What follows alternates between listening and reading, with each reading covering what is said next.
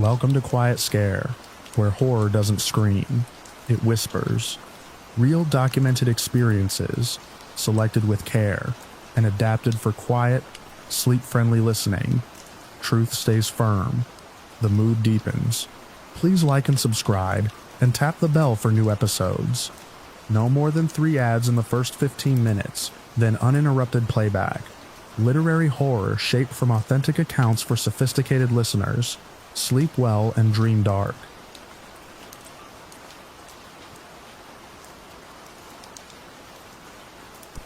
My phone died an hour past dusk, right when the highway thinned into 2 lanes and the radio turned to static between stations.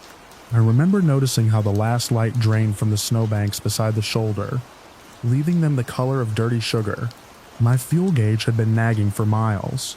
When the service sign finally appeared, it wasn't lit so much as faintly glowing, like it was remembering electricity. The station sat alone in a wide flat pullout, surrounded by scrub and wind-stunted pines. No town lights, no houses. Just the dark and the steady hush of cars that didn't come. The canopy over the pumps creaked with each gust. A single fluorescent tube above the door buzzed like an insect. I parked by the far pump out of habit, the way you do when you're alone, and want space to see. The air smelled like cold rubber and old gasoline. I stepped out and the wind pushed at my jacket, testing the seams. The station windows were cluttered with sun-faded ads and handwritten notices. In the glass, my own reflection looked thin and anxious. Inside was warmer than I expected, but not cozy. More like the heat had been left on too long and dried everything out. The shelves were half-stocked with chips and jerky and dusty windshield fluid. A rack of local maps leaned on a spinning stand that squeaked when it turned. Behind the counter stood an attendant in a gray work shirt with a stitched name patch that might have once been red. He wasn't old, not young, just unplaceable. His face had the blank calm of someone who'd worked nights for years and learned not to be surprised. He didn't greet me right away. He watched me cross the store and set my wallet on the counter, as if he were waiting for me to arrive at the exact spot he'd pictured. When he did speak, he didn't ask what I needed. He said, conversationally, that the left rear tire on my car had a slow leak, and that I'd been topping it off more often lately to keep the sensor from chiming. He said it like a casual observation, like he'd seen me do it in the parking lot. I froze with my hand still on the wallet. Then he added that I'd been meaning to get it checked since early December, but something always came up. The sentence was gentle, almost sympathetic, like a friend who knew my habits. I looked down at my shoes. They were damp around the edges from the snow I'd stepped through at the pump. I looked back up at him. He didn't smile. He didn't frown. He only tilted his head a fraction, as if listening to a sound I couldn't hear. I said I just needed gas. He nodded once and reached under the counter. When he set something down, it was not a receipt book or a pen. It was a small stack of folded paper, my kind of paper, like the cheap letter-sized sheets I kept in my glove compartment for notes and routes. The top page had my handwriting on it, not similar handwriting. Mine. The words were a list I'd written 2 weeks earlier. Oil, wiper blades, call landlord, mail insurance form. I knew it because of the way I'd misspelled insurance, because my brain had been somewhere else when I wrote it. The attendant tapped the page once with one finger. He said he used to do a lot of driving, so he'd learned to notice what people carried with them. He said you could tell what mattered to someone by what they left loose in the car. I didn't remember leaving those papers loose. I remembered tucking them into the manual pocket. I asked how he got it. He didn't answer that directly. Instead, he said my mother still called me by the short version of my name, even though I'd asked her not to since high school. He said she left long messages when I didn't pick up, and she always started with the weather where she was, as if it might anchor me. He said she'd mentioned the flare-up in her knee again last Sunday, and I'd told her I'd call later, and I hadn't. The air in the store seemed to thin. I could feel my pulse in my ears. A heater vent clicked behind me. Somewhere in the back, a compressor kicked on and off. The rhythm steady, indifferent. I told him he had the wrong person. He looked past my shoulder toward the windows, out into the dark beyond the pumps. His eyes didn't focus on anything I could see. When he spoke again, He said my phone was dead because the charging cable in my console had a short near the plug. He said it worked if you held it at an angle. He added, like he was being helpful, that I'd stop buying new ones because the last two had broken quickly, and it annoyed you in a way you didn't talk about. My mouth went dry. My fingers tightened around the edge of the counter until the cheap laminate flexed. I asked him who he was. He finally gave me something like an introduction, though it wasn't a name. He said he paid attention. He said when you stood in one place long enough, travelers brought you their stories, whether they meant to or not. Then he did something small that made the whole encounter worse. He leaned forward, lowered his voice just slightly, and said, "My destination wasn't worth it." He said it as if we'd been discussing it for a while. I hadn't told him where I was going. He said the name of the place anyway. The exact place. Not the nearest city, not the county. The cabin site I'd booked online. An off-season rental on a lake road I could barely pronounce. He said the host's first name too, the one listed in the confirmation email. He even mentioned the detail I'd noticed earlier that day, that the listing photos all seemed a little too wide angle, as if they were trying to make one room look like two. My stomach tightened so hard it made me bend slightly at the waist. It wasn't fear yet. It was the body's stubborn refusal to accept something. He pulled a receipt from the printer and slid it toward me without looking down. At first I thought it was for gas, but I hadn't paid or even told him how much. On the back, in neat block letters, was a string of characters that didn't belong on a receipt. It looked like a mistake, a glitch, a marker from somewhere else. It made no sense, and somehow that made everything else feel more real. He said quietly that I should not go to the lake road tonight. I tried to force my brain into sensible shapes. I told myself he'd hacked my email. I told myself he'd seen my plate somewhere. I told myself there was a camera outside, a microphone, something that could make this a trick. I turned toward the windows. I looked for cameras in the corners of the ceiling. I looked for a second person, for movement in the aisles, for anything that would turn this into an explainable setup. The store was empty. The aisles were straight. The glass was clean enough to show only my own rigid posture, and the attendant standing behind me like a fixed point. My car sat alone at the pump, its roof dusted with wind-blown snow. Beyond it, the highway was a black ribbon with no headlights approaching in either direction. I asked him why. He didn't say there would be an accident. He didn't say there were criminals. He didn't say anything that would let me latch on to a simple danger. He only said that some roads didn't want witnesses. He said it like a tired fact, like a mechanic explaining why you can't drive on a cracked rim. I told him that was ridiculous. He nodded again, as if agreeing with me. Then he added one more detail, and it landed like a weight placed carefully on my chest. He said the scar on my left forearm came from a coffee pot I knocked over when I was 13. He said it healed badly because I kept picking at it. He said I did it when I felt like I couldn't control anything else. I hadn't thought about that scar in years. I hadn't told anyone that story since I was a kid. No social media post, no doctor's note, nothing. My throat made a sound I didn't recognize. I felt suddenly, vividly, that I was standing in a place where my life was an open folder on a desk. He watched me the way you watch someone decide whether to step into traffic. Outside, the wind rattled the canopy again. The fluorescent tube above the door flickered and steadied. The station's clock ticked, loud in the lull between heater cycles. I didn't argue anymore. I didn't threaten to call anyone, because my phone was dead and he knew it. I didn't demand his manager, because the notion of a manager here felt like a joke. I walked back to the cooler and grabbed the first thing my hand touched, a bottle of water, to give myself a reason to end the interaction like a normal person. My fingers were clumsy with it. I brought it to the counter and set it down. He rang it up. The screen reflected pale blue light on his face, as the printer spit out a real receipt this time. He said I could still go tomorrow if I wanted. He said the warning wasn't about the place existing. It was about arriving the way I was arriving now. Tired, alone, predictable. The word made my skin prickle. He slid the receipt toward me. My card already sat in the terminal as if I'd inserted it without realizing. The payment approved with a soft beep. I picked up the bottle and the receipt My hands were shaking. I kept my eyes on the counter surface so I wouldn't have to look at his face, and that's when I noticed something carved into the laminate near the corner, shallow and worn by time.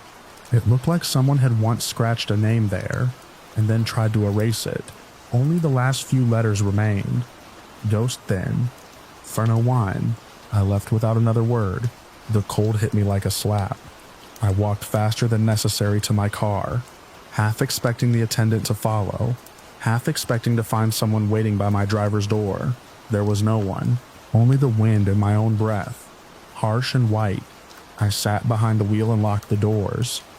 The interior smelled like stale coffee, and the faint sweetness of the air freshener I'd stopped noticing. The dashboard lit up when I turned the key, and the tire pressure warning blinked exactly as he'd said it would. I plugged in the charging cable. Nothing. I bent it, held it at an angle. My phone screen woke up. For a few seconds I stared at it, not even unlocking it, just watching the battery icon pulse as if it had been sleeping and someone had whispered its name. I backed out of the station slowly. My headlights swept across the pumps, across the empty highway, across the store windows. The attendant stood where he'd been, behind the counter. He didn't wave. He didn't lift a hand. He only watched, still and calm, like the station itself. I drove past the dark mouth of the road that would have taken me toward the lake. The sign for it flashed in my lights, 2 words and a number, and then vanished behind me. I kept going until the service station was a dim stain in my rearview mirror. Then even that was gone, swallowed by distance and darkness. The highway opened up and the radio found a station again. Soft music that felt too cheerful for the night. I didn't stop until I reached the next town with actual streetlights and a motel with a vacancy sign. I parked under a lamp and walked inside without unpacking anything, as if moving too much might make my plan solid again. In the room, I set the water bottle on the dresser and stared at the clear plastic until my eyes watered. I checked my email. My booking confirmation was still there. Nothing had changed. No warnings, no cancellations, just the same polite message telling me how to get the key from the lockbox.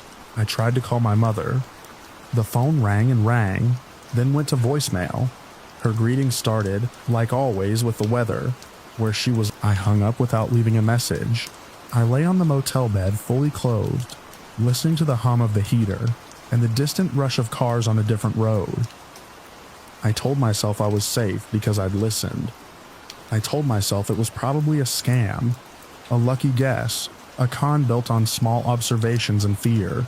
But every time I closed my eyes, I saw the folded paper with my handwriting on it, and I felt again that clean, dry warmth of the station, like a hand placed over a mouth.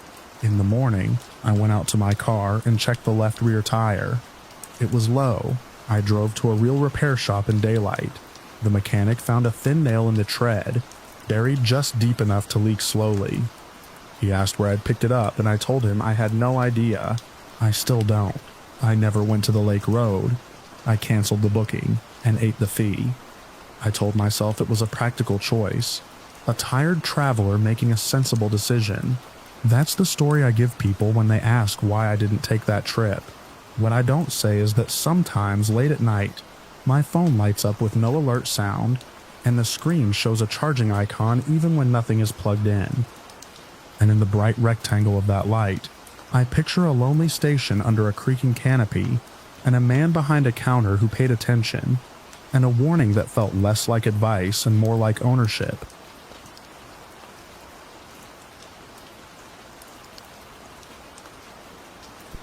I was rinsing a coffee mug at the kitchen sink when I saw myself in the hallway mirror do something I didn't do.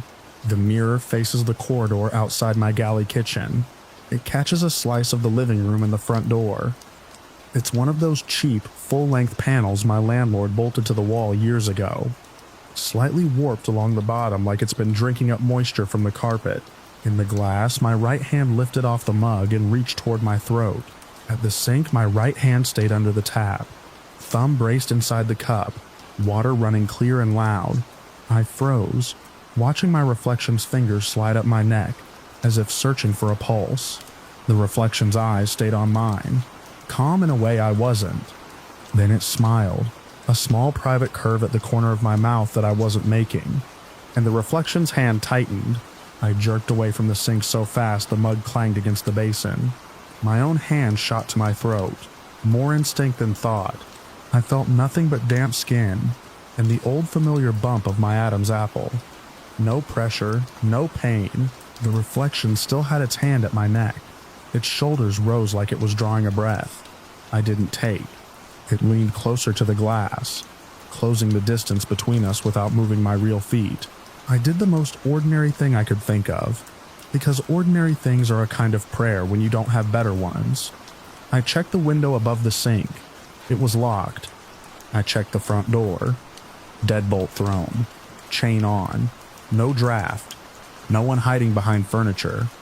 The apartment was the same one bedroom I'd lived in for 3 years, night after night, with the same radiator ticks and the same fridge hum and the same stale lemon smell from my dish soap. When I looked back, the reflection had dropped its hand from its throat and was smoothing the front of its shirt like it had wrinkled itself on purpose. I walked into the hallway and stood in front of the mirror. I raised my arms. It raised its arms. I turned my head. It turned its head. The usual lagless mimicry, perfect and boring. Okay, I said out loud, and the words sounded too loud in the narrow corridor. My mouth in the mirror moved with mine. I tried to laugh it off. I went back to the sink and finished washing the mug. I set it in the drying rack. I wiped the counter. I did a few more pointless tasks, keeping myself busy the way you do when you're trying to keep a thought from settling. But every time I glanced down the hallway, I watched myself watching me. That was the first night it happened. It didn't feel like a haunting. It felt like a mistake my body had made, like a muscle twitch that got confused and decided it was in charge. I turned on every light in the apartment. Kitchen, hall, living room, bathroom. The overhead fixtures buzzed with their thin, cheap energy. I made the place bright as noon and sat on the couch with my back against the armrest, facing the hallway mirror like it was a TV I couldn't turn off. Nothing happened for a while. My eyes dried out from staring. My phone clock rolled past midnight. Snow brushed the balcony door in faint, lazy streaks, the kind of quiet weather that makes a building feel sealed in resin. Then, in the mirror, my reflection stood up. I didn't. My legs stayed folded on the couch. My hands stayed clasped between my knees. The couch cushion cradled my weight like it always did. In the glass, the other me rose smoothly and walked toward the mirror's edge, toward the front door that existed in both worlds. It moved with my same gait, but without any of my hesitation, like it already knew where it was going. It stopped beside the reflected door and bent down. At the real door, the chain rattled. I shot off the couch so hard my knee banged the coffee table. I was at the door in 2 steps, palm pressed flat against the deadbolt. The chain swung slightly as if someone had tapped it. In the mirror, my reflection's hand rested on the chain. The fingers were curled around it gently, almost tender. A hot sting flared across my palm. I yanked my hand back and stared. A thin red line had appeared, diagonal across the base of my thumb, like I'd scraped myself on a nail. The skin was unbroken but raised in a welt. I looked at the chain. It hadn't moved enough to cut me. It wasn't sharp. It was the same dull metal I'd touched 1,000 times. In the mirror, the other me turned its head and looked directly at my injured hand, as if checking its work. It lifted the chain again. My palm burned harder, the welt swelling in real time. I backed away from the door and held my hand up, trying to understand how pain could follow a motion I hadn't made. I didn't sleep. I spent the rest of the night with my bedroom door closed and a chair wedged beneath the knob, because it was the only way I could force a boundary into the apartment that wasn't made of glass. The next day, the welt faded to a bruise the color of old plum. I went to work with my hand in my coat pocket. I told myself I'd caught it on something and forgotten. I told myself I was overtired, that I'd stared at my own face too long in a warped mirror and let my brain do what brains do when they're bored and afraid. That evening, I took the mirror down.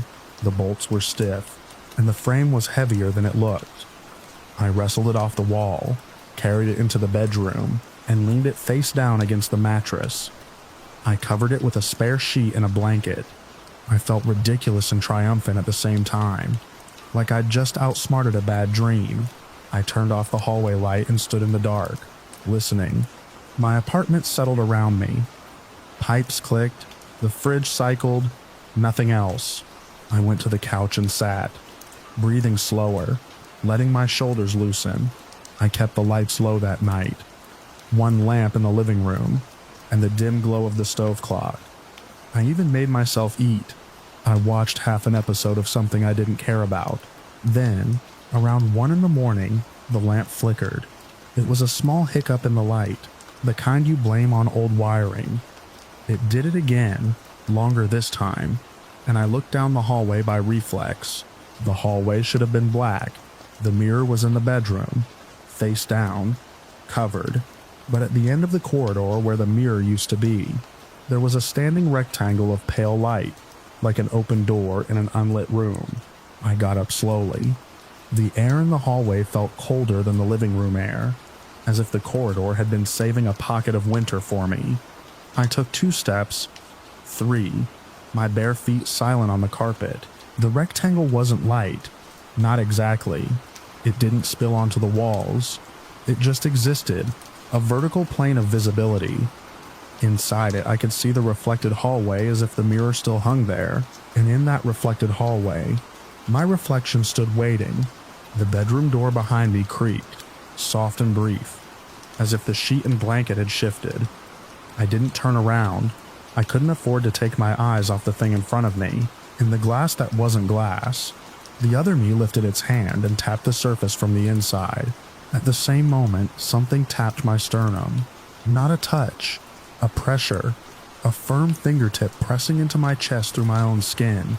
I stumbled back into the living room, gasping.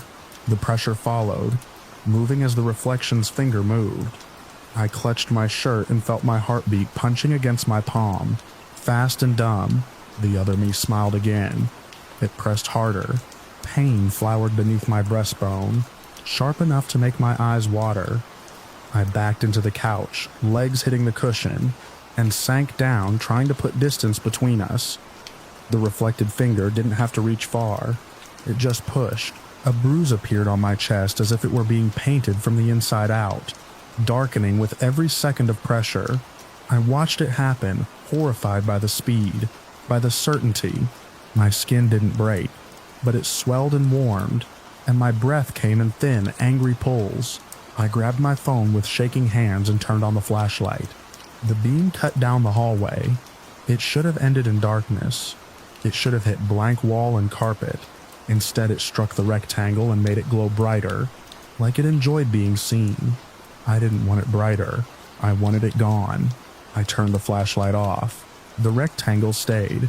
No light source, no hallway fixture, no screen glow. The plane of reflection held steady in the dark, a clean window into a world that had my layout and my door and my body in it, only moved by someone else's will. I fumbled for the living room lamp and snapped it off too, plunging the apartment into deeper night. The rectangle stayed. In that floating mirror, my reflection stepped forward until its face was close enough that I could see details I'd never bothered to notice in my own. The tiny scar at my hairline, the faint redness around my nostrils from winter air, the tired crease between my brows that I'd earned and ignored. It lifted both hands, palms outward, as if to show me they were empty. Then it curled its fingers into fists. My own hands clenched in response, not by choice, but by command. My fingers folded tight until my nails bit into my palms. The pain was sharp and immediate. I tried to pry my hands open with my will alone, and nothing happened. In the rectangle, the other me tilted its head, listening to something I couldn't hear. Pleased, it swung one fist into its own cheek. A crack of pain burst across my face, bright as a camera flash. My jaw snapped sideways. My eyes filled. I tasted copper and spat onto the carpet. In the mirror plane, my reflection rubbed its cheek with a thoughtful thumb, as if assessing the force.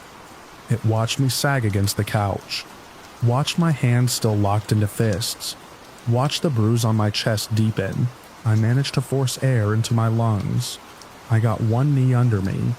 My body felt both mine and not mine, like a borrowed coat that someone else was tugging from behind. I crawled to the kitchen, keeping low, keeping my eyes on the hallway. The rectangle didn't move. The reflection didn't follow. It didn't need to. In the kitchen drawer, I found a roll of duct tape. My hands resisted as if they belonged to a stubborn child, but I tore off strips with my teeth and wrapped them around my fingers, around my palms, binding my fists closed so they couldn't clench tighter. It was a stupid solution. It was the only one I had. I stared at the rectangle again and tried to think like a tired, practical person instead of a terrified one. Gateway, surface, access point. That was the only shape the situation had. If it was a door, I needed to block it. I grabbed the largest pot from the cabinet and filled it with water until it sloshed. The weight steadied me.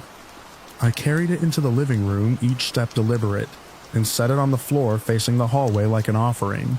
The reflection's eyes flicked down to it. I understood then, in a cold, clean way, that it could see what I saw. It could learn from what I tried. I lifted the pot with both hands and hurled the water down the hallway. It hit the rectangle and didn't splash through. It slapped against an invisible plane, and for an instant the reflected hallway rippled as if the surface were liquid. The other me's face blurred, stretched, then snapped back into focus. The water ran down the air in sheets and pooled on my carpet impossibly, as if it had struck glass. In the mirror plane, the reflection flinched, not in fear, in irritation. It raised one hand slowly and with careful precision pinched the bridge of its nose. My own nose pinched in agony. Pressure built behind my eyes like a vice. Tears streamed hot and unasked. I fell to my knees in the wet carpet, gagging on the pain, trying to breathe through a face that wasn't obeying me. The reflection held the pinch, steady. It watched my collapse like a person watching a stain spread. I got one hand up, duct tape slick with water, and pressed it against my own nose as if I could reinforce it from the outside. My muscles trembled, my vision narrowed. Then I did the only thing that made sense in the moment. I crawled backward into the bathroom and slammed the door. The bathroom had no mirror. I'd taken it down months ago after it cracked along the edge. There was only blank painted wall above the sink, and the shower curtain with its cheap gray pattern. I sat with my back against the tub and listened. For a while, nothing happened. My nose eased. My hands loosened slightly, still taped. My cheek throbbed. I wiped my mouth with the back of my wrist and saw a smear of red. Not much, enough to make it real. In the silence, I could hear something else. The faintest sound of footsteps on carpet. Not in the hallway itself, but in the shape of my apartment, as if copied and inverted somewhere just beyond the door. I didn't move. I didn't speak. I kept my eyes on the blank wall, because it was the only surface that felt honest. The footsteps stopped. A soft tap came from the other side of the bathroom door, right where the handle would be. My taped hands curled, not from its pull this time, but from my own panic. I pressed my forehead to my knees and tried to make myself smaller than my body allowed. I don't know how long I stayed like that. Eventually the cold from the tiles seeped through my sweatpants. My breathing slowed in spite of me. The apartment went quiet in the way it does right before dawn, when even the pipes seemed to hold their breath. When I finally opened the bathroom door, the hallway was dark. No rectangle, no pale plane. I stepped out cautiously, expecting the mirror to have returned, expecting my reflection to be standing where it used to hang, waiting with that calm smile. There was only wet carpet and the smell of spilled tap water. I went into the bedroom and pulled back the sheet and blanket from the face-down mirror. My hand shook so badly the fabric snagged on the frame. The mirror was intact. It showed nothing but the underside of my bed and a sliver of baseboard because of how it was angled. But as I stared, my reflection formed anyway, rising out of the dark surface like a photo developing. It looked up at me from the floor, upside down, eyes open and patient. It lifted one finger and traced a slow line across its own throat. A matching line of cold pressure slid across my neck, gentle as a promise, and I understood that taking down the mirror had never been the point. because the surface wasn't the doorway so much as it was the invitation. I covered the mirror again, faster this time, stuffing the blanket tight around it, as if I could smother a thought. I backed out of the room and shut the door. I didn't lock it. Locks hadn't helped. I stayed in the living room until daylight pressed gray against the balcony door. The bruises on my chest and cheek looked worse in morning light. Ugly fingerprints of something I couldn't explain to anyone without sounding like a person who'd lost their mind. I called in sick. I sat on the couch with all the curtains open and waited for the apartment to feel like mine again. I kept my hands in my lap, taped and sweaty, because I didn't trust them. Around noon, when the sun was high enough that the hallway should have been bright, I glanced toward the bedroom door and saw my reflection standing in the thin gap beneath it, not as a shadow but as a clear upright image with eyes that held mine. It didn't move. It didn't need to. It was simply there, on the other side of whatever surface I hadn't even noticed yet. And as I watched, my own fingers began to tighten against the tape, slowly, patiently, like someone else was testing the knots.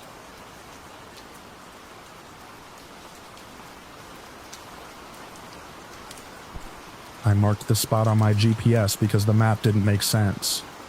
A wedge of green on the satellite layer looked normal, but the contour lines around it tightened like a fist. I was out here at night on purpose, doing what I always do when the trails go quiet and the ranger stations close, checking the edges of places that people avoid for reasons they can't explain. The forest was dense enough to swallow my headlamp beam after 30 yards. Spruce and fir crowded together, their lower branches interlaced like ribs.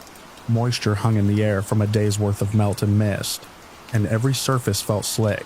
I moved slow, stepping over half-buried logs, brushing spiderwebs off my face, listening for the ordinary things that tell you you're not alone. Wind in needles, a branch settling, a distant creak. That's how I noticed it. The sounds didn't fade the way they do when you climb higher or enter thicker cover. They stopped. Not one by one, all at once, like someone had shut a door behind my ears. No wind, no insects, no owl. Even my own movement sounded wrong. My boots were still hitting leaf litter, my jacket still brushing needles, but the noise wasn't reaching me. I could feel the impacts through my legs, yet my head was sealed off, as if my skull had become a room lined with padded walls. I halted on a small rise and swept my light in a slow arc. The beam caught droplets on moss, the silver belly of a birch snag, the dull shine of wet bark. Everything looked alive and normal, except for the absolute absence of sound. I've been in heavy snow where the world muffles itself. I've been in deep fog where distance collapses. This was different. This was a blankness, an intentional vacuum. And as soon as I crossed whatever boundary I'd stepped over, the air changed. It gained weight. I don't mean humidity or altitude, I mean pressure. Like standing under a low ceiling that keeps dropping. The forest pressed on my chest and sinuses. The strap of my pack bit into my shoulders. My headlamp felt heavier on my forehead. When I inhaled, the air slid in reluctantly, thick as warm oil. I turned around, expecting the sensation to ease when I backed out. It didn't. The silent zone, for lack of a better name, held me like a current. I walked 10 paces back the way I'd come, then 10 more, and the pressure stayed the same. I couldn't hear my breathing. I couldn't hear my own heartbeat. The only thing I could trust was the vibration of my steps and the tightness behind my eyes. I forced myself to stay practical. I'm an explorer, not a mystic. I look for boundaries, patterns, causes. I took out a roll of bright survey tape and tore off a strip. I tied it to a low branch at shoulder height, leaving a long tail that would move if there was any breeze at all. It hung perfectly still. I walked another 20 yards in, and the beam of my light found a natural clearing between closely spaced trunks. The ground was dark with needles and old cones. In the center sat a small clean patch of bare soil, like something had been swept. On that patch lay my first mistake, a moment of curiosity that overruled my caution. I set my metal water bottle on the bare soil. Right in the middle, I made myself look at it, really look, memorize its position relative to a root and a pale stone. Then I backed away to the edge of the clearing, keeping my headlamp trained on the spot. Nothing moved. Of course nothing moved. Whatever this was, it wasn't going to perform on command, so I did the thing you do when you want to prove your own nerves wrong. I turned my head to scan the tray line, just for a second, and then I turned back. The bottle was no longer in the center. It sat a foot to the left, now aligned with the pale stone. It wasn't toppled. It wasn't half buried. It was placed as neatly as if a hand had set it down with care. My mouth went dry, and I tasted pennies. I crouched and touched the bottle with my fingertips. Cold metal, wet with condensation. Nothing else unusual. No tracks in the soil. No drag marks. The bare patch looked untouched, except for where the bottle now sat. I tried to tell myself I'd misremembered, that the root and stone had tricked my sense of distance in the dark. But the conviction in my body didn't listen to that kind of reasoning. The pressure in the air increased, or maybe I was only noticing it more. Either way, my ribs felt pinned. I pulled out a small notebook and a pencil. The pencil's tip scratched paper in my hand, but I heard none of it. The silence was so complete it made my thoughts loud, sharp-edged. I wrote down what I'd seen, then drew a quick sketch of the clearing and the bottle's new position. Then, because I needed to test it again, I set down something else. My folding knife, closed, laid flat on the soil. I placed it beside the bottle. I stared hard enough to make my eyes water. I backed away again, farther this time, until the clearing sat at the far edge of my headlamp beam. I turned my head. I turned it back. The knife had moved.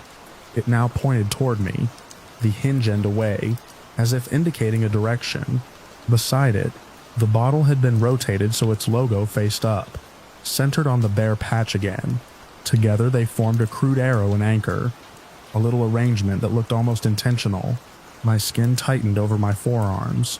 I could feel gooseflesh rise as if a cold draft had passed, but the survey tape still did not move.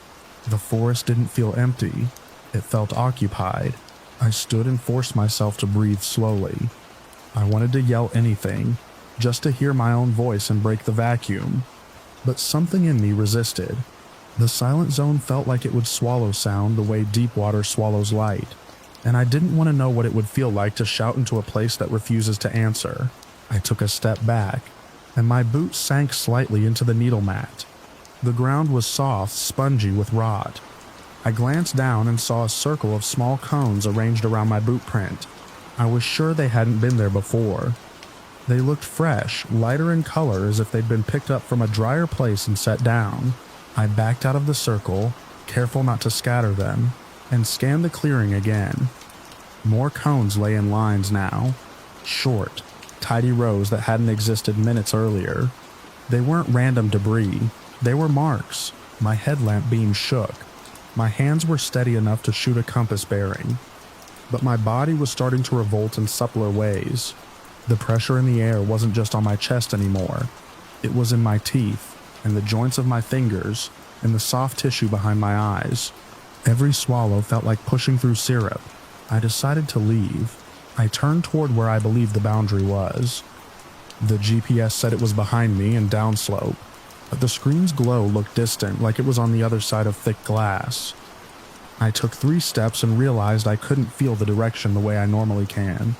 The forest around me was too uniform, trunks repeating into darkness, and without sound there was no depth. No breeze to tell me what side was open, no creek to orient to, no insects to prove the world extended beyond my headlamp's reach. I chose a line between 2 larger firs and started moving fast, pushing through wet branches. The pressure increased with speed, like the air was resisting my motion.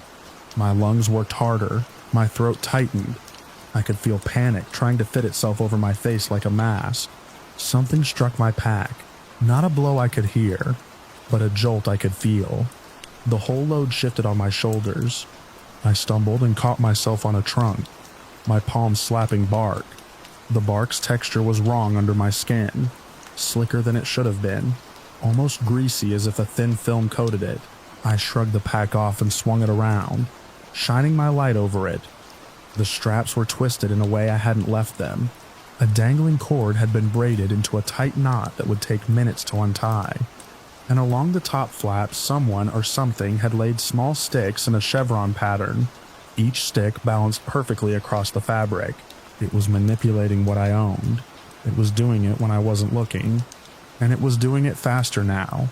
As if my decision to leave had changed the rules, I shoved the sticks off with one sweep and yanked the pack back onto my shoulders, not caring about the knot. I picked a direction and ran. My boots hammered the ground, my legs burning, and still there was no sound. The sensation of running in total silence was nauseating, like sprinting in a dream where your body won't make contact with reality. Ahead, my headlamp beam caught a line of cones laid across my path, shoulder width apart like a threshold. Beyond that line, the trunks looked darker, denser, as if the forest itself thickened into a wall. I stopped hard, breathing in thick air, and turned away from the cone line. That's when the pressure spiked so suddenly. I staggered, my vision narrowed. Spots burst at the edges of my sight. The silent zone felt like it was pushing back, correcting me, hurting me toward the line it had made. I forced myself to take one step sideways instead of forward. The pressure eased by the smallest amount. Another step and it eased again. It wasn't just in my head, it was reactive. I angled away, moving along the edge of the cone line rather than crossing it, and the forest opened slightly. The repeating trunks broke into a shallow drainage, a darker groove in the ground where water would run in spring. I followed it, half sliding, half scrambling, using the lay of the land instead of my sense of direction.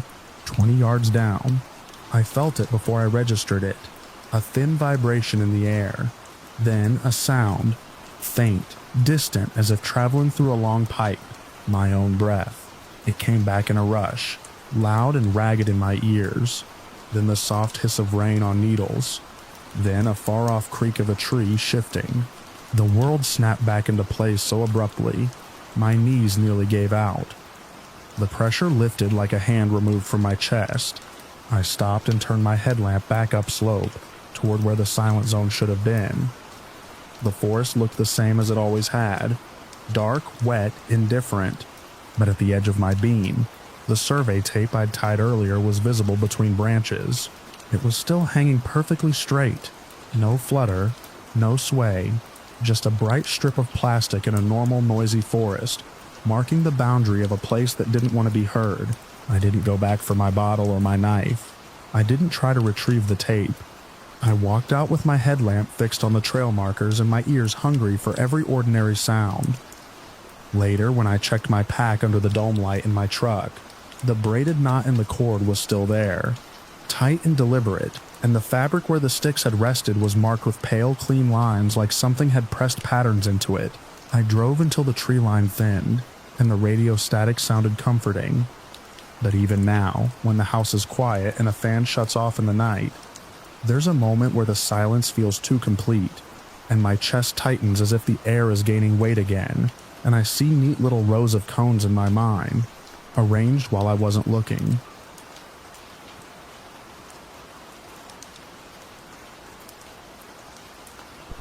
The first time I saw the brick building, I didn't think I'd see it again. I was driving west through rural Pennsylvania at night, the kind of road that feels like it was drawn with a pencil and then forgotten. 2 lanes, no shoulder, trees pressing in so close my headlights made the trunks flash like fence posts.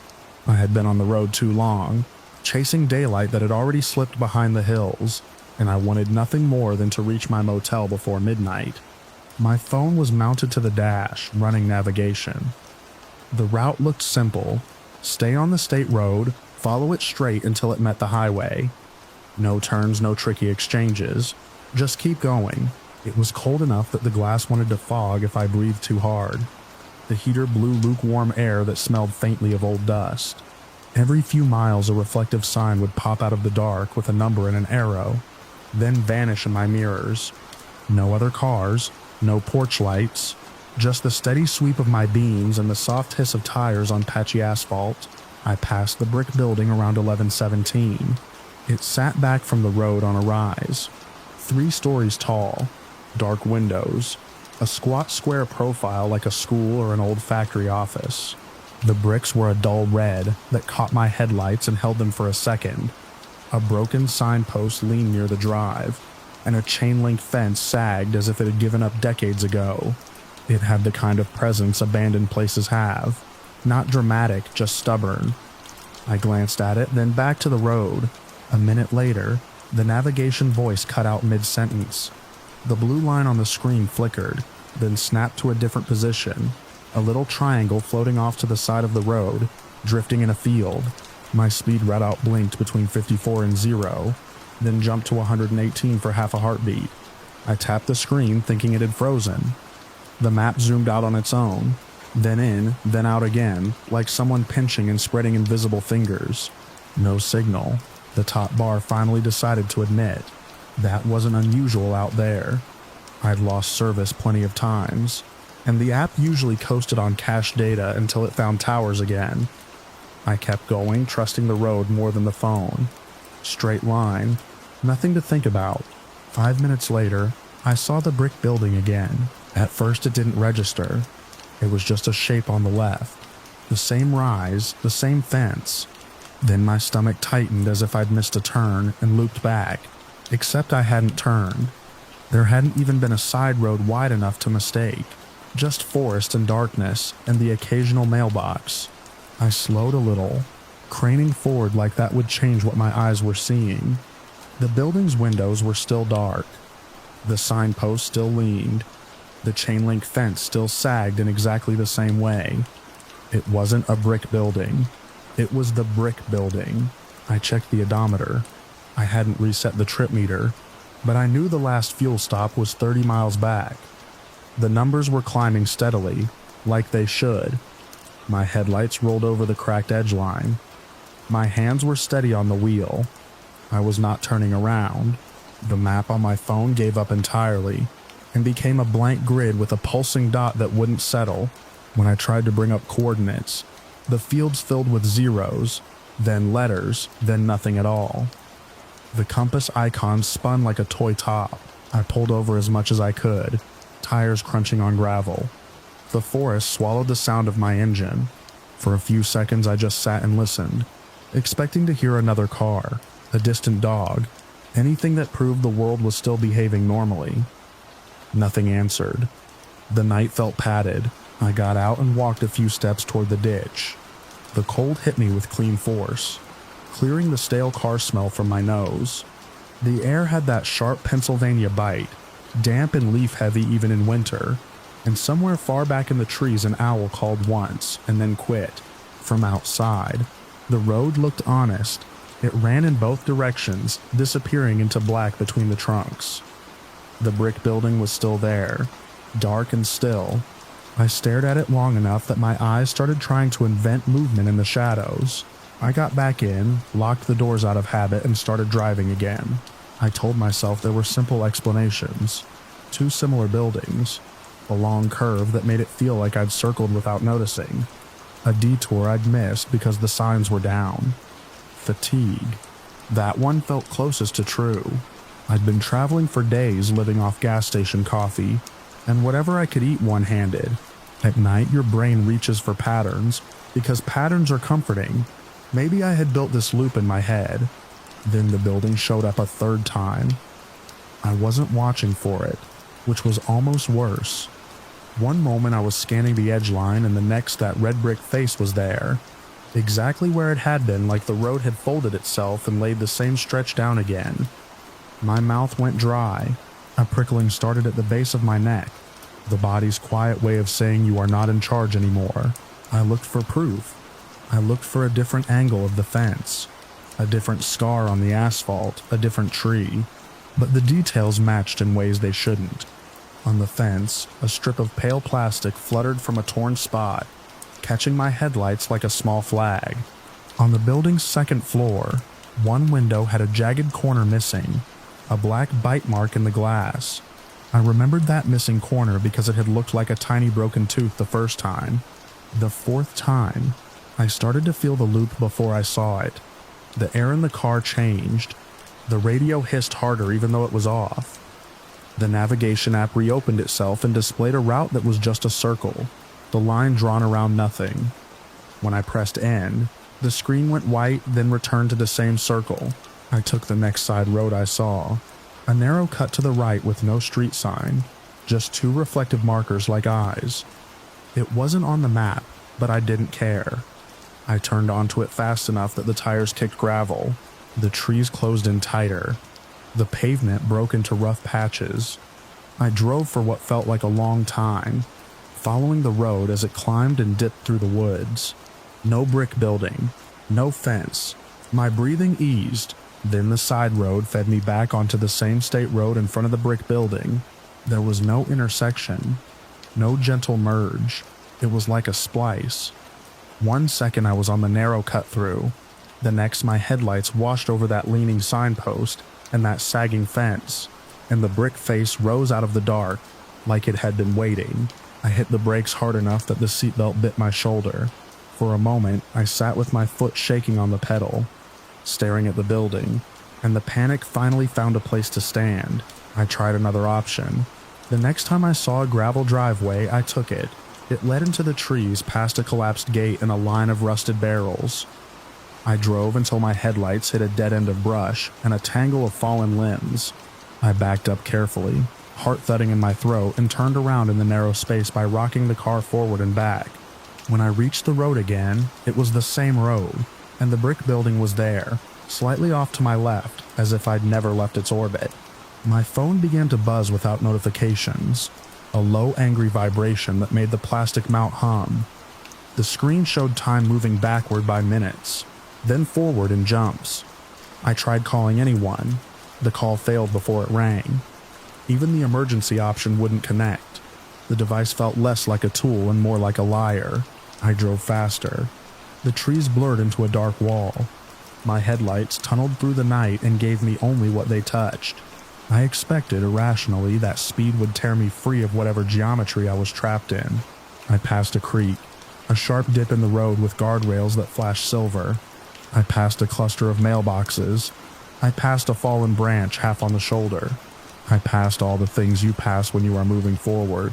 The brick building appeared again, and this time I screamed. Alone in my car, the sound swallowed by upholstery and glass, I tried to mark it. On the next pass, I rolled down my window and tossed out a receipt from a gas station, the long paper fluttering like a pale ribbon into the ditch. On the following pass, I leaned out and threw a plastic bottle. Each time I expected to see my own trash waiting for me, proof that I was crossing the same ground. I never did. The ditch was clean. The shoulder was clean. The fence sagged and the plastic strip fluttered, and the broken window looked like a missing tooth. And there was no sign I had been there before except my memory, and the ache in my hands from gripping the wheel too hard. I pulled over again, this time farther down from the building where the shoulder widened just enough. I shut the engine off. Silence poured in so fast it made my ears ring. My breath sounded too loud. I stared at the dark road ahead, trying to make my mind do something useful besides panic. A thought arrived, simple and ugly. Maybe this isn't a road problem. Maybe it's an area, a radius, a boundary you can cross in every direction except the one that lets you leave. I couldn't prove it, but the feeling of it settled over everything, heavy as the night air. I started the car and drove again, slower now, listening. Not for ghosts or voices or anything dramatic, just for the normal world. A distant engine, a dog, wind in the branches, something that would tell me I was still on a map that made sense. When the building came again, I didn't slam the brakes. I rolled past it at a crawl, eyes on the fence, the signpost, the broken window. I watched the shadows around the doorway. Nothing moved. The place was static, indifferent, like a landmark in a diorama. I kept going anyway, because stopping felt like giving it what it wanted. The road stretched out in front of me, black and empty, and for a few minutes it almost convinced me I had broken free. My phone's map steadied long enough to show a dot on a blank background, with no road names, no towns, no grid. The dot trembled as if it were cold. Then, far ahead, my headlights caught a rise, and the faint red of brick. I don't know how many times I went around after that. I lost my sense of hours. The clock on the dash became meaningless when the phone disagreed, and my own body started to feel untethered. At some point, fatigue blurred the edges of fear into something like numbness. I realized that if the loop was real, panic wasn't going to punch a hole through it. On one pass, I noticed something I hadn't before, a narrow strip of asphalt continuing past the building's drive. Not quite a side road, more like an access lane, almost hidden by weeds. I had ignored it because it looked like it led straight into the fenced property. That night, everything looked like it led nowhere, and still I was driving. I turned onto it. The lane narrowed immediately, cracked and littered with twigs. My headlights swept over the fence at close range, the metal links shining like wet scales. The building loomed higher, close enough that I could see the texture of the bricks, the dark stains where water had run for years. I expected the lane to dead end at a padlock or a barricade. Instead, it curved behind the building. For the first time, the brick face disappeared from view. Trees opened up beyond the back corner, and the lane dipped down toward a low area where fog clung to the ground like breath. My phone went black. Not dead, not off, just black, as if the screen had become a piece of dark glass. I kept driving. The lane grew rougher. I felt every stone through the tires. The fog thickened until it filled the beams, turning my headlights into two pale cones in milk. My hands were sweating inside my sleeves. I told myself not to look in the rearview mirror, but I did anyway. The building was gone, not hidden by fog. Gone. The lane met another road, wider, with fresh paint on the lines, and a reflective sign that actually had a name on it. I didn't recognize the name, but it was a real sign, clean and upright. I turned onto the new road and drove until I saw a distant wash of sodium lights, and then, finally, the familiar shape of a highway on-ramp.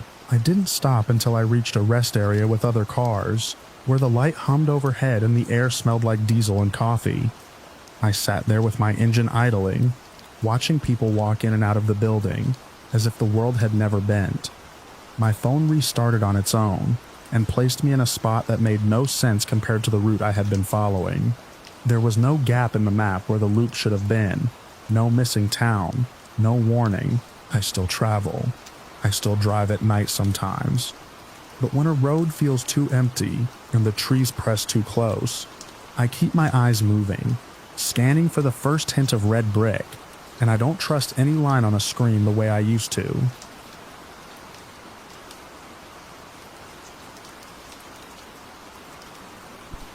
In my notebook, I wrote one line at the top, before I even parked. I didn't know why I did it. Maybe because the town felt like a place where you needed proof you'd been there, even if the proof meant nothing to anyone else. I arrived on a bright Monday with low clouds snagging on the water tower, and a smear of wet snow along the curbs. The town map on my phone loaded in pieces, like it was embarrassed to show me too much at once.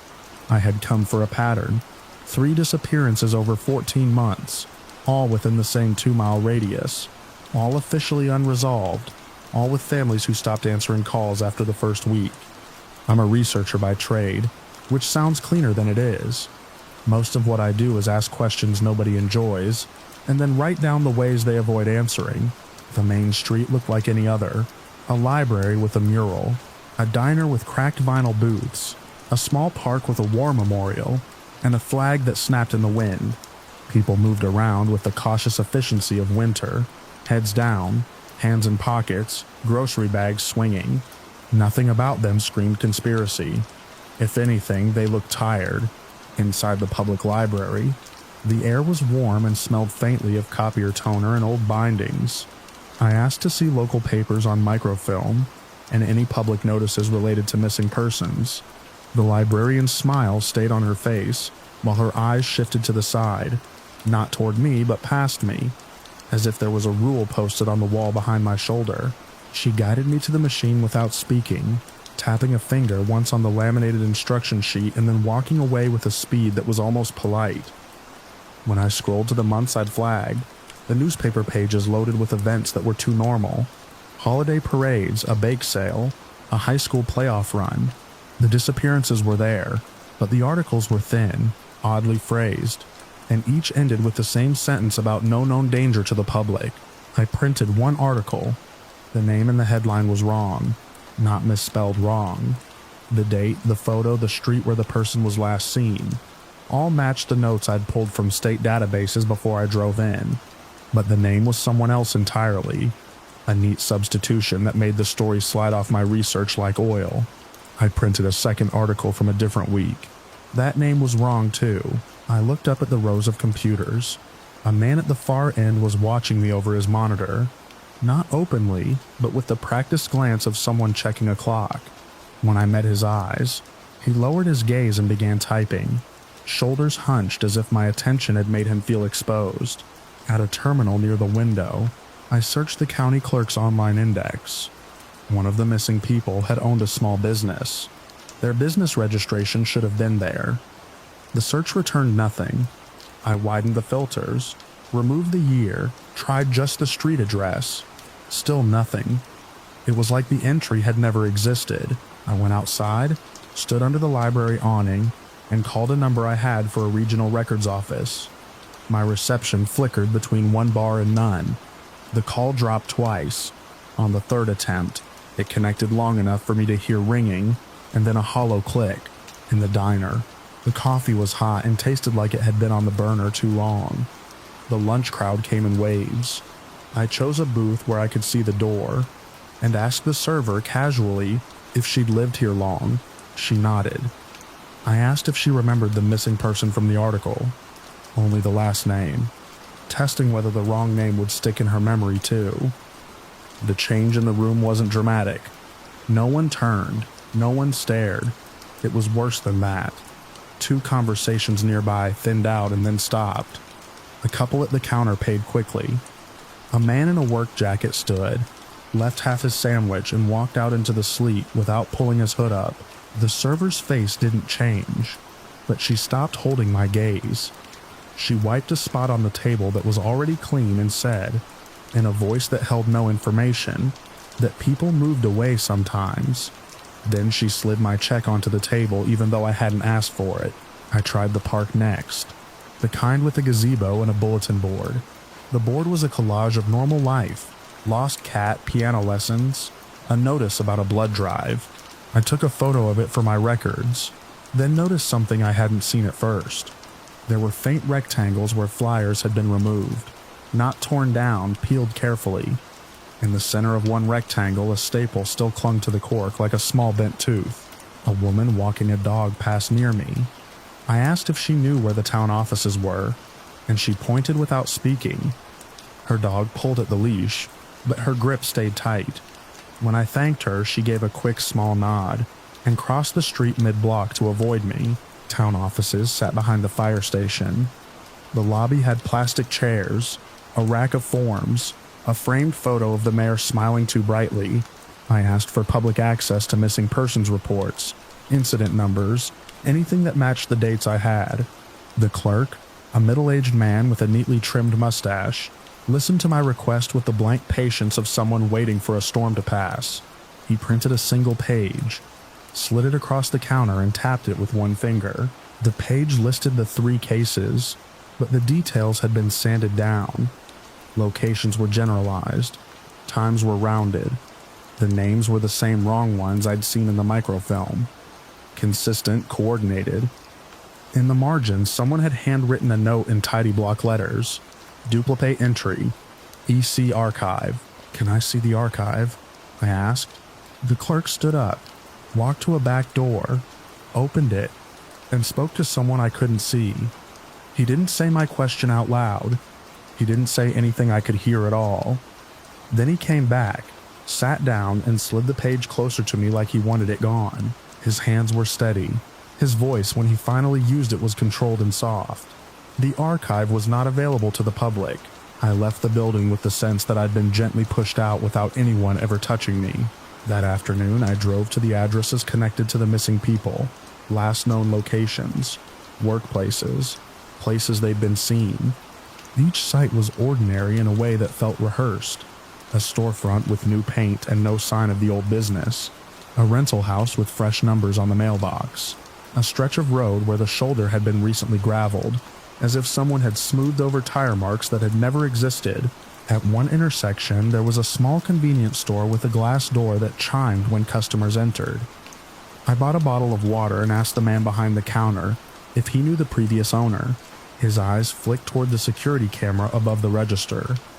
He set my change down carefully, one coin at a time, and then he turned his body slightly sideways, presenting me with his shoulder instead of his face.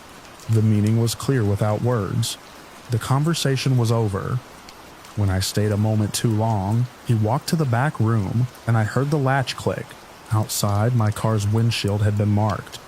Not vandalized, no scratches, no paint, just a single wet handprint, perfectly centered on the driver's side, fingers spread wide as if someone had pressed their palm there to feel the cold glass. The print slowly slid downward in the sleet until it disappeared. I checked my door handles. I checked under the car. I told myself it could have been any passerby, any kid. I heard my own thoughts making excuses before I even finished forming them. By early evening, my phone had stopped showing the town name in the location bar. It only said no service, even when I stood in the middle of Main Street under a streetlight. The lights came on one by one, casting pools of pale yellow on wet asphalt. The town grew quieter, not because people were asleep, but because they withdrew. Curtains drew, doors shut. Cars that had been parked along the curb were gone, leaving empty spaces that looked like missing teeth. I went back to the library before it closed, hoping the computers would still let me access the county index. The doors were locked 10 minutes early. The lights inside were off. But as I stood there, my breath fogging the glass, I saw a glow in one back corner, blue-white like a monitor left on. Someone was still inside. I knocked once. Not hard. I waited. The glow moved, then disappeared. Footsteps crossed the carpet silently. The shadow of a person passed behind the frosted panel of the staff door, paused, and then retreated. No locks clicked, no voices. The building stayed shut and dark, as if it had never been open at all. In my car, I opened the folder where I'd saved my documents and photos. Some of the files wouldn't load. A few showed as blank thumbnails. The printed articles on the passenger seat were still there. But when I looked closer, the ink seemed lighter than it had been that morning, as if the paper was slowly forgetting what it had been asked to hold. I drove to the edge of town, to a turnout near a field where a row of bare trees bent in the wind. I wanted distance, signal, perspective. I wanted the clean relief of leaving. At the last traffic light, a patrol car sat idling. The officer didn't pull out. He didn't wave me down. He didn't do anything that would count as an official interaction. He just watched from behind his windshield, the dashboard lights painting his face green and hollow. I felt the weight of his attention like a hand between my shoulder blades. Not pushing, not stopping, guiding. The moment I crossed the town line, my phone buzzed with notifications. Emails arrived in a rush. A voicemail from the regional office popped up, time-stamped an hour earlier, even though my phone had been dead silent then. I played it, and heard only quiet breathing and the faint squeak of a chair. Back at my motel in the next county over, I spread my notes on the bed. I lined up the wrong names from the library articles with the wrong names from the town clerk's page. They matched perfectly. Someone had rewritten the town's memory in ink in databases and the practiced muscles of people's faces. It wasn't one person. It couldn't be. It was too smooth, too thorough, too quietly shared. I wrote a summary report anyway. I sent copies to 2 colleagues and a journalist I trusted. By morning, one colleague replied with a single line. The attachments were corrupted. The journalist's email bounced back with an error message telling me the address didn't exist. When I checked my own sent folder, the emails weren't there. My report file opened on my laptop, but the names I'd typed had changed. Not scrambled, not deleted, replaced, like the newspaper headlines. The cursor blinked at the end of a paragraph that now insisted no one was missing, that I'd misread the data, that I should correct my notes for accuracy. I stared at the screen until my eyes watered. Then I closed the laptop and looked at my hands on the blanket, the creases in my knuckles, the thin line of paper dust on my thumb from the microfilm printouts. Proof of contact, proof of friction, The town had a policy of total silence, but it wasn't only spoken silence. It was administrative, digital, social, a silence maintained with exits and empty looks, and doors locked 10 minutes early. The secret didn't need threats. It had something easier, a whole community trained to deny, and to make denial feel like the only polite way to live. I never found out what happened to the missing people. I can't even say that sentence without feeling the ground shift under it, as if the language itself is on their side.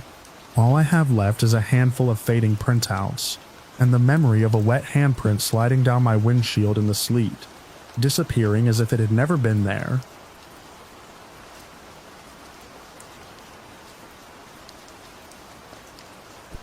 I put my shoulder into the basement door, because the latch wouldn't take a key anymore. The brass had gone soft with age, the kind of tired metal that looks sturdy until you ask it to do anything real. The frame gave with a dry complaint, and a puff of air rolled out that didn't belong to the house above. Cooler, stale, and faintly sweet, like paper left too long in a drawer. Daylight followed me down the concrete steps in a thin slant, and I remember thinking, with a plain kind of annoyance, that I'd finally found where the old smell was coming from. I live in the south wing of a converted row of miners' cottages, the kind built to last just long enough for a company to get its money back. Most of the old cells under these places were bricked up when the neighborhood got plumbing. Mine had always been sealed, according to the landlord's shrug, and I'd taken that as a challenge the way I take most things. I'm not a cop, not a historian. I do insurance investigations, water losses, structural claims, the slow, unglamorous work of proving what happened. I've seen what time does to wood and nails and wiring. I know the difference between neglect and sabotage. That's why what I found under my own floor still doesn't fit in my head. The passage behind the door wasn't a proper basement. It was a corridor cut into packed earth, faced with rough stone that had been mortared and then forgotten. Someone had installed a bulb on a wire at some point, but it hung dead and dusty. The only light was what I carried in, and what the sun lent me from the top of the stairs. I stepped carefully, one hand on the wall, feeling the grit come off on my fingertips. The air got heavier the farther I went, as if the corridor led not just below ground, but away from current time. At the end was a second door, thicker, framed in iron, the sort of thing you'd put on a cold storage room. It had no knob. A bar ran across it, and the bar was pinned in place with a cotter that had been hammered flat. Someone had wanted it to stay shut. The iron showed a bloom of orange, but it wasn't rotten through. I worked the cotter with the tip of a screwdriver until it lifted enough to grab. It squealed when it moved. The sound carried strangely, not echoing, just stretching, like a rubber band pulled too far. When the bar finally came free, I expected a rush of air, a slap of dust. Instead, the door opened like it had been oiled yesterday. It swung inward without weight, and my flashlight beam slid into a room that should not have been there. From the corridor, the space looked like a square storage room, maybe 8 feet by 8, the kind of footprint you can guess by how a house sits. But the light didn't find a back wall where it should have. It kept going, crossing old furniture, climbing shelves, and stopping on another door far in, a door that had no right to exist under my property line. The smell changed as soon as I stepped over the threshold. Not mold, not rot, dryness, old dryness, like the inside of a piano that hasn't been opened in 100 years. The floorboards were laid tight, tongue and groove, but they had bowed and splintered, as if they'd weathered seasons of heat and cold. A chair lay on its side, the legs splayed, the wood flaked to soft layers. Paper had been everywhere once. Now it was mostly a gray drift along the corners, broken down to what looked like lint and ash. When I brushed a fingertip over a sheet on a table, it collapsed without resistance, turning to powder that clung to my skin. The table itself was wrong. Not the style, simple, square, but the way it had aged. I've lifted soaked claim files out of flooded cabinets, watched glue fail and veneers peel. This was beyond that. The table's surface had checked into a map of cracks so fine they seemed drawn in pencil, and the edges were rounded as if they'd been handled for generations. The chair upholstery, what remained of it, was no longer fabric. It was a brittle skin that split when my light warmed it. I crouched and picked up a piece of paper from a thicker pile near the wall. It was heavier than it should have been, like parchment, and when I tried to flex it, it broke clean in two. The break left a dark line, as if the fibers had been replaced by something else. My mouth felt dry. My brain tried to file the observation under humidity and poor ventilation, but my eyes kept dragging across the room, counting all the ways it didn't match the idea of a room locked for decades. On the left wall, a set of shelves held glass jars. Most were empty, their corks crumbled and fallen inside. A few still had something like seeds in them, shriveled black beads. The labels were handwritten, but the ink had faded to the color of old rain. Some jars had collapsed inward, the glass stressed and webbed with fine cracks. It's hard to describe glass aging like that in a sealed room. It looked tired. I took out my tape measure. Habit. I anchored one end at the threshold and walked it straight to the nearest wall. The distance came up a little over 12 feet. That made no sense given the outside footprint.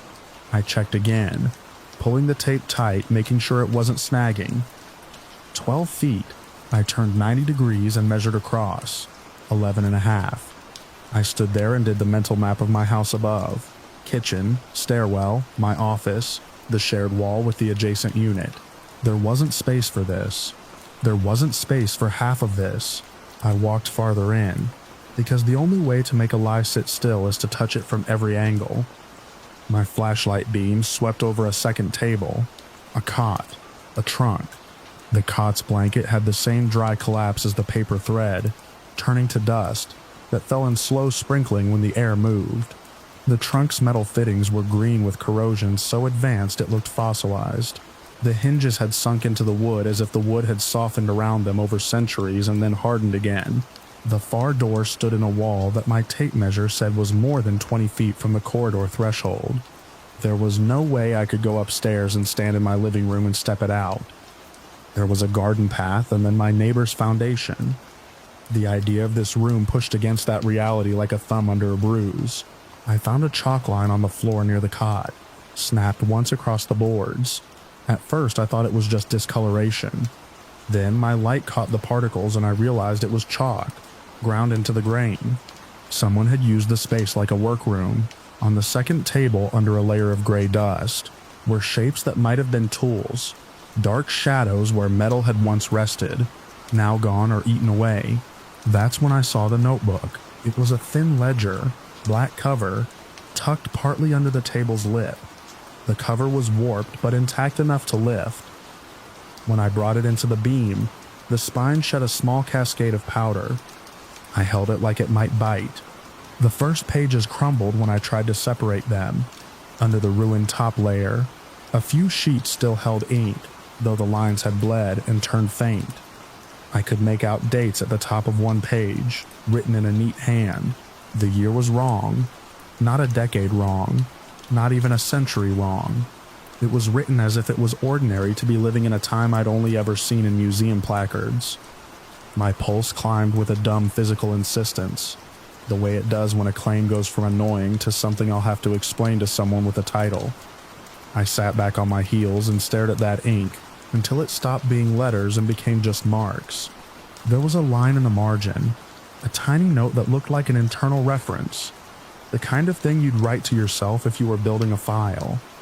It made me think of my own casework, my own habit of tagging photos and keeping logs. I did something that feels embarrassing now, but it was the only way I could keep my hands steady. I wrote in my phone's notes.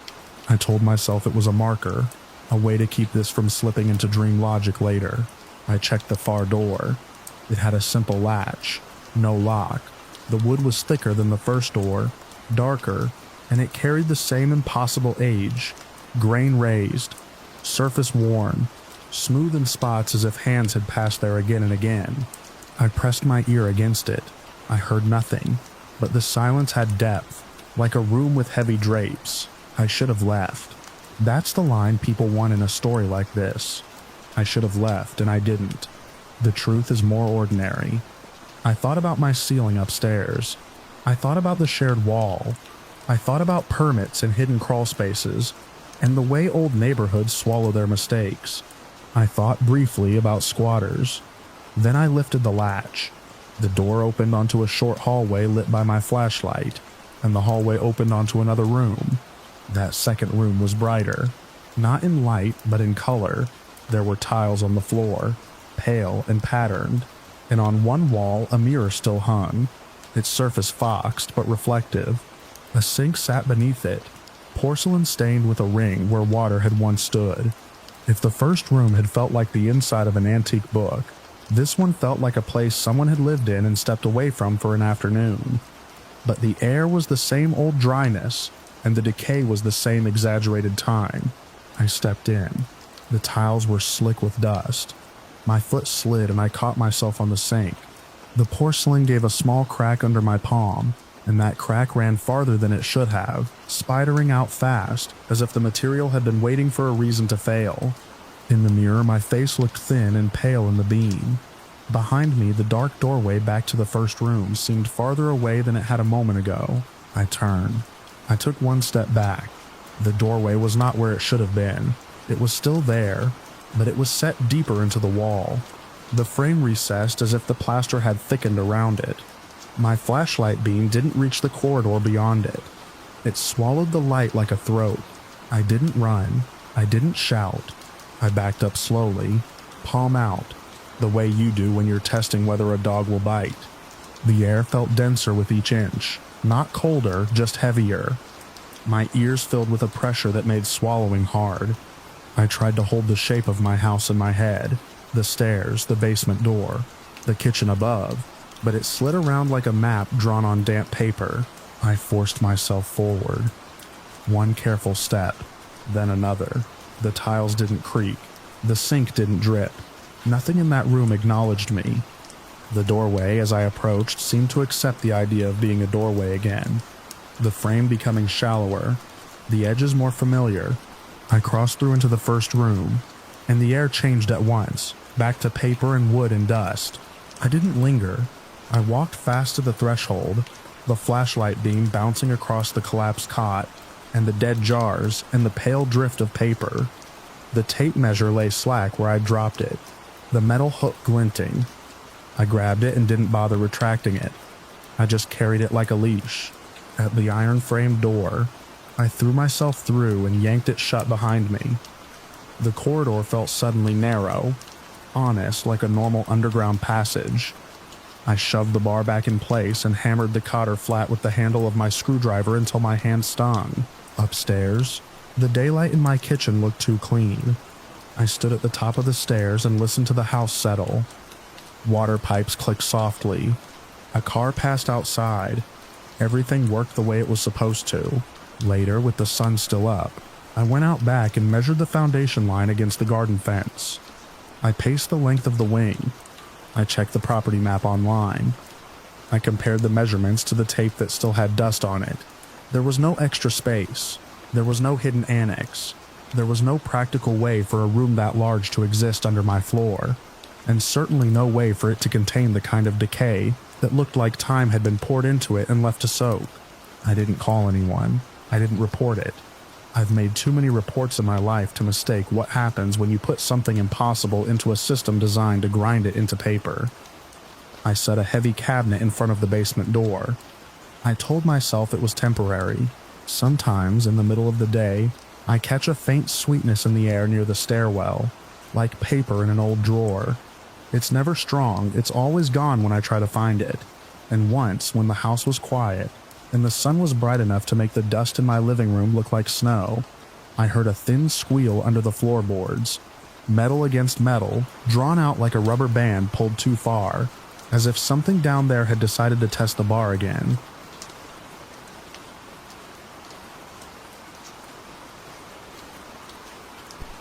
I was rinsing a mug at the sink when the lights went out so cleanly it felt like someone had pinched the house between two fingers. The radio stopped mid-weather report. The fridge hummed down into silence. For a second I stood there with my hands in soapy water, listening for the usual rural night sounds to fill in the gap. The far dogs, the highway a few miles off, the steady insect noise. But the sudden absence of artificial light made my own breathing too loud.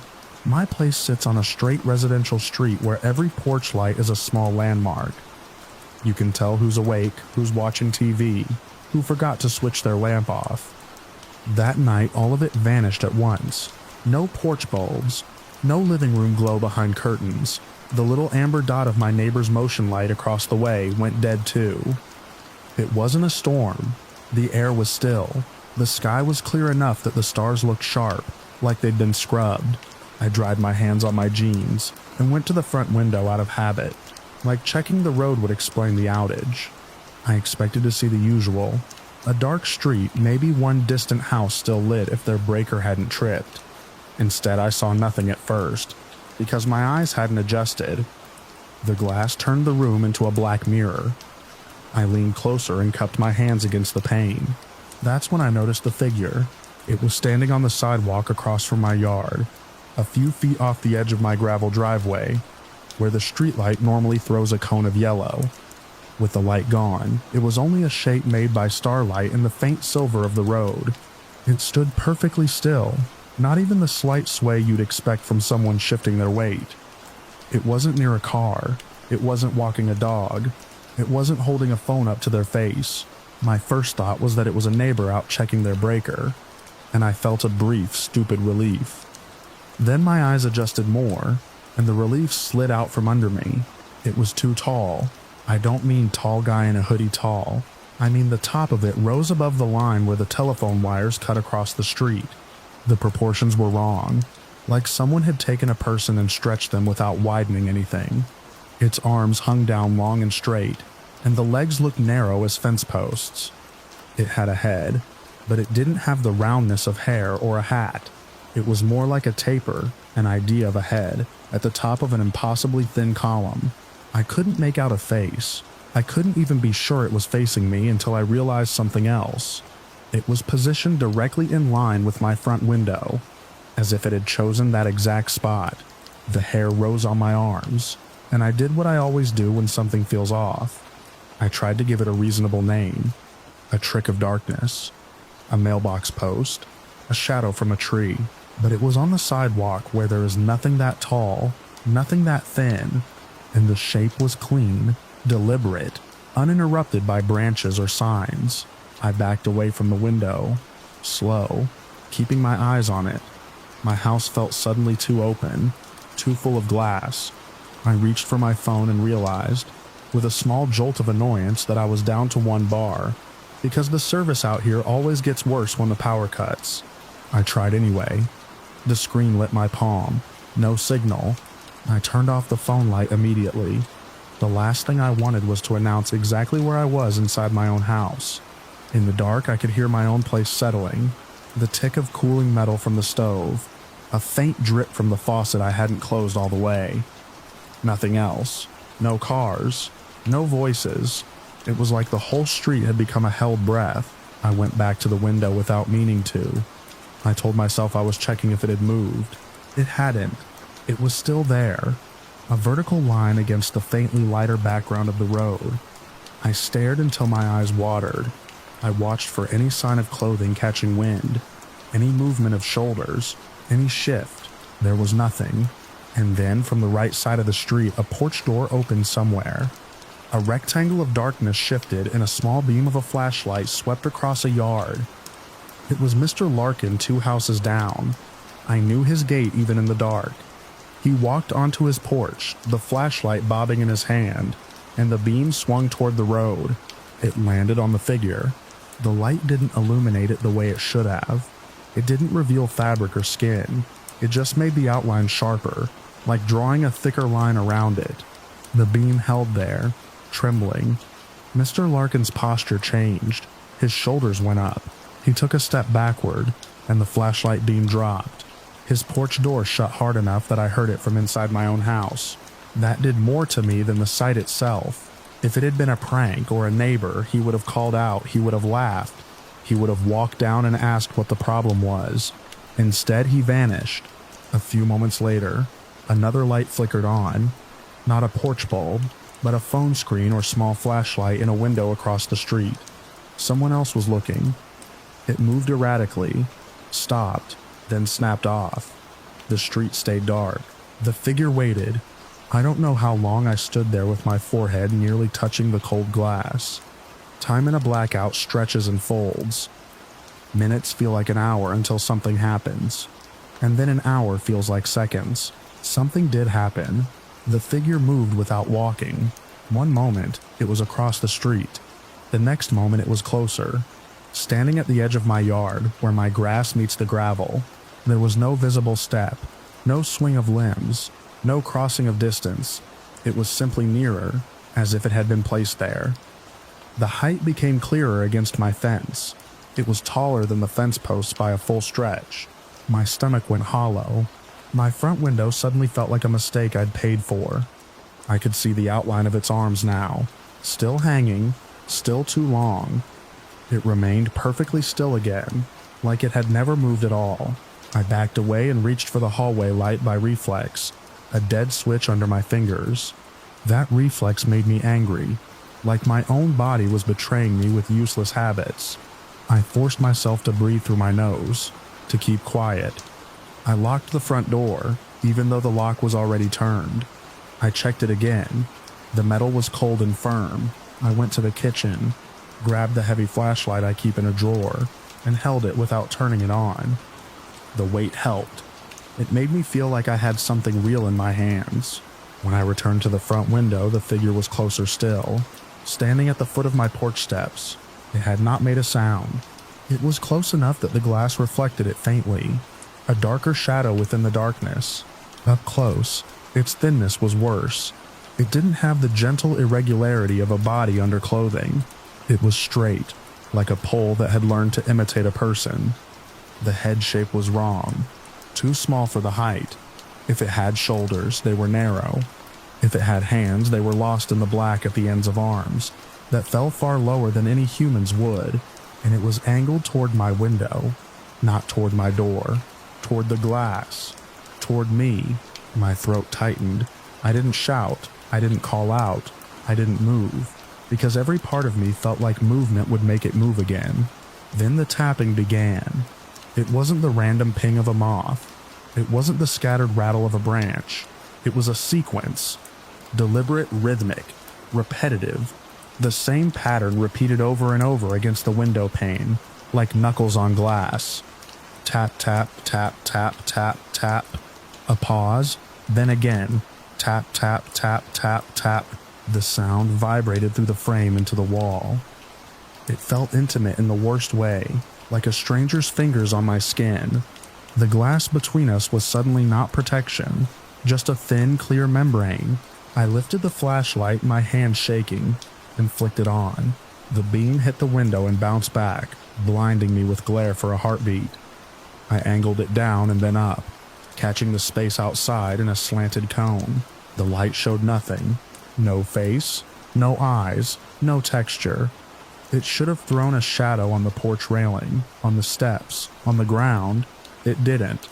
The figure's outline did not bloom into detail. It stayed a shape, a dark absence that swallowed the light, and the tapping continued at the same patient tempo. I shut the flashlight off, more afraid of announcing myself than of seeing. The tapping didn't stop. Across the street, someone's car alarm chirped once and died, like a weak animal. A door opened farther down. A voice rose, muffled, urgent, and then cut off.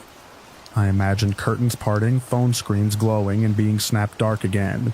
I imagined people crouched in their kitchens the way I was, holding useless objects and wondering if they were the only ones seeing it.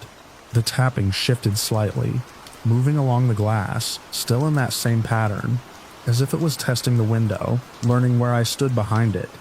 Tap, tap, tap, tap, tap, tap, tap, tap. I pressed my back to the wall beside the window, trying to make myself smaller, trying to take my breath out of the air. The house felt too quiet. The street felt emptied.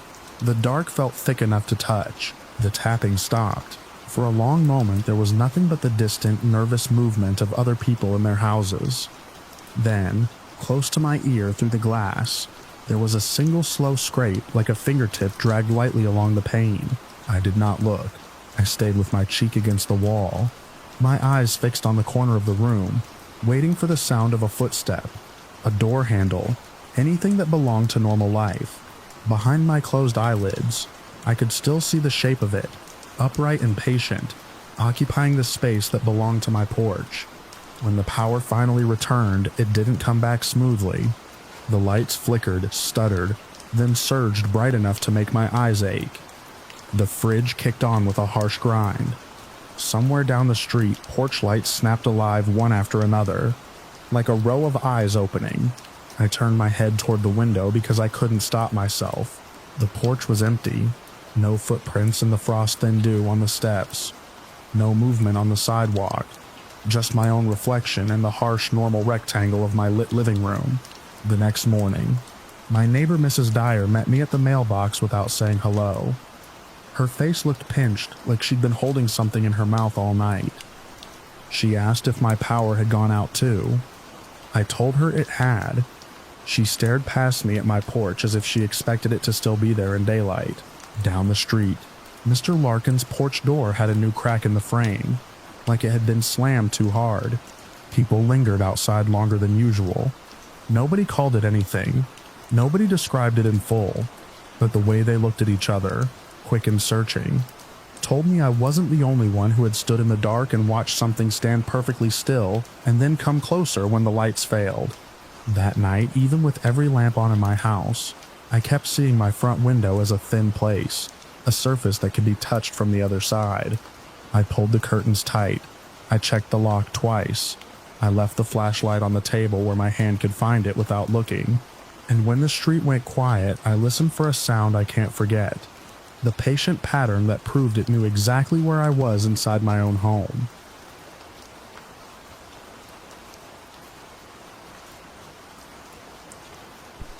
The first time I noticed it, I was carrying a basket of warm laundry down the hall and trying not to drop a sock trail behind me.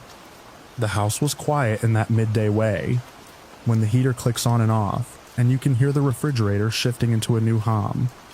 My dog Milo trotted ahead like he always did, nails tapping, nose working the air as if the hallway itself had a scent map only he could read. He reached the doorway to the spare room and stopped so hard his shoulders jolted. His ears went flat. The fur along his back lifted in a jagged line.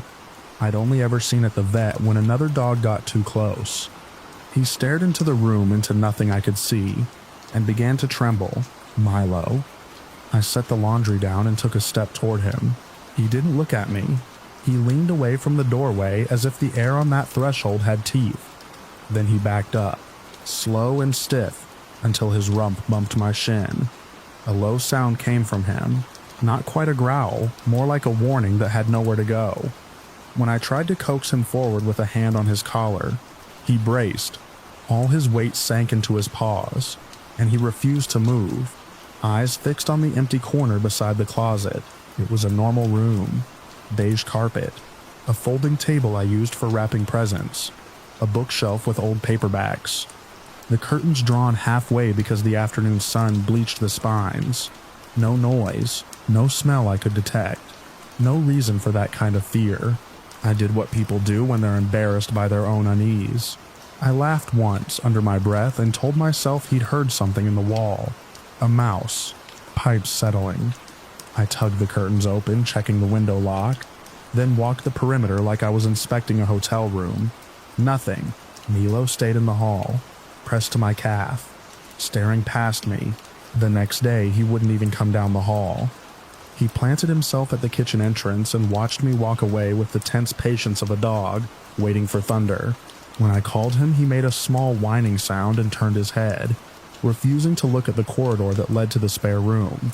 Over the next week, it became a pattern. If I so much as brushed the spare room's doorframe with a vacuum, Milo would flee to the living room and wedge himself behind the couch where the dust bunnies lived. At night, he started sleeping in our bedroom again, something he hadn't done since he was a puppy. If I got up to use the bathroom, he followed, body low, scanning the dark hallway and then steering me back toward the bedroom with gentle pressure against my knee. I tried to be practical. I checked the smoke detectors. I looked for mold. I pulled the vent cover and shined a flashlight down the ducts. The air smelled like dust and metal, nothing more. I set traps for mice and caught nothing but my own impatience. I had the furnace serviced early. The technician told me everything looked fine and left muddy boot prints on my welcome mat. Milo didn't care about any of it. He cared about that room. One afternoon, I decided to stop guessing and start measuring. I dug an old infrared thermometer out of the junk drawer, the kind you point at a surface to see if a pan is hot or the freezer is cold enough. I bought it during a brief phase when I thought I would become the kind of person who calibrated their cooking. It still worked. I tested it on my coffee mug. It read what it should. Then I stood in the hallway and pointed it at the spare room's carpet. The temperature dropped on the display as if the numbers were stepping down a staircase. Hallway carpet, 71. Inside the doorway, 65. The far corner by the closet, 58. I frowned and took a slow step in, feeling ridiculous. The thermometer held out like a tiny weapon. The air on my face felt the same, but my forearms prickled. I aimed at the wall, the baseboard, the closet door. Everything in that corner read colder than it should, as if a patch of winter had been pasted there. I checked the vent. The vent air was warm, normal. I checked the window glass. It wasn't colder than the rest of the house. I moved the bookshelf away from the wall, expecting to find a draft, a gap, something. The readings stayed stubbornly low in the same rectangle of space on the floor and up the corner of the wall. Milo watched from the hallway, silent, head low. He refused to cross the threshold. His paws crept forward an inch at a time until his nails touched the wood strip under the door, and then he recoiled as if it burned. He didn't bark, he didn't growl. He just stared with the concentrated fear of an animal that knows exactly where not to step. I emailed myself photos of the thermometer display because I wanted proof I wasn't imagining it. I even wrote down the times and readings in a notebook, the way you do when you're trying to convince yourself it's science and not superstition. I later printed that page out and kept it folded in the back of the notebook like a receipt I couldn't throw away. The cold spot didn't stay constant. In the mornings, it was mild, only a few degrees below the rest of the room.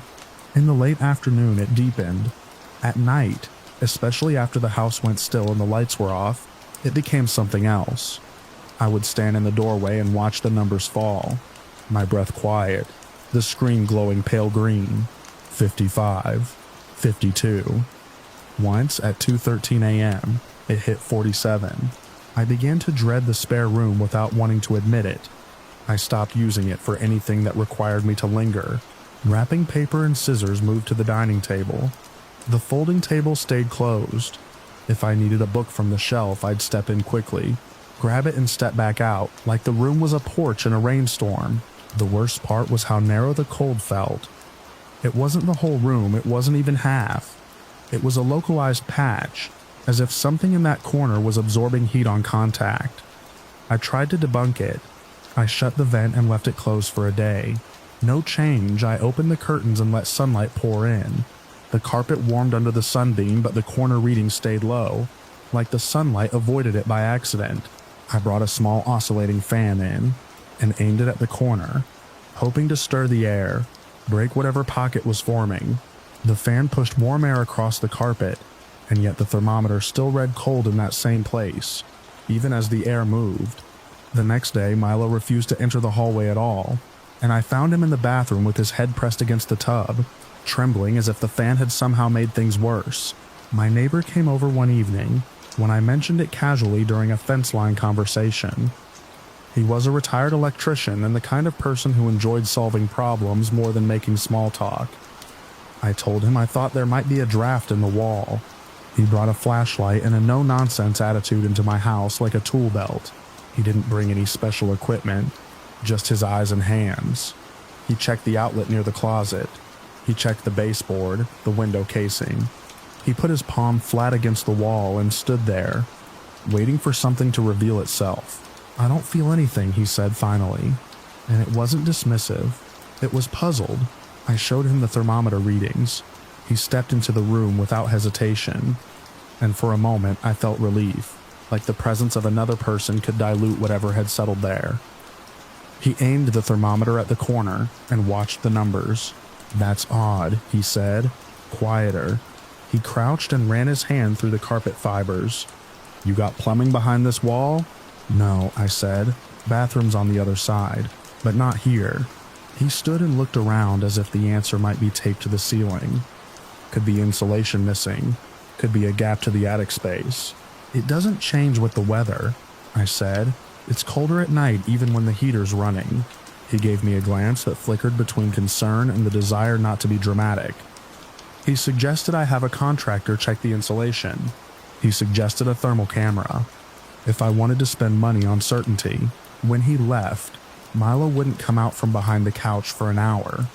When he finally did, he walked the perimeter of the living room like he was searching for a way out.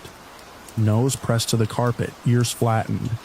He kept circling back to the hallway entrance, staring down it, then retreating. It was as if my neighbor had carried something out of that room on his clothes, or as if the room had noticed it had been observed. That night I woke to Milo standing rigid beside the bed, staring toward the cracked bedroom door. His breath came in quick, shallow pulls. I lay there listening, waiting for a creak, a footstep, the kind of sound that would give me permission to be afraid for a sensible reason. The house was silent. No wind, no pipes, no settling. Milo's stare didn't waver. I got up, more angry than scared, because anger is easier. I walked to the hallway and turned on the light. The spare room door was open. I knew I'd left it shut. I didn't go in. I stood at the threshold, the light from the hallway spilling into the room. The corner by the closet looked the same as it always had. Empty carpet, blank wall, soft shadow. I raised the thermometer. The display blinked alive, and the numbers began to slide downward as if pulled by gravity. 70, 62, 54, 49. Somewhere behind me, Milo made a sound I'd never heard from him before. A thin, pleading whine that rose and broke, as if his throat couldn't hold it. He stayed in the bedroom doorway, refusing to come closer. The hair along his spine stood up so sharply it looked painful. For a few seconds, standing there with that green-lit screen in my hand, I had the clearest sensation that the air in that corner was not empty, not filled with a shape, not occupied by a figure, just not empty, like a space where something had been pressed so long the world remembered the indentation. I shut the spare room door slowly, keeping my eyes on the crack as it narrowed. The moment it clicked into place, Milo turned and hurried back to the bed, climbing onto it without being invited, hurling into a tight ball against my legs, as if he could physically anchor himself to me. The next day, I moved a heavy dresser in front of the spare room door. It wasn't a barricade so much as a statement, a way to make the door harder to open accidentally. I told myself it was temporary, until I could get someone out to check the insulation. Weeks passed, I never made the call. The cold spot didn't go away. Sometimes walking past that door, I would feel a brief sting on my knuckles like I'd brushed cold metal. Sometimes I would hear the soft click of the doorknob settling, and my skin would tighten even though I knew old houses made noises. Milo refused to go down that hall at all. If a toy rolled that way, he let it go. If a treat landed near the dresser, he acted like it wasn't there. The hallway became dead space, a strip of house we no longer used. I changed my routines without thinking. I stopped storing anything in the spare room. I stopped opening that door. When friends visited, I steered them away from that end of the house with casual excuses, like the room was messy.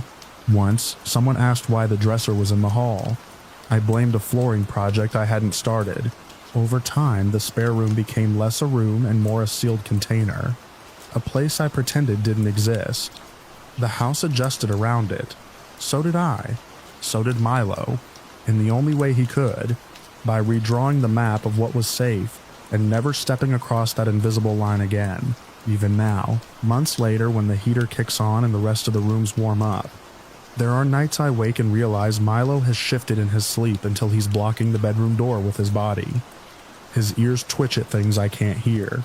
His nose lifts toward the hall. And in the quiet, I picture that spare room behind its barricade, holding its pocket of cold as patiently as a held breath.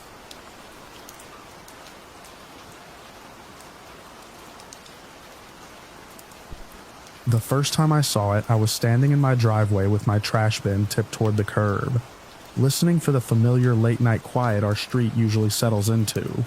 The porch light threw a pale wedge across the asphalt. The rest of the road was black, the kind of black that makes you feel like you're the only lit window in a house full of sleeping rooms. Something moved through that darkness without throwing any light of its own. A car rolled past my place at a careful, almost respectful speed, engine ticking unevenly. It should have been a pair of headlights, a faint wash across mailboxes, the blink of a dashboard. Instead, there was only a low shape sliding along the road, a dull smear of paint catching my porch bulb for half a second. I heard a metallic rattle, like a loose exhaust hanger, and a scrape that made me think of a fender kissing a tire. No lights, not even a dim running lamp. And yet it stayed perfectly centered, as if it could see better than I could. I live in a town that still feels old-fashioned in the worst and best ways. People notice new curtains. People remember what your dad drove. If you're parked wrong at the grocery store, somebody's aunt will mention it before you've crossed the lot. That's why I watched the car until it vanished past the bend by the Johnson's hedges. It was wrong enough that my mind immediately tried to make it right. Kid with busted headlights. Somebody coasting home to avoid a ticket. A drunk. Something ordinary. Then it came back. Not in reverse. Not with a turn signal or any indication it had looped around. It simply appeared again from the direction it had just gone, rolling toward me with the same uneven engine note, the same scrape, the same blank face where lights should have been. It moved like it belonged on our street, like it had every right to be there, but it also moved like it had no need to follow the rules that kept the rest of us safe. I stepped closer to the curb. I tried to see the driver through the windshield, but the glass reflected my porch bulb back at me. For a moment, the hood caught enough light that I saw a crease in the metal, a dent that ran from the edge toward the center as if it had hit something and been forced to keep going. The front grille was slightly off, one corner lower than the other. The whole car looked like it had been wounded and never properly repaired. As it passed, I did what anyone would do. I pulled my phone out and raised it, aiming for the rear plate. The screen stayed black. Not dead, not dim, just black, as if it refused to show me anything. My thumb hit the side button. Nothing. I tilted it, tapped it, swore under my breath. The car's rear end slipped by with a soft squeal of rubber, and when I looked up it was already too far, blending into the dark as if the night absorbed it. My phone woke up the second the car disappeared past the hedges. The lock screen glowed like nothing had happened. 2 notifications, weather, a discount alert from a hardware store. Normal. I stood there longer than I needed to, trash bin still angled toward the curb, listening for the engine to return. It didn't. The street went back to being itself, the faint hum of highway far off, a dog turning in its sleep, a wind chime clinking once, and then holding still. The next day I mentioned it to my neighbor Craig, while we both pretended to examine our mail like it was urgent. Car last night, I said, keeping my voice casual. No headlights. Sounded like it was falling apart. Craig's face did something small and tight before he smoothed it out. What kind? Older sedan. Dark. I couldn't tell. Dent in the hood. He looked down the street toward the Johnson's hedges as if the car might still be there in daylight. Parked polite and harmless. You're the third person to say something, he finally answered. My sister saw it by the park. Same thing. No lights. Did she get a plate? Craig gave a short laugh that wasn't amused. She tried. Her camera app froze. Wouldn't open. She's not the type to make that up. That should have been the end of it. A neighborhood oddity we'd shake our heads at and file away. But the car didn't file away.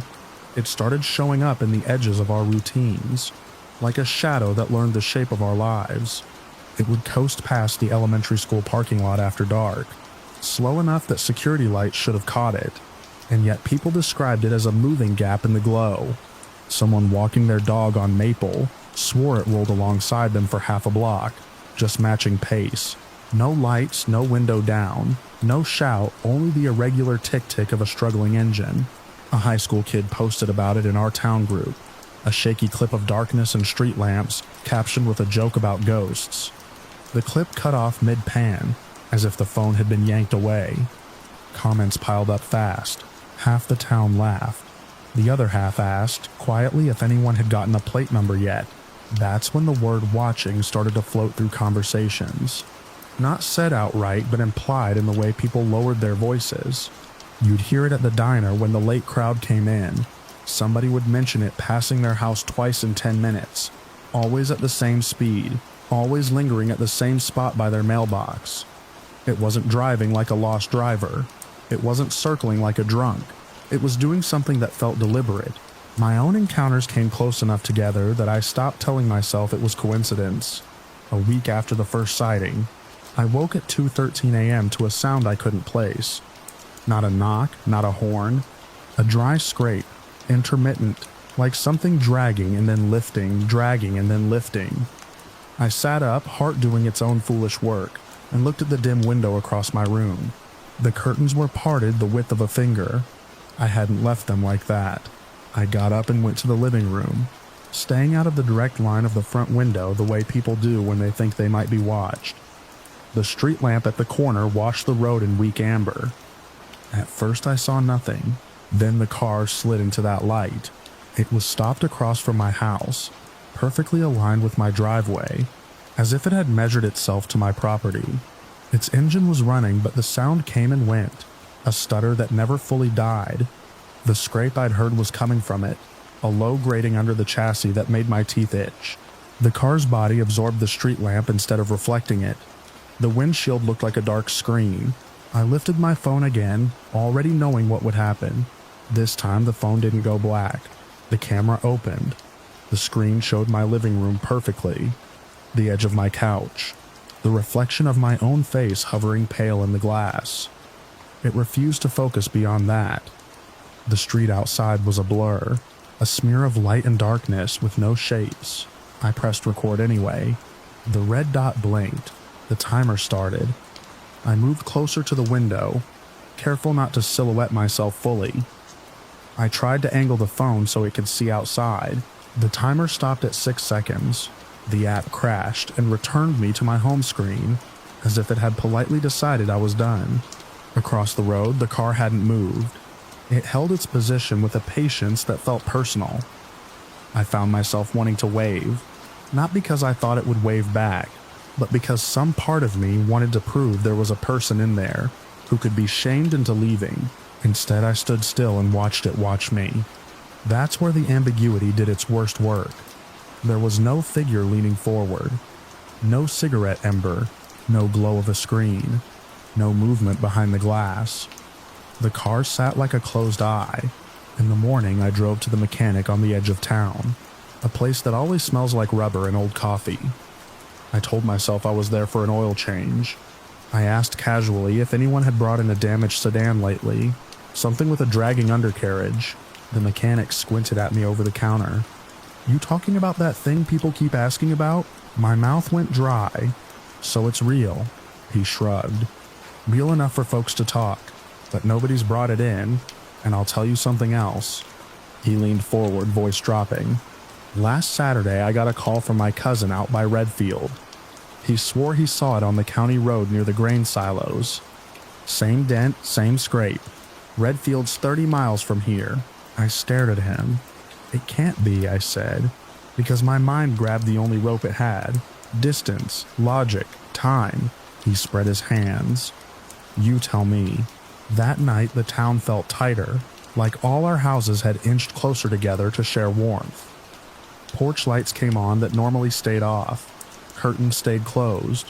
People walked their dogs faster. I saw Craig's truck idle at the end of his driveway longer than necessary, as if he was waiting for something to pass before he dared pull out. I told myself I wouldn't look, that I'd go to bed early and keep my eyes away from windows. At 11:47 p.m., my power blinked off and on, just long enough for the microwave clock to go blank. The house settled into a deeper quiet. Somewhere down the street, a car alarm chirped once, and then fell silent. I went to the front window anyway. Curiosity is a weakness that dresses itself up as responsibility. The street lamp glow was still there, steady. The road was empty. Then, in the span of a breath, the damaged sedan was in front of my house again. It hadn't rolled into view. It was simply there, centered under the street lamp, as if it had been parked there all along, and I'd only just noticed it. Its engine made no sound at first. The scrape was gone. The car looked less like a thing in motion and more like a placeholder for motion, a shape that filled the space where something should happen. I opened my front door. Cold air poured in, sharp and clean. My porch light buzzed. The car's engine started with a sudden ugly cough. I stepped onto the porch. I didn't call out. I didn't have words that felt useful. I took my phone and held it up, not to record, but to use the flashlight. The beam hit the rear bumper and slid off like water. The paint seemed to drink it. The license plate should have been a rectangle of reflective metal. Instead, it was a dull, empty panel, the right size, the right place, with no numbers, no state name, nothing, just blank. The car's brake lights did not flare. No reverse light came on, and yet it began to move backward, slow and smooth as if it was gliding on a track. My stomach clenched. The movement was wrong. Cars signal their intentions in light, in sound, in the familiar language of mechanics. This one moved like it didn't need permission. It backed away from my house and then turned, not with tires pivoting, not with a steering arc, but with its whole body shifting, as if it rotated in place by a few degrees until it faced down Maple toward the park. The engine ticked unevenly again. The scrape returned, but softer, like a whisper. I took one step off the porch, then stopped, because the urge to follow was suddenly too strong, like a tug behind my ribs. That urge felt borrowed. It didn't feel like my own curiosity. It felt like someone had reached into me and found the part that hates not knowing. I stayed on the porch and watched. It rolled down the street without lights, passing under pools of street lamp glow that should have revealed it fully. Each time it entered the light, details sharpened: the dented hood, the misaligned grille, the slight shudder of the rear panel. Each time it left the light, it thinned, as if the dark wasn't just hiding it but erasing it. Halfway to the park, it slowed beside Craig's house. It lingered there, facing his living room window, the way a person might stop to read a sign. Craig's porch light snapped on. A curtain twitched. No one came outside. The car moved on. At the intersection by the park, where Maple meets the longer road that runs out toward the county line, it stopped beneath the flashing yellow of the caution light. For a moment, with that harsh blink cutting the darkness into slices, I thought I saw something in the windshield. Not a face, not hands, but a depth that didn't match the interior, like the glass opened into a space that went farther back than the car could contain. The caution light blinked again. The car was gone, not accelerated away, not turned the corner, gone as if the road had been cleared like a chalkboard. The next morning, people had their own versions. A woman on Elm said she'd seen it by the post office at 12:05. A man who works nights at the nursing home said it had been behind him on the county road at 12:20. No lights close enough that he could hear the scrape. That didn't make sense. The county road is miles out. The post office is in town.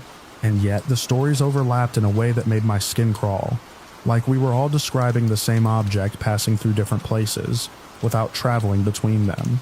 By the end of the week, the town's talk shifted from the car itself to what it meant. People used words like survey and checking. Someone joked about drones, then stopped joking when nobody laughed.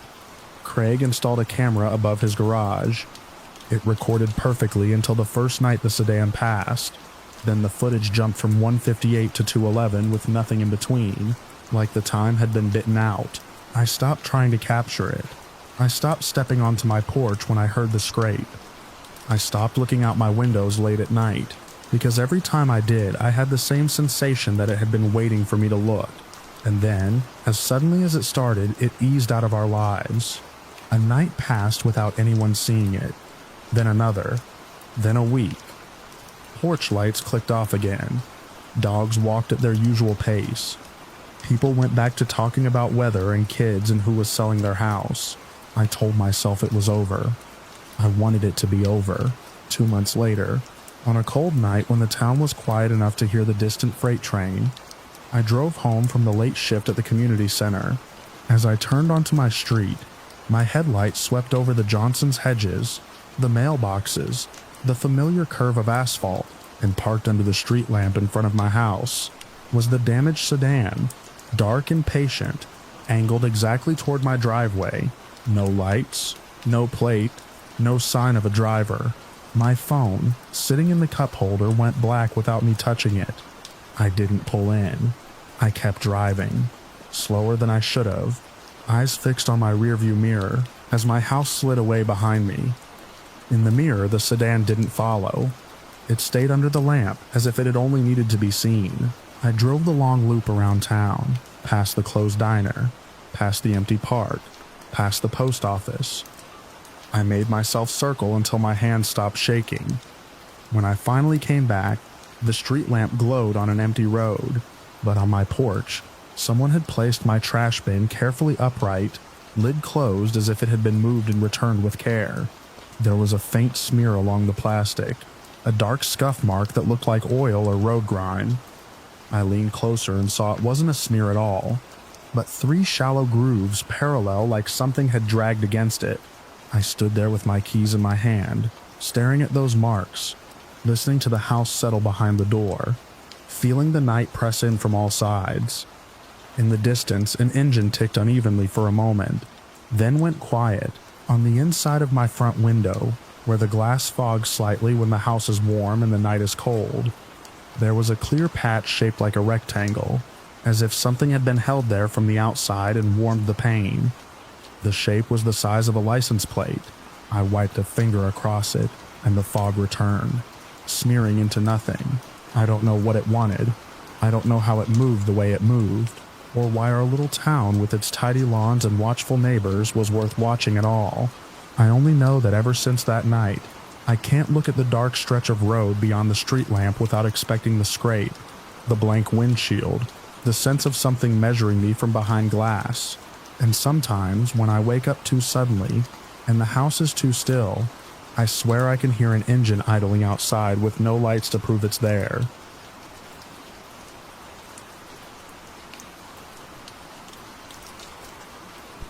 I realized I was being followed when the departure board blinked and refreshed, and the same reflection stayed behind mine no matter which way I leaned. I had one hand on the handle of my roller bag, the other wrapped around a paper cup that had already gone cold. Evening had the station in that particular mood, where everything felt hurried and half-lit, LED ads pulsing, floor polish shining like damp pavement, the air tasting faintly of brake dust and pretzels. I'd come in from the street 10 minutes earlier, shaken from the weather and the city noise, telling myself I just needed to get to the right platform and disappear into a train full of strangers. My ticket was in my pocket. My phone battery was low. I was tired in a way that made every decision feel slow. The man was easy to miss at first because he was dressed like everyone else, who didn't want to be seen. Dark coat, plain pants, no logos, no bag. He stood in the open space between the kiosks and the information desk, not looking at the screens, not looking at a phone, not scanning for anyone. He wasn't waiting. He was placed. When I noticed him, I told myself it was nothing. Someone between connections. Someone killing time. But when I moved, he moved. Not immediately. Not like a cartoon shadow. He waited just long enough to make it feel like coincidence, then drifted into my path the way a slow current finds the same channel.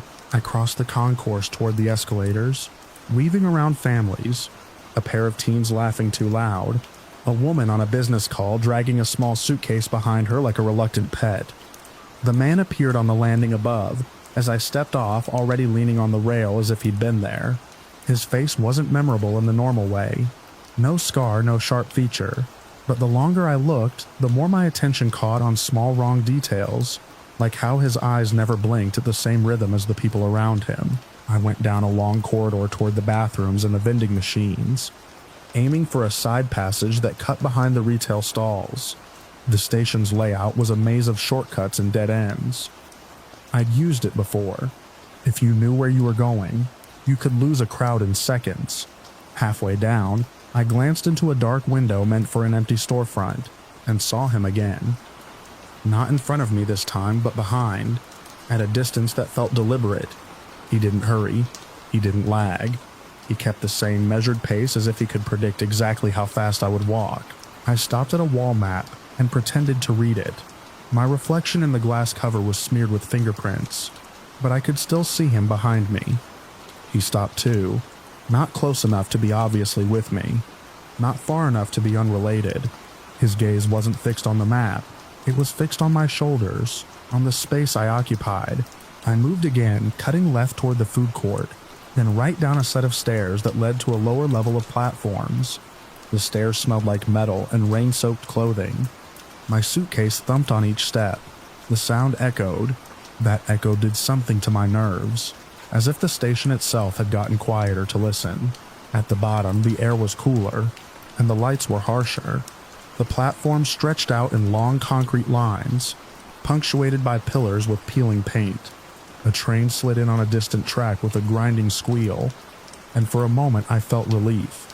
The kind that comes from movement you didn't have to initiate. I checked the signs. My train wasn't boarding yet. I had time. Time was the problem. I walked to the far end of the platform, away from the small cluster of people huddled near a column. I told myself I was just looking for a less crowded spot. I told myself I wanted a bench, but really I wanted to prove something, that if I changed my position enough, the man would either vanish or reveal himself as a simple coincidence. I sat, angled my body toward the tracks, and watched the flow of commuters in my peripheral vision. A minute passed. 2. A group moved down the stairs. A couple argued in tight, tired gestures. Someone dropped a paper bag and cursed softly. The station kept doing what stations do, absorbing and releasing people without ever acknowledging them.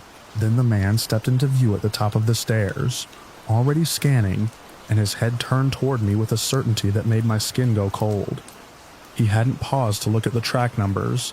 He hadn't looked at the schedule. His eyes found me the way a magnet finds metal. I stood immediately, too quickly as if I'd been caught doing something wrong. My suitcase handle clicked as I yanked it upright. I moved toward the opposite end of the platform, passing a trash can and a vending machine that buzzed and rattled in its own private misery. I didn't look back until I reached a pillar marked with a battered sticker that read, "Stand behind yellow line." When I did look back, he was already walking, not running, not pushing through anyone. There was no urgency, there was only inevitability. I tried to get a better look at him as he approached. He was average height. His hair was short and too neat for someone without a bag or a destination. His shoes were clean enough to stand out against the station grime. On his left wrist was a band, black matte like a fitness tracker, but it sat too tight, cutting a pale ridge into his skin. No badge, no radio, no lanyard, nothing that said station staff or security. That should have been reassuring. It wasn't. I crossed to a different staircase and went up, taking the steps 2 at a time despite my suitcase. The station above felt louder now, the concourse filled with announcements that blurred into a single impatient voice. I headed toward a row of ticket machines and pretended I needed to reprint something. I leaned close enough to the screen to look busy, while my eyes flicked to the polished metal edge that acted like a mirror. He appeared near a column behind the machines. He wasn't close, but he was positioned to see me between the gaps. He hadn't come up the same staircase I had.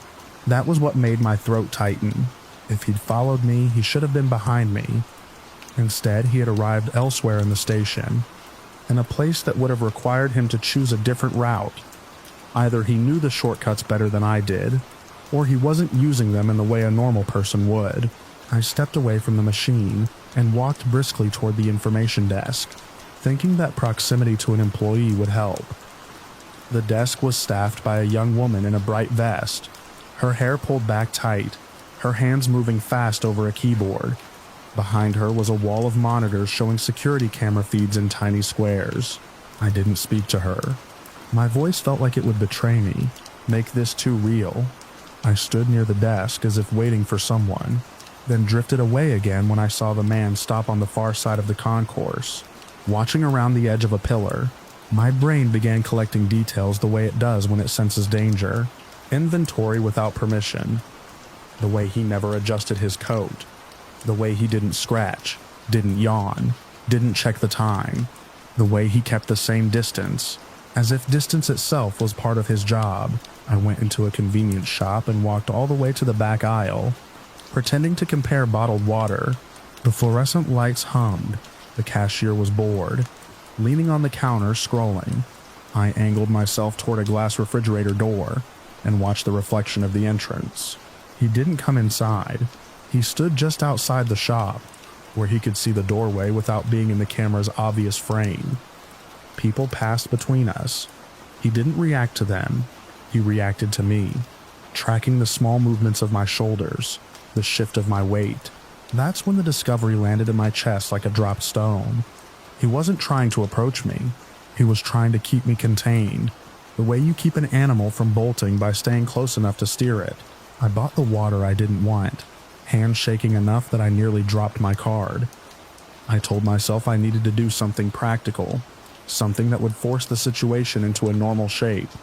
Call a friend, find security, make eye contact with the man, and speak, loud enough that others would notice. But my phone was at 5%. I could feel it dying in my pocket like a fading pulse. I'd been traveling all day, moving through airports and taxis and crowded sidewalks. I hadn't slept well. I had no one in this city. I took a seat on a bench near the center of the concourse, back against the wall so I could see both sides. I positioned my suitcase between my legs and held my water like a prop. I watched the flow of people and waited, trying to look calm, trying to look like someone who belonged. He appeared on the opposite side near the entrance doors and stood with his hands at his sides. The automatic doors opened and closed behind him as people came in from the street, letting in brief gusts of cold air and the smell of wet concrete. He didn't react to the cold. He didn't react to the door bumping his shoulder when it misjudged its timing. He simply stayed. I couldn't think my way out of it, so I changed the problem. A departure announcement chimed overhead. My train boarding in 10 minutes on a different track than I'd expected. The crowd shifted as if pulled by a single rope. People started moving toward the far end of the station, funneling into a wide corridor that led to the platforms I hadn't used before. I stood and moved with them, letting the crowd swallow me. I kept my head down, my suitcase rolling over the seams in the tile. My heart beat too hard. I didn't look back, but I could feel him. The way you can feel a person staring before you confirm it. At the corridor entrance, the station narrowed, the ceiling dipped, the sound changed, becoming more contained, more echoing. Posters lined the walls, ads for insurance and streaming services, and a smiling face encouraging safe travel. The irony made my stomach twist. Halfway down the corridor, I darted into a side passage marked staff only. Not because I thought I belonged there, but because the door was ajar and no one was watching it.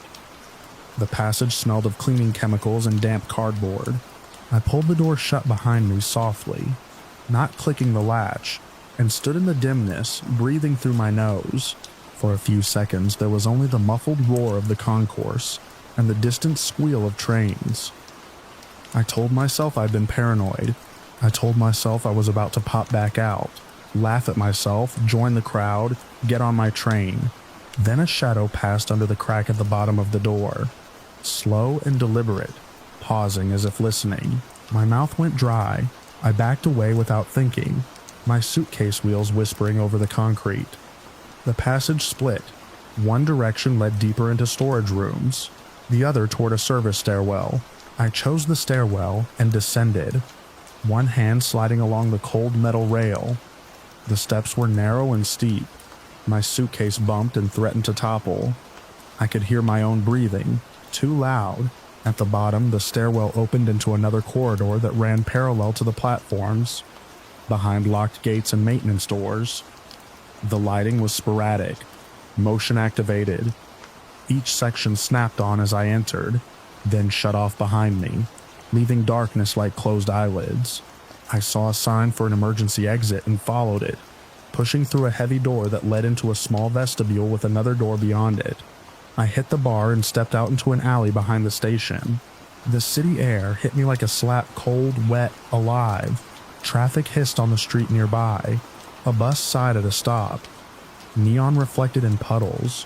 For the first time in half an hour, I felt like I had space. I didn't stop. I walked fast, suitcase rattling over broken pavement, heading toward the brightest street I could see. I turned corners without a plan, just moving away from the station's geometry. I blended into a cluster of people waiting at a crosswalk and forced myself to breathe like them. Only when I reached the far side of the street did I look back. The station's rear exit was a dim rectangle in the brick wall. At first I saw nothing. Then the motion light in the vestibule flickered on, and the man stepped into the doorway as if he had been standing just inside, waiting for the sensor to notice him. He didn't come out. He didn't wave. He didn't call. He simply stood there, framed by the light, hands at his sides, watching me across the distance of the alley, and the street and the moving city. A car passed and briefly hit him, and when it cleared, he was still there, head angled slightly, as if confirming where I had gone. I turned away and kept walking until my lungs hurt, until the city blocks blurred into each other, until my phone died in my pocket and left me with nothing but the sound of my suitcase wheels and my own footsteps. That night, in a cheap room with a lock that felt too small, I wrote down everything I could remember: his clean shoes, the black band on his wrist, the way he arrived ahead of me without hurrying, because I needed the details to stay fixed, to prove to myself it happened. In the morning, I went back to the station in daylight, trying to reclaim it. The concourse looked ordinary. The kiosks were open. The information desk was staffed by a different person. I watched the security monitors from a distance, hoping to catch a glimpse of him in one of the tiny squares. I never did. But as my train pulled out, I saw him on the platform through the smeared glass, standing near a pillar with peeling paint, facing the tracks as if he'd been waiting for a train that wasn't there. The distance made him look like any other commuter. The movement of the train made him slide backward in my vision, until he was only a dark shape under the lights. I kept my eyes on that shape until the station curved away, and even after it vanished, I couldn't shake the feeling that the station's layout still held him somewhere inside it, moving through its corridors at a pace that always matched mine, keeping the same patient distance, practicing the route for the next time I had to pass through.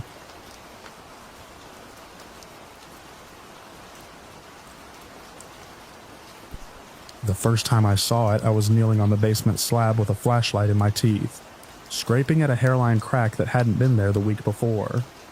The house was a plain 2-story in Lost Creek, Pennsylvania, the kind with predictable corners and a roofline you can sketch from memory.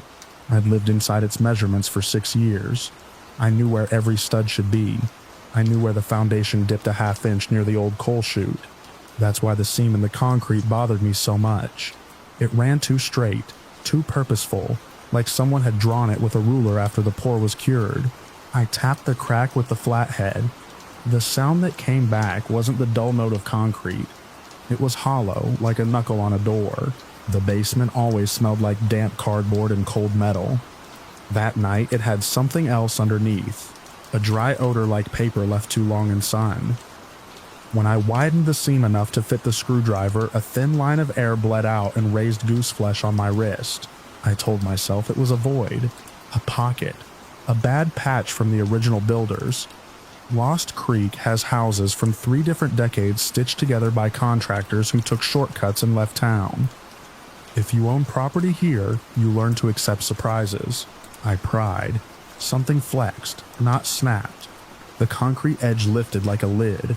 There was a door under my basement floor. It wasn't a trapdoor for plumbing access. It was a real door, vertical, set into a frame that sat flush with the slab, as if the house had been built around it. The paint was the color of old bone. The knob was blackened brass, warm to the touch in the cold air. I stood there with the flashlight shaking in my hand and tried to reconcile it with the exterior of my home, the rectangle of siding, the narrow backyard, the way the lot backed up against the slope down to Lost Creek itself. There was nowhere for another room to exist, not without jutting out beyond the foundation. Not without pushing into soil that was solid when the septic guys had dug. Not without showing itself somewhere. I didn't open it right away. I put the slab piece back like a guilty secret and went upstairs, stepping lightly as if the floor might hear me. I walked the perimeter outside with a tape measure in the dark, the beam of my porch light catching frost on the grass. The east wall was the east wall. The basement sat beneath it like it always had. The numbers added up the way numbers always do. Still, when I went to bed, I could taste that dry paper smell in the back of my throat. In the morning, I opened it. The door swung inward with no squeal, no reluctance like it had been waiting for a hand to finish the motion. A narrow stair dropped down. Not far. Maybe 8 steps. The air that rose out of it was noticeably warmer than the basement, and it carried that same sun-baked paper scent. At the bottom was a room. It was small, maybe 10 by 12, with bare plaster walls and a low ceiling. A single bulb hung from a cord and glowed, even though I hadn't touched a switch. The light was steady, a yellow wash that made the corners look soft. The floor was wood, not concrete. There was no furnace hum, no pipe rattle, none of the familiar house noises traveling down. My own breath sounded too loud. I walked the perimeter with my palm on the wall. The plaster was smooth, painted once and never again. No outlet plates, no vents, no sign that anyone had used it for storage. The only thing in the room was a narrow table against the far wall, and a metal chair tucked under it like a classroom. On the tabletop sat a county pamphlet that I didn't recognize, the kind they leave in libraries, emergency numbers, water safety, burn bans. In the lower corner, stamped like an inventory mark, was a strange string of symbols. It looked like a printer had glitched, and then been permitted to keep the mistake. I stood there long enough for my body to start treating the room as normal, and that's when the wrongness slipped past my fear and into my thinking.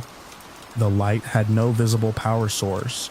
The warmth had no vent, and the house from the outside had no belly for this to sit in. I did what homeowners do when they're afraid of spending money. I tried to solve it myself. First, I tested the simplest thing: time.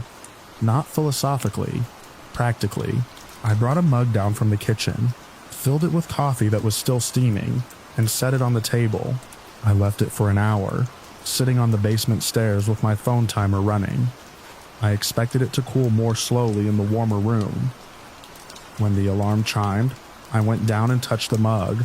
The ceramic was cold enough to sting. The coffee inside wasn't just cooled. It had gone stale, that sour note you get when it's been sitting all day. There was a faint film on the surface, as if it had evaporated and condensed and evaporated again. I repeated it with a slice of bread, sealed in a plastic bag. 2 hours later, the bread was hard, not stale, hard, dry hard, like it had spent a week on a counter. The plastic bag had grown cloudy from the inside, dotted with tiny droplets that clung like dew. That afternoon, I brought down a cheap wristwatch from a drawer, one of those giveaway ones from a bank, and set it beside my phone. I left them for 15 minutes and came back. My phone had advanced 15 minutes. The wristwatch had advanced nearly 2 hours. I didn't tell myself it was impossible. I told myself the watch was broken. I brought down another. Same result. I brought down a new battery. Same result. That was when the fear turned into something else. Something worse, because it came with curiosity. I set up small controlled tests. A newspaper from the porch. A banana. A steel nail. A photograph of my parents. Items with obvious markers of age. I left them inside, one at a time, and checked them at intervals. The newspaper yellowed along the folds in a single afternoon. The banana went from green to speckled to black in what should have been the length of a lunch break. The steel nail grew a coat of rust that flaked orange onto the tabletop. The photograph, printed glossy, began to curl at the corners as if it had been stored in a hot attic for years. The faces didn't change. It wasn't like the room could rewrite the past. It simply wore the present down faster than it should. I kept a notebook. I wrote times and conditions. I marked the basement temperature and the room temperature with a cheap digital thermometer. I used the same pen each time, and I started noticing that ink lines I'd written inside the room looked slightly faded when I brought the notebook back out, as if the paper had absorbed years of oxygen in minutes. It didn't feel like stepping into a different place. It felt like stepping into a different rate. After a week of this, I did what I should have done on day one. I called the borough office. Lost Creek is small enough that the borough office is also the tax office, the permitting desk, and the place you go to ask why the streetlight hasn't worked in 3 months. The woman who answered knew my name before I said it. Her voice was friendly in the practiced way of people who never quite invite you in. I told her I'd found an unregistered space in my basement. I tried to say it without sounding crazy. I asked if there were old plans on file. There was a pause. Papers moved on her end, the soft shuffle of someone turning pages. Then she said, too quickly, that the plans matched what I already had. She asked if I was sure I wasn't confusing it with the crawl space. There's a door, I said. Under the slab. Another pause. Not confusion. Not interest. Just a controlled silence. Finally, she said there are no rooms under the slab, like she was reading it off a sign. I drove down there anyway. Notebook in the passenger seat like evidence. The borough office smelled like lemon cleaner and old carpet. The same woman was behind the counter. She looked up, met my eyes, and something tightened around her mouth as if she'd already decided the shape of the conversation. I asked to see my file. I asked about the foundation. I asked if anyone had ever reported unusual construction in my neighborhood. I said the words room, and basement, and door, and watched her refuse to hear them. She didn't argue. She didn't deny. She simply slid each word off the counter like it was water. When I pushed the notebook forward, she didn't touch it. Sometimes, she said, people get turned around in old houses. I left with my notebook still in my hand, and a new sensation under my skin. Not just that something was wrong in my home, but that other people had already made their peace with it, and that their peace required my silence. I tried someone else. The county inspector's office in the next town over. A contractor I'd used once for a porch repair. A neighbor I'd waved at for years and never really spoken to. The contractor came out, walked through my basement and stopped short where the seam in the slab ran. He stared at it long enough that I thought I'd finally found a sane witness. Then his gaze slid away like it hit an invisible barrier. "Your sump pump's loud," he said, even though it wasn't running. The county inspector called me back and told me my address didn't exist in their system, then corrected himself and said it did, then said he couldn't find an appointment slot for months. His voice changed when I mentioned Lost Creek. It wasn't fear, it was fatigue, as if he'd heard the town's name and immediately regretted being helpful. My neighbor, an older man who kept his lawn clipped with scissors, listened politely while I described the door. He nodded as if I was talking about termites. When I finished, he said, "You don't want to dig up what's already settled." And then he went inside without another word. The room didn't react to being spoken about. It didn't hum louder. The light didn't flicker. It stayed itself warm, steady, patient. That made it worse. It didn't need my belief. It didn't need my fear. It didn't need anything from me but time. I started sleeping badly. Not because I heard noises I didn't, but because I'd lie in bed and imagine the room under me quietly accelerating. The watch hands spinning. The paper drying. The wood aging. The unseen years piling up like dust. I began to avoid going down there.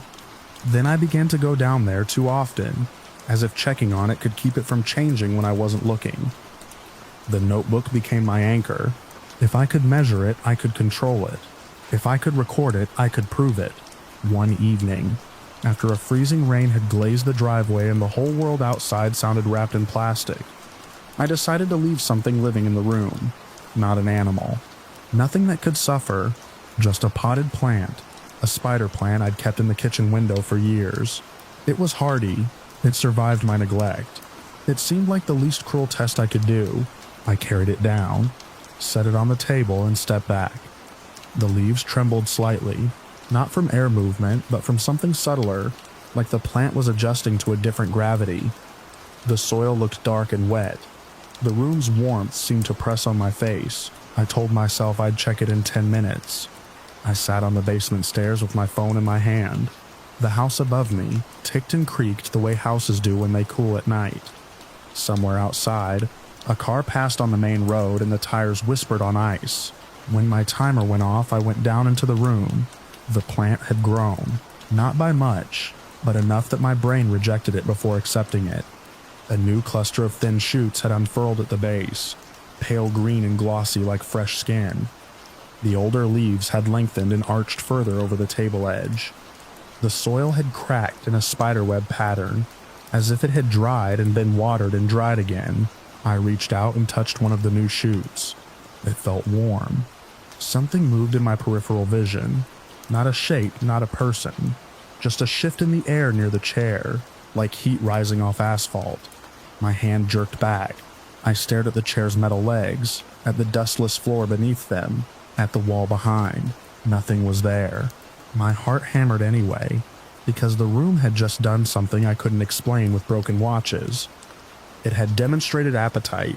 It could spend time on a living thing and show me the result like a grin. I backed toward the stairs. My foot found the first step.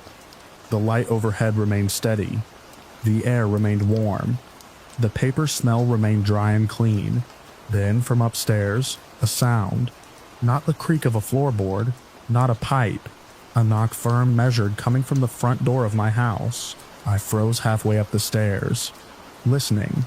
The knock came again, and then a third time, each one spaced evenly like someone with a checklist. I closed the basement door behind me without thinking, setting the slab piece back over the seam as if I could bury what I'd found. I crossed the basement quickly, climbed the stairs, and moved through the kitchen to the front hallway. Through the peephole, I saw two figures on my porch. One wore a dark coat and a knit cap. The other held a clipboard. I didn't open the door. I stood there with my hand on the deadbolt, feeling ridiculous and terrified at the same time. The knocking stopped. I heard the soft scratch of pen on paper. Then the man with the clipboard looked directly at my peephole, as if he knew exactly where I was. He didn't smile. He didn't frown. He simply lifted the clipboard slightly, like he was showing me he had something official, something that could make my life harder if I refused. My phone buzzed in my pocket with a notification I hadn't set. No caller ID. No text preview. Just a blank alert box that flashed and disappeared as soon as I looked at it. When I raised my eyes again, the porch was empty. No footsteps fading. No car starting. Just the quiet of the rain-iced world. After that, my isolation wasn't social in the usual way. People still waved in town. The cashier still asked if I wanted a bag. The borough office still answered the phone. The denial was more precise than shunning. It was an agreement everyone seemed to have signed without ink. I kept testing the room anyway, because stopping felt like surrender, and because I couldn't bear the idea that it might be changing below me without my knowledge. But the room began to resist being measured. Watches stopped entirely if I left them too long. Batteries drained in minutes. Paper records I brought inside came back out brittle, edges flaking as if handled by many hands. My notebook pages began to yellow unevenly, like they'd been left in a smoker's house, even though I don't smoke. One night, I went down to retrieve the spider plant. I told myself I'd put it back in the kitchen window and pretend I'd never noticed the difference. I told myself I'd seal the scene permanently. I told myself I'd sell the house. When I opened the basement slab and swung the hidden door inward, the warm air rolled up like breath. The room looked the same at first. The table, the chair, the steady bulb. The spider plant was still on the tabletop, but it wasn't a spider plant anymore. It had become a dense tangle of pale, ribboning leaves that looped over themselves and spilled onto the floor. New growth had braided through the chair legs, binding metal to wood. The pot had cracked, roots forcing their way through like fingers. The soil had disappeared beneath a mat of fine white fibers that spread across the table and down the wall in delicate branching lines. It wasn't monstrous in a movie sense. It was worse. It was ordinary life accelerated into excess, into takeover. I stood on the top step and felt the room's warmth on my face. And I understood the simplest truth. Anything I brought in would be spent, not killed, not destroyed. Used up the way candles are used up, not by malice but by function. The room didn't hate me. It didn't want me. It simply existed as a place where time fell faster, and anything inside would fall with it. Behind me, the basement was cold and damp and familiar. Above me, my house settled and sighed and pretended it had only the rooms it showed the world. I backed away and closed the hidden door. The knob was warm in my hand. When it clicked shut, the sound was soft, satisfied. I didn't seal it with concrete. I didn't call the borough again. I didn't tell anyone, because I finally understood that in Lost Creek, the strangest part wasn't the room. It was how neatly everyone had learned to live on top of it, to build their routines over a gap in reality, and never let their faces show the effort. Now, when I go into my basement, I avoid stepping on the seam even though it's covered. I keep my storage shelves far from it. I keep my tools arranged like a small ritual of normalcy. Some nights, when the house is quiet and the weather outside is heavy with snow, I stand at the bottom of the stairs and listen. I don't hear knocks anymore. I don't hear voices. I don't even hear the hum of that impossible bulb. But sometimes, if I hold my breath long enough, I catch that dry, sun-baked paper smell seeping up from the concrete, and I picture the room below me patiently spending years like loose change, waiting for the next thing I drop into its pocket.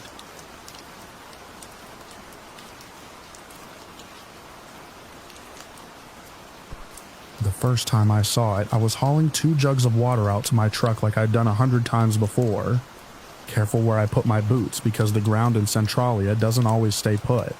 The morning was gray in that flat Pennsylvania way, and the road was empty enough that my footsteps sounded loud.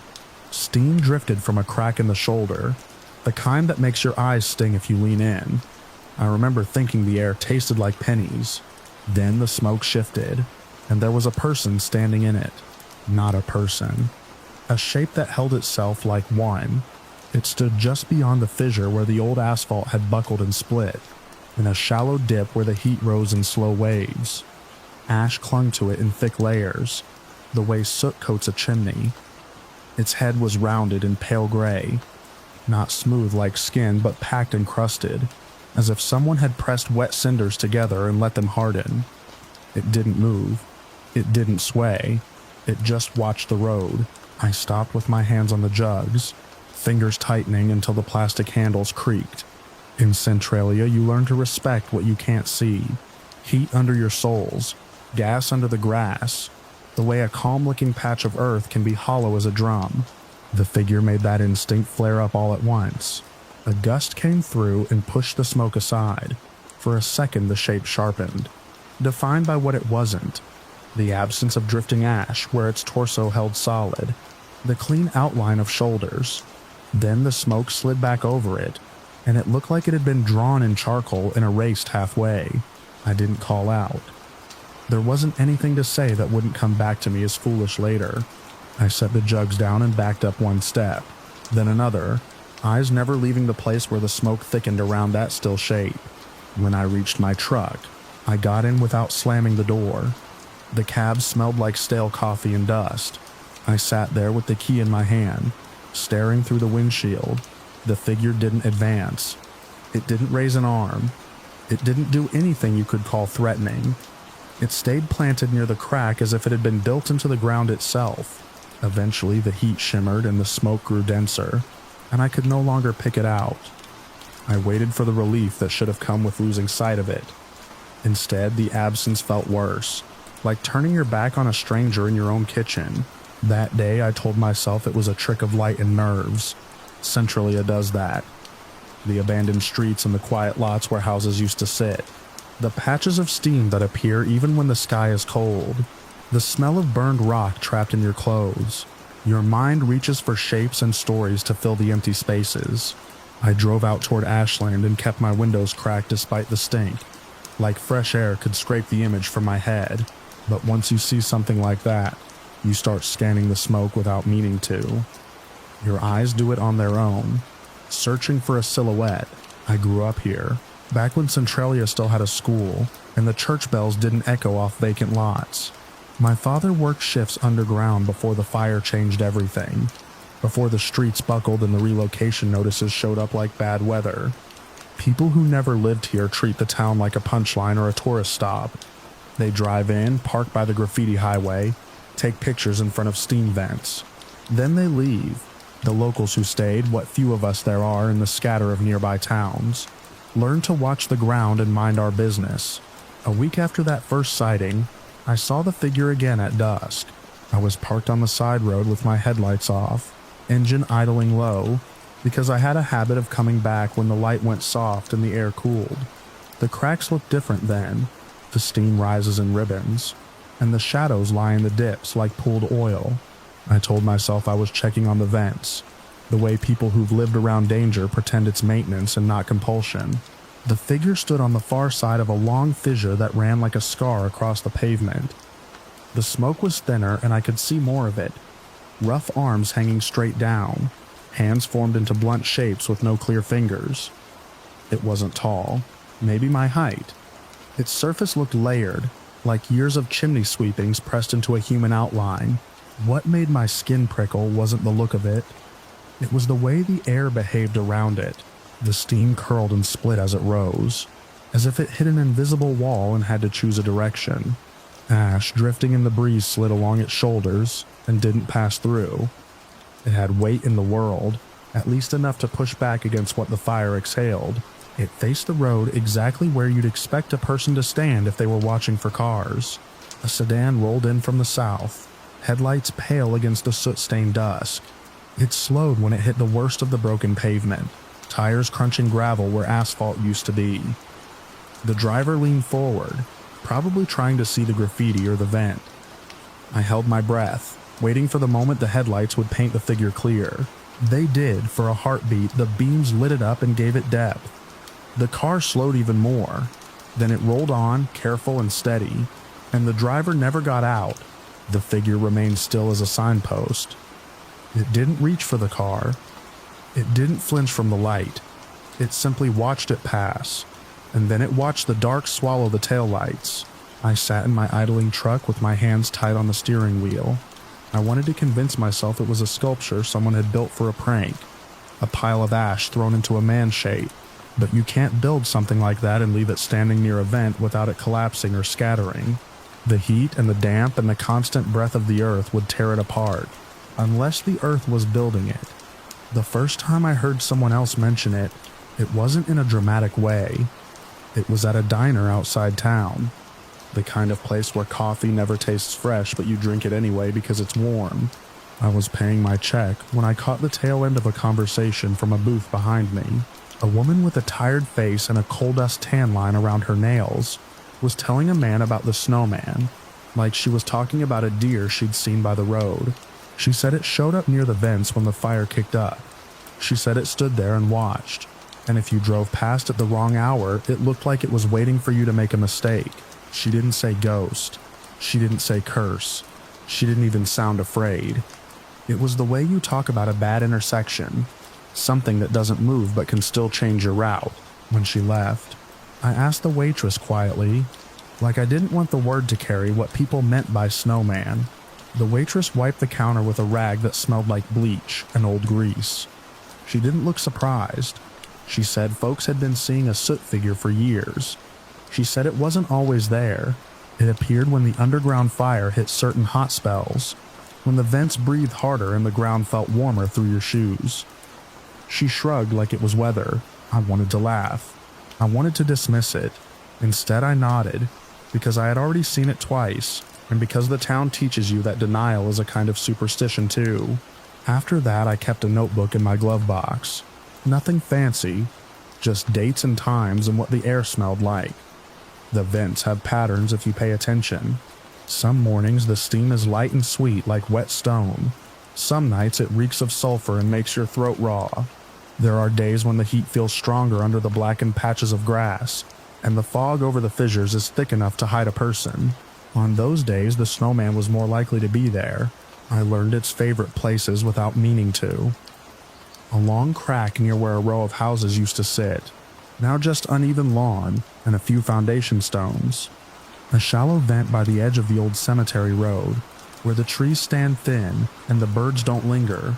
Once, in bright noon sunlight, I saw it near the remains of a porch step that led nowhere.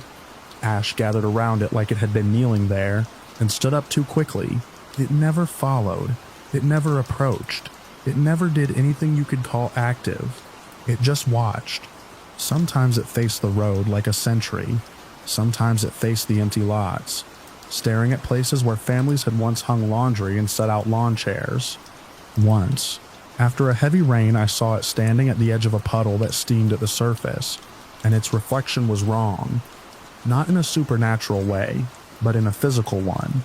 The ripples didn't distort it like they should have.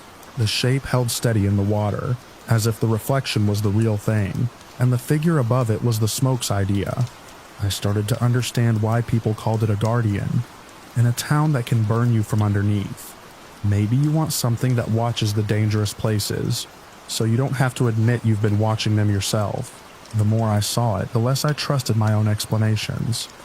I tried to get proof. The first time I raised my phone, the camera showed only steam and glare. The second time, the screen captured a smear of gray where the figure should have been, like the lens couldn't find an edge to focus on.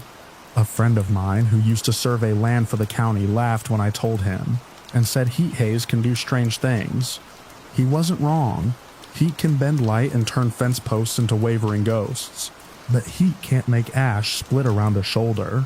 One night in late fall, the fire smell was stronger than I'd ever noticed. The air down in the dips was hot enough that my eyes watered, and the steam vents pulsed in slow breaths. I drove in with my windows up and the heater off. Even so, warmth pressed against the glass like hands. I parked farther back than usual and walked toward the largest fissure with a flashlight in my fist. My beam cut through the smoke in a narrow cone. Ash drifted down like fine snow, settling on my sleeves and sticking there in dark specks. The snowman stood at the fissure, closer than I'd ever been to it. The flashlight beam hit its chest and didn't seem to brighten it much, like the soot drank the light. Up close, the surface looked cracked and layered. Plates of cinder fused together. The smell around it was sharper, like a stove that's been left on too long. I stopped at the edge of the broken pavement. The fissure hissed softly. Heat rolled up from it, steady and heavy, and the sound of it made my teeth ache. The snowman did not turn its head. It kept its attention fixed on the ground opening, as if it was listening. A gust pushed smoke aside, and for a moment I saw its face. There weren't eyes the way you and I have eyes. There were two darker hollows where eyes should have been, packed with soot so deep it looked wet. The hollows didn't reflect the flashlight. They held the light and swallowed it. Its mouth was a faint line, a shallow impression, not open, not smiling, just a mark in the ash, like a thumb had pressed there. I had the sudden irrational thought that it wasn't watching me at all, that I was just a passerby in its line of sight, that it was waiting for something underneath to do something it had done before. The ground gave a small, ugly shudder, not an earthquake, not a dramatic split, just a settling like a rotten board taking weight. Pebbles clattered down into the fissure and vanished. The heat surged, the steam thickened. For a second the air roared as if the earth had drawn a breath through a straw. The snowman lifted one arm, slowly, not reaching, not waving, just raising it, palm angled toward the fissure like someone testing the warmth of an oven. Then it held the position, still, listening, watching. My throat went dry. I took one step back, then another. My flashlight beam wobbled, and the smoke filled in around the figure until it blurred at the edges again. I turned and walked to my truck as steadily as I could manage. The night felt too quiet around the hiss of the vents. When I shut the door, the sound of it seemed too loud, like it might have drawn attention. I sat with my hands in my lap and forced myself to breathe through my nose until the fire smell stopped clawing at the back of my throat. When I drove out, I didn't look in the mirror. Over the months after that, more people started talking about it openly, not as a haunting, not as a monster, but as part of the town's new geography. Teenagers filmed themselves driving past the vents, hoping to catch a glimpse. Older residents shook their heads and said the place was never right after the fire started, as if the town had been waiting all along for a shape to rise out of the ash and give it a face. A volunteer firefighter I know, retired now, told me in a low voice over a cup of coffee that the snowman had been seen after certain flare-ups when the vents were hottest and the ground readings were high. He didn't give me numbers. He didn't need to. He said it like he was describing the smell of smoke that clings to your hair after a brush fire. Something you recognize even if you can't measure it. He also said something else, almost offhand. He said some people thought it was the town looking back at you. I kept my notebook. I kept visiting. I kept my distance. Seasons changed the way Centralia looked, but not the way it felt. In winter, the snow melted in irregular patches, where the fire warmed the earth, leaving bare ground like bruises in the white. Steam rose even when the air was bitter, making ghostly columns that drifted across the empty roads. In summer, the heat was harder to separate from the heat underfoot, and the smoke hung low in the evening like a dirty ceiling. The snowman showed up in all of it. Dawn, noon, dusk, night. Sometimes it was clear enough to see without squinting. Sometimes it was just a suggestion, a thicker knot of gray in the steam that made your eyes slide away. There were weeks when I didn't see it at all, and I would tell myself that was good. Then a hot spell would come. The vents would breathe stronger, and it would be back in the same places as if it had never left. At some point, I stopped trying to prove it to anyone. Centralia is full of things outsiders don't believe until they stand on the cracked pavement and feel warmth rising through their souls. Belief doesn't change the heat. It doesn't change the smoke. It doesn't change the fact that the fire down there keeps eating, slow and patient through the scenes of the world. Last week, I drove in just after sunrise. Frost edged the weeds that grow through broken asphalt. The air was so cold it made my nose run, but the vent near the old church lot breathed steam like a kettle. I parked, stayed in my truck, and watched the smoke roll and fold over itself. The snowman stood where the fissure widened, half in steam, half in clean air. Ash dusted its shoulders like new snowfall. It faced the road motionless, as a pair of tourists walked carefully by with their phones held up. They didn't seem to notice it at first. Then they slowed. One of them pointed, not dramatically, just a small gesture. They angled their camera, they whispered to each other, words lost in the sealed cab of my truck. Then they backed away and returned to their car, glancing over their shoulders until the steam hid the figure again. I stayed until the sun rose higher, and the smoke thinned. The snowman did not fade with the morning. It held its place like a permanent marker on a map. No one wants to unfold. When I finally drove out, I looked back once at the broken road and the pale steam rising from the fissures. Through the shifting gray, the soot-built figure remained, silent and steady, watching the town that burned beneath it and the people who kept coming to see what was left.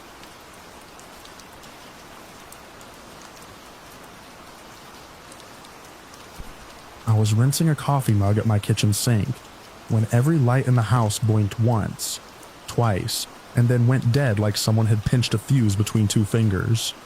The refrigerator's hum stopped mid-note. The neighborhood outside my window lost its soft glow in the same instant.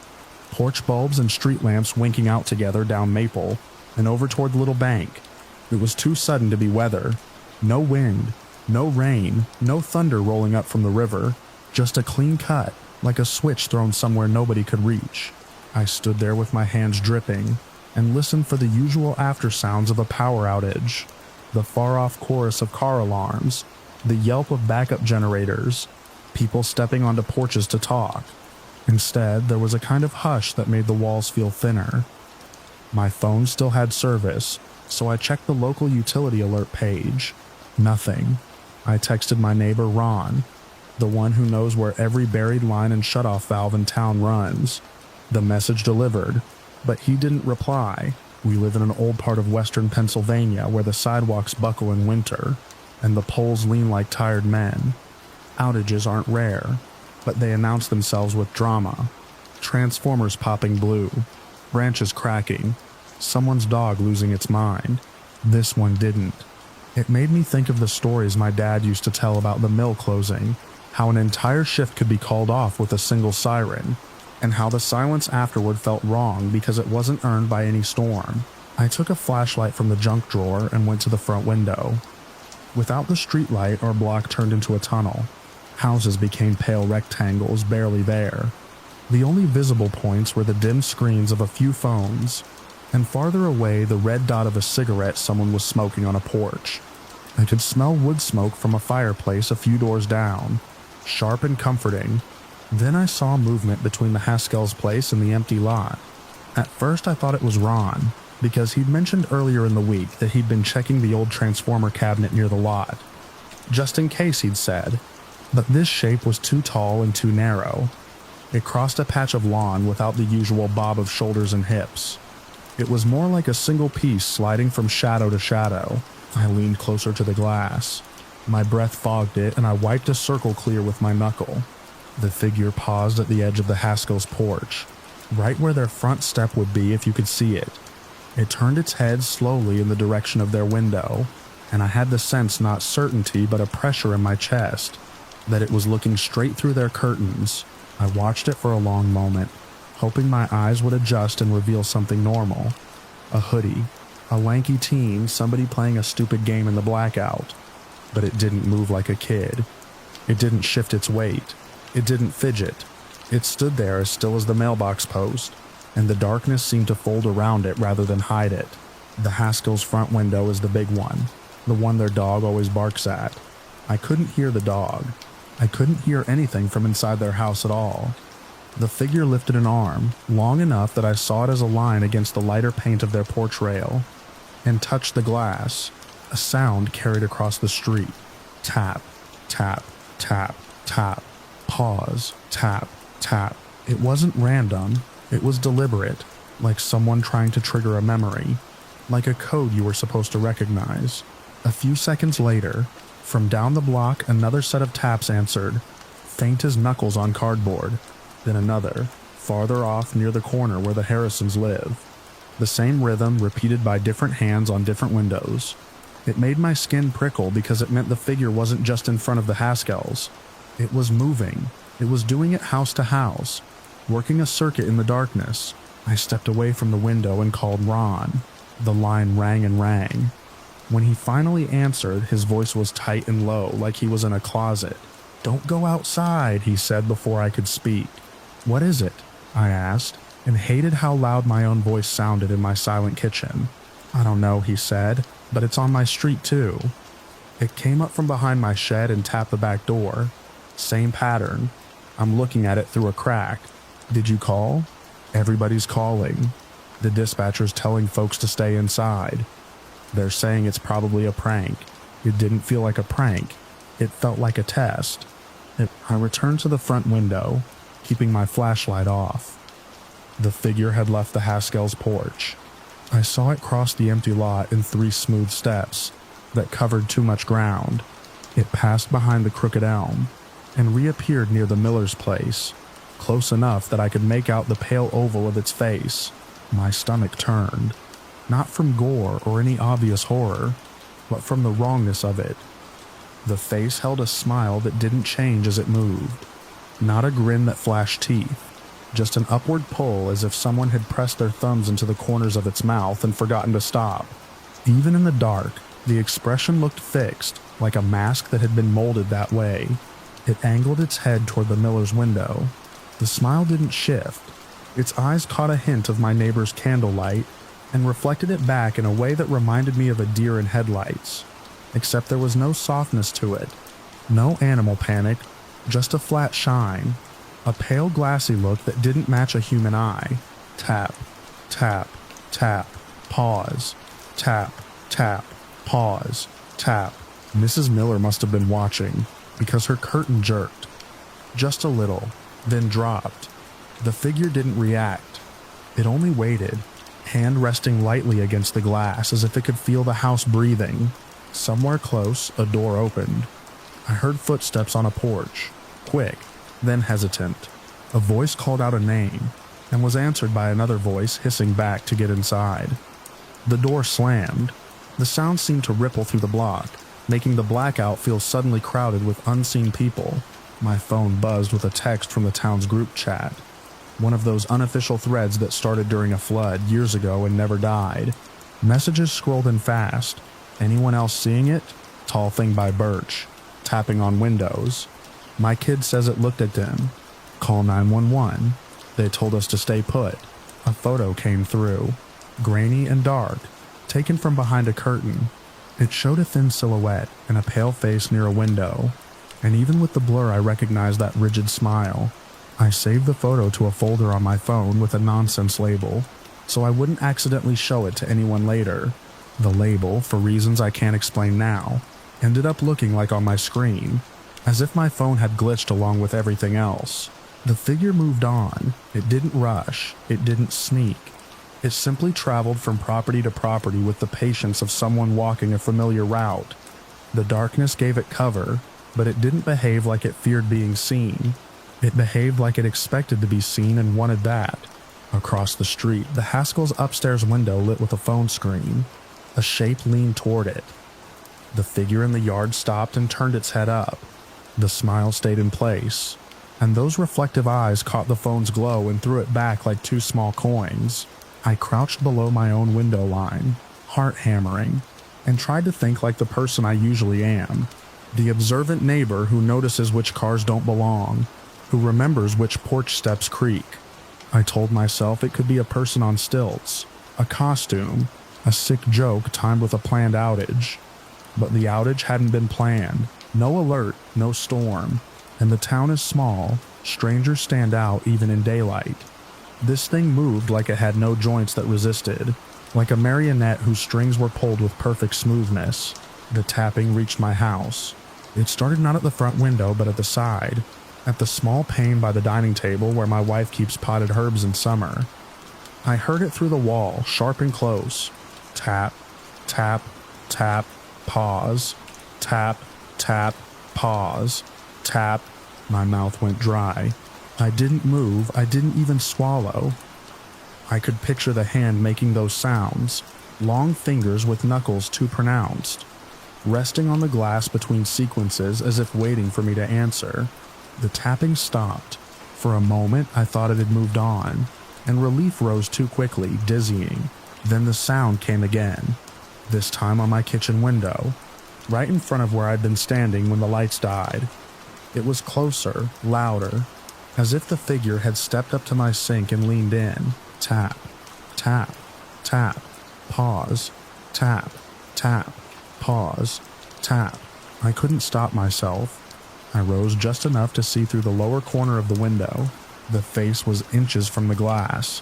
The thick smile pressed forward, flattening slightly as if it had no depth behind it. The skin looked too smooth, too uniform, like it had never known sun or wind. And the eyes, those eyes didn't blink. They weren't wide with emotion. They were open in the way a doll's eyes are open, reflecting what's in front of them without taking it in. Its gaze shifted, not to my face. I don't know if it could even see me in the dark, but to my reflection in the glass, the faint outline of my own features. It tilted its head as if comparing the two images. The tapping began again, but the rhythm changed, faster, impatient, a scraping percussion that set my teeth on edge. I backed away. My heel hit the cabinet, and a pan clattered inside. The figure's head snapped, a sharp movement like a hinge finally catching. The smile didn't move. I heard a sound from outside that I still can't put into a clean category. Not a voice, not an animal. More like the quick exhale you make when you press your mouth against something cold. A breath against my window. Then, without any dramatic lunge or threat, it stepped away. It passed by my porch, by my front steps, and I watched its pale face slide through the darkness between porch posts, like a moon behind bare branches. It crossed my yard and went toward the next house, and the tapping began again there, the original sequence returning like a signature, all over town. Other taps answered, window after window, a circuit, acclaiming. The outage lasted 4 hours. That's what the utility later told us, chalking it up to infrastructure issues, as if that phrase could cover the way the whole town had been cut open at once. When the lights came back, it happened as suddenly as the loss. A bright flood on every street, porch bulbs popping on, refrigerators resuming their hum, as if they'd only paused to listen. People poured outside then, not before. They stood in clumps under harsh light, blinking, holding phones up like talismans. You could see the fear in the way they kept looking over shoulders, scanning the edges of yards, expecting that tall shape to be caught in the glow. There were no footprints in the frost where it had stood by my kitchen window. No smudges on the glass. No bent grass. The Haskell's dog finally barked, late and furious, as if waking from a drugged sleep. The police drove slow loops with spotlights and found nothing but shuttered faces staring back at them. In the days that followed, the town tried to shrink the night into something manageable. A coordinated prank, a drifter, mass hysteria. People blamed teenagers, blamed outsiders, blamed the aging grid. Ron showed me the marks on his back door, where something had tapped, but there were no prints, just a clean surface of glass. The pattern stayed in my head the way a tune does when you can't shake it. Tap, tap, tap, pause, tap, tap, pause, tap. Sometimes in the early morning when the house is quiet and my own reflection is the only face in the dark window, I catch myself listening for it, terrified that my mind will supply the sound on its own. Last week, months after the outage, my power flickered for half a second at midnight. Not enough to reset the clocks, just enough to make the kitchen light blink. Once, like an eye, I didn't go to the window. I stayed seated at the table, hands flat on the wood, and watched my own face reflected in the glass. The longer I stared, the more my tired expression smoothed into something blank, something held too still. For a moment I imagined the corners of my mouth lifting without my permission, and I understood with a cold clarity why that thing wore its smile like it was required. Outside on Maple Street, the streetlight held steady, but in the dark strip between my house and the next, where the porch light doesn't quite reach, I thought I saw a tall shape pause, tilt its head and raise a hand towards someone else's window.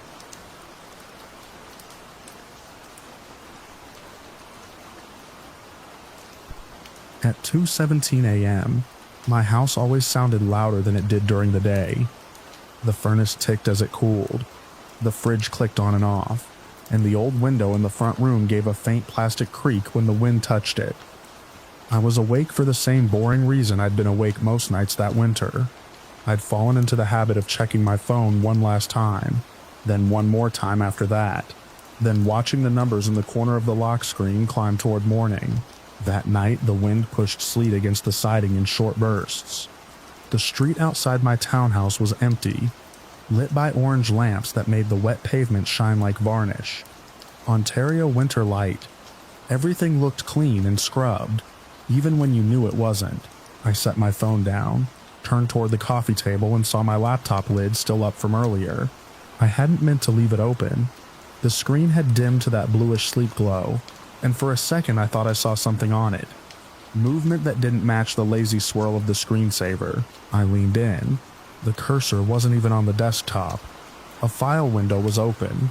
That alone should have been enough to make me close the lid and go upstairs. But I'm the kind of person who assumes there's always a reasonable explanation. Some app updated. Some process ran. I'd bumped the trackpad with a sleeve. My brain reached for practical answers like a hand feeling for a light switch. The window was a plain directory view, the kind you only see when you dig into your own system files. A string of folders with names that looked generated. Letters, numbers, dashes. Most were empty. One wasn't. It sat there like it had been waiting, highlighted in that pale blue that meant it was selected. The folder name was a date, 2026-02. My stomach tightened. That was tonight. I clicked into it. Inside were video files, dozens of them, each with timestamps that spanned the last week, then the last month, then further back than I wanted to admit I was seeing. The fill names weren't descriptive, just numbers, but the preview thumbnails were clear enough to make my mouth go dry. They were my living room, not from my laptop camera, not from my phone. The angle was wrong. The footage came from up in the corner of the room, near the ceiling where the crown molding met the wall, a place I'd never put anything. I didn't remember sitting down. My knees found the edge of the couch and I sat like my legs had decided without me. I opened the newest file. The image came up in grainy color, a little too sharp around the edges like cheap surveillance. There was my own front room, the couch where I sat now, the coffee table with a mug ring on it, the throw blanket I always meant to fold. The camera angle made the space look slightly wider than it did in real life. as if it was using some kind of lens correction. The timestamp in the corner said 02/1652. In the video, I walked into frame carrying my phone. I yawned, rubbed my face, set the phone down, exactly what I'd done.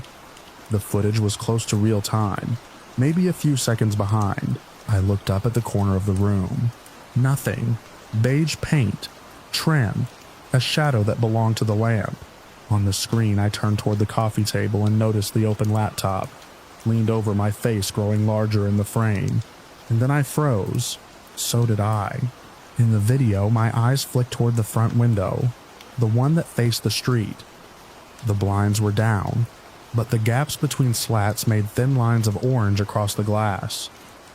I watched my recorded self stare at those lines. I watched myself swallow. In the real room, I felt the same instinct tug my head toward the window as if it was pulling on a string in my skull. I forced myself to stay still. The blinds were shut. The streetlight pattern was the same. Nothing moved outside. On the screen, something moved behind me. Not in the room itself. There was no shape stepping from behind the couch. No person standing in the hall. The movement happened in the black rectangle of my turned-off TV. A reflection. Faint, but unmistakable. A face. Covered. A blank mask. Pale and smooth. Where the TV should have been reflecting only my living room. I leaned so close to the laptop that my breath fogged the screen. In the footage, the mask hovered behind my shoulder at a height that suggested someone standing there. In my actual living room, the TV reflected the lamp, the couch arm, my own hunched posture. No mask. My hands had gone cold. I flexed my fingers and felt the skin tighten. I rewound a few seconds and played it again. In the TV's dark reflection, the mask appeared. Steady as if it had always been there. It didn't bob like someone walking. It didn't shift with the movement of my recorded body. It was fixed to that reflection like a sticker on glass. And then, as my recorded self bent toward the laptop, the mask seemed to lean too. A fraction of an inch closer in the reflection only. The moment made a small involuntary sound tear out of my throat. Not a scream. More like the noise you make when you catch your sleeve on a door handle. I slammed the laptop shut. The screen went black. For a moment, the room was just my room again. Dim lamp, sleet tapping, quiet hum of the fridge. Then my phone lit up on the table. It didn't buzz with a notification. It didn't ring. The screen simply turned on. Bright, as if someone had tapped it. I hadn't.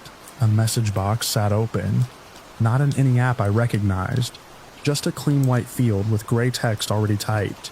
Look up. My throat tightened so hard it hurt. I didn't look up. I grabbed the phone, my fingers clumsy on the glass.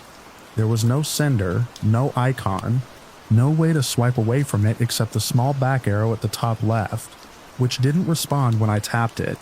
I pressed the side button to lock the phone. The screen went dark. Then it lit up again immediately.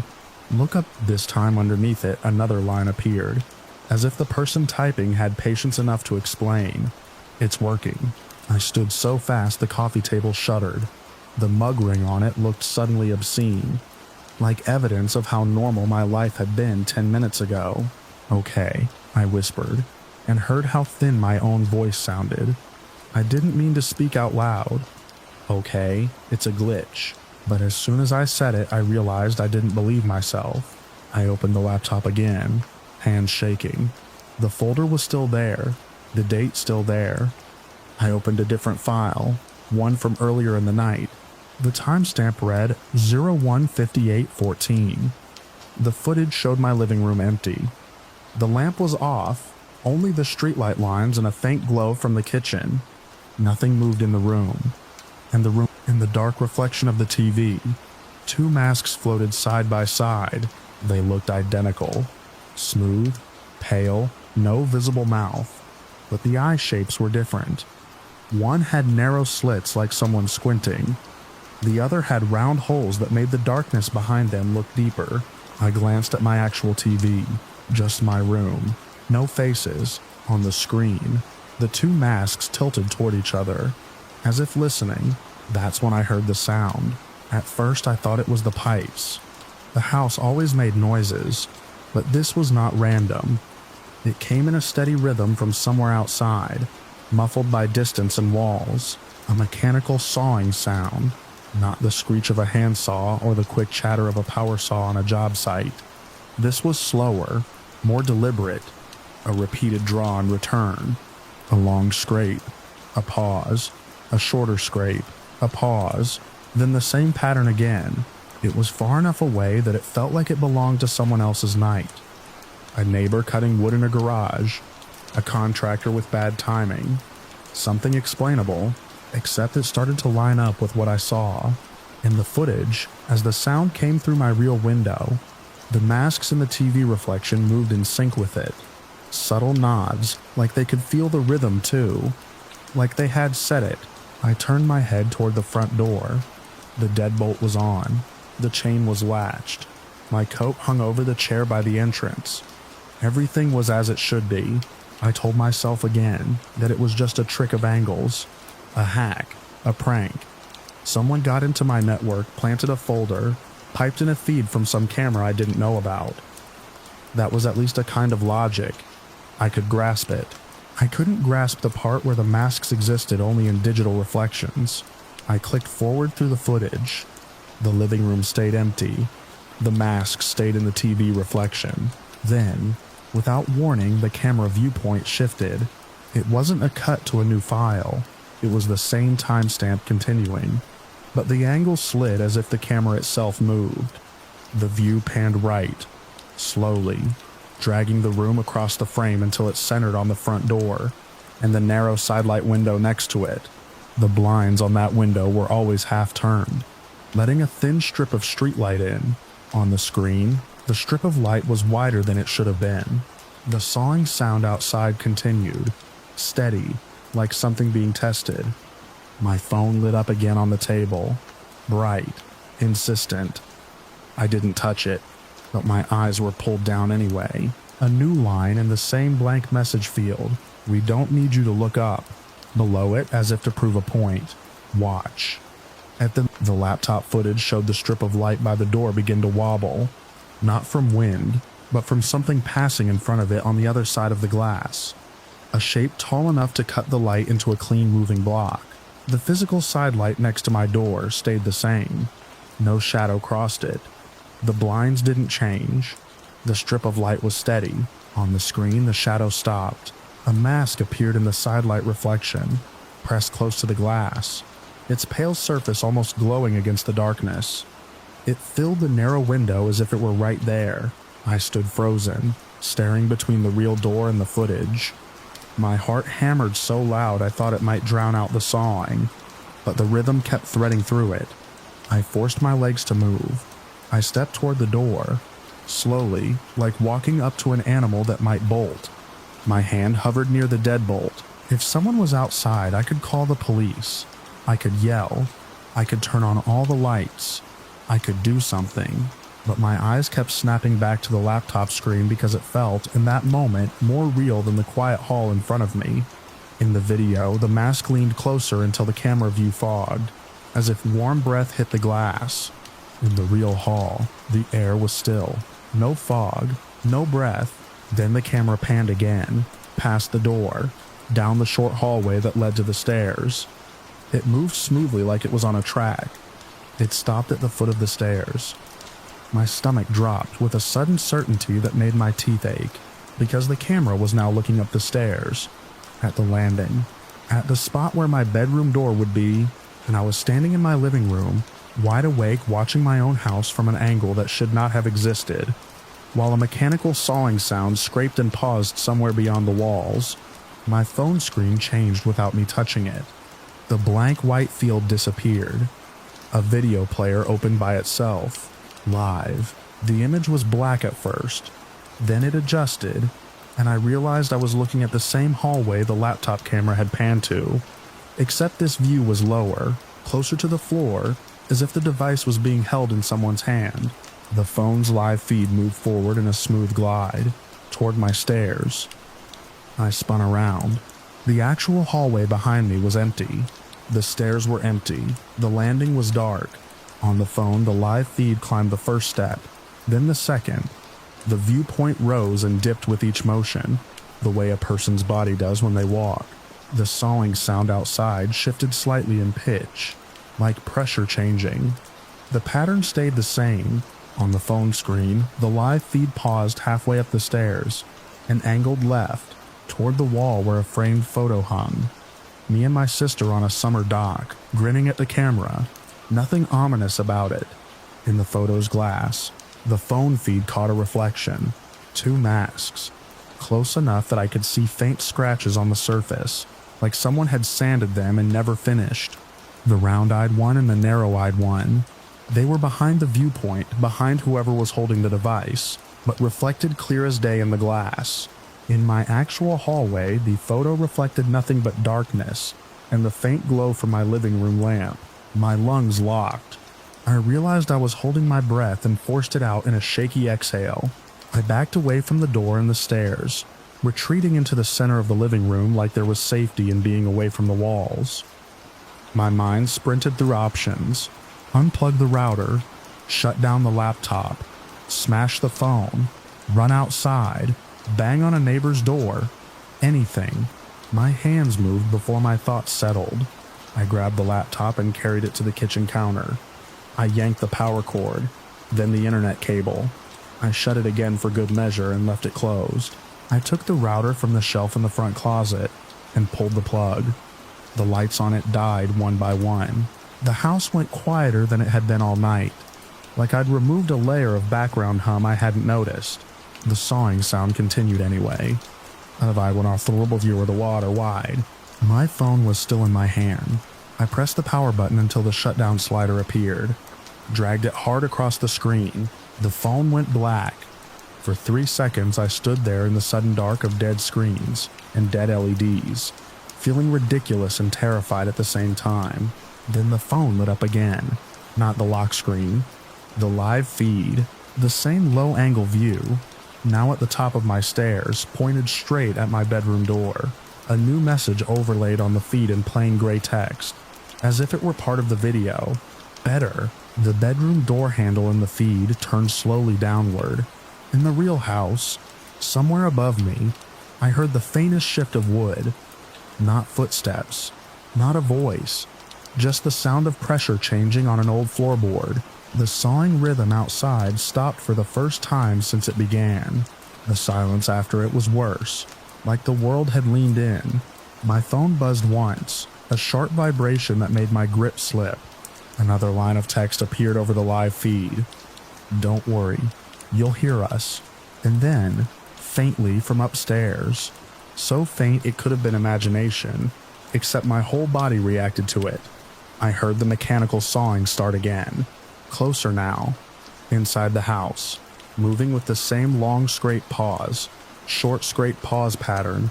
As if something unseen had found the right surface and begun to work. I didn't run upstairs.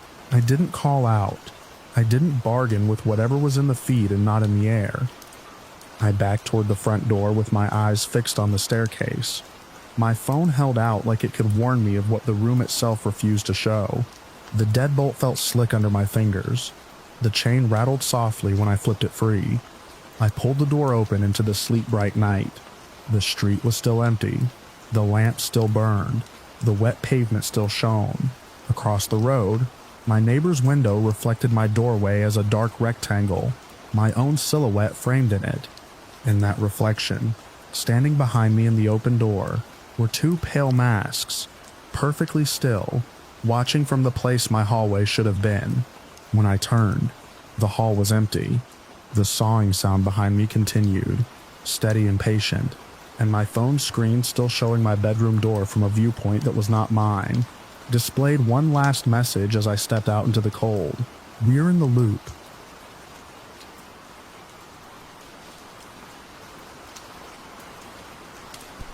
The first time it happened, I was already regretting taking the back way. It was past midnight on a ribbon of 2-lane asphalt north of Huntsville. The kind of road that feels unfinished, like somebody drew it across the bush and forgot to add the rest of the world. My headlights picked up wet rock cuts, black spruce, and the occasional reflective post. The sky was clear but moonless. The only weather you could feel was the cold seeping through the glass. I was halfway between towns with nothing urgent on the seat beside me, except a travel mug and a printed route. The sort of routine transit trip I'd done 100 times. I'd taken the shortcut to save time, to keep moving. That was the whole point. Motion, mileage, the familiar hum of a car doing what it's made to do. Then the engine died. Not a stutter, not a rough idle. It was as clean as a switch being flipped. The dash lit up in a sudden ugly Christmas of warning icons, and the steering wheel went heavy in my hands. In the half second before I understood it, my foot was still on the accelerator and nothing was happening. The car coasted on silence. I guided it onto the gravel shoulder, tires crunching, and came to a stop with the headlights throwing two pale lanes into a wall of trees. The heater fan whined down. The radio cut off mid-syllable. My breath sounded too loud inside the cab. I turned the key. Nothing. Not even the desperate churn of a starter. The dash blinked once and went dark, like the car had decided it didn't owe me an explanation. I sat there with both hands on the wheel, listening. Outside was a steady, deep quiet, not peaceful, just complete. The kind of silence where you notice your own heartbeat because the world has stopped making any effort to cover it up. Practical first. I popped the hood and stepped out into the cold. Gravel shifted under my boots. My phone's flashlight made a narrow tunnel of white, and everything beyond it became thicker darkness. The engine bay looked normal. Belts, hoses, the pale cap of the coolant reservoir. No smoke, no smell, nothing broken in a way a human could point at. I tried the battery terminals, wiggled cables, did all the things you do, because doing something feels better than admitting you're stuck. My breath fogged the light. The forest took it in and gave nothing back. Back in the driver's seat, I checked my phone. 1 bar of service, then none. I moved it around as if the air inside the cab might be different in one corner than another. The screen pulsed weakly with no service. I tried the ignition again. Still nothing. I watched the minute hand on the dash clock, frozen where it had died. The silence pressed against the windows, against my ears, and I became aware of something else. A faint, uneven tick, like a relay clicking somewhere it shouldn't, coming from the center console area. It wasn't rhythmic. It was hesitant, as if a machine was making up its mind. I grabbed a pen from the glove box, flipped over my printed route, and wrote down the last coordinates my phone had shown before it lost signal. I'd glanced at them earlier out of habit, watching the blue dot crawl across the map. 45.3207 Tergrier, N 79.2814 or W. I didn't know why I wrote them, only that I felt I might need proof that this moment had a location. After 10 minutes, my interior lights flickered once, without me touching anything. A brief sickly glow, then darkness again. When you're alone at night, your brain starts trying to finish patterns. It imagines headlights behind you. It turns the wind into footsteps. I told myself it was the battery, even though the battery hadn't given me the courtesy of a slow death. I told myself I'd left something on. I told myself 1,000 small lies that sounded like fixes. A set of headlights did appear eventually. Real ones. Rounding the bend and sweeping my stranded car in white. Relief hit hard enough to make me dizzy. I stepped out and waved, keeping myself visible on the shoulder. The approaching vehicle slowed. A pickup. It rolled to a stop 10 yards behind me, lights pouring past my legs. The driver didn't get out. I couldn't see his face through his windshield glare, but his window lowered a few inches and his voice came through, cautious, as if he'd already decided what he was going to do before he saw me. He asked if I was all right. I told him the engine had stalled, total loss, no crank. I heard him breathe out, not surprised at all. He told me to push the car if I could, even a few feet. He said he'd seen it before. He didn't offer a tow. He didn't offer a jump. He didn't even edge closer. He just repeated the same thing. Move it. Get it off that exact spot. Then his window went up. His truck rolled forward, slowly passing my car with a wide berth, and in the moment his headlights crossed my hood. I saw something on my windshield that hadn't been there before. A thin film of frost, Not on the outside, on the inside corner. As if the glass itself had breathed, the pickup's taillights disappeared into the bend. The road went empty again. I sat back in the driver's seat and stared at the dark dash, at the dead clock, at my own hands. I felt stupid for not pushing the car right away, for letting fear make me cautious. But I also felt a stubborn, itchy irritation. Machines don't care where they are. They don't get spooked by coordinates. I put my shoulder to the door frame, set the car in neutral, and pushed from outside. It moved grudgingly. Gravel popped beneath the tires. The car shifted forward a foot, maybe two, the shoulder sloping slightly. I pushed again, harder, legs shaking, and the car rolled another couple of feet. On the third shove, my key fob chirped, a small bright sound in the night. The interior light snapped on by itself. I froze with my hands on the door, staring at the sudden warm glow inside the cabin. For a second, I didn't want to get back in. It felt like someone else had turned the light on. Someone waiting. I climbed in anyway. My fingers were numb. I turned the key. The starter cranked like nothing had ever been wrong. The engine caught immediately, smooth and steady. The dash icons cleared. The clock reset itself to 12 in and started counting minutes again.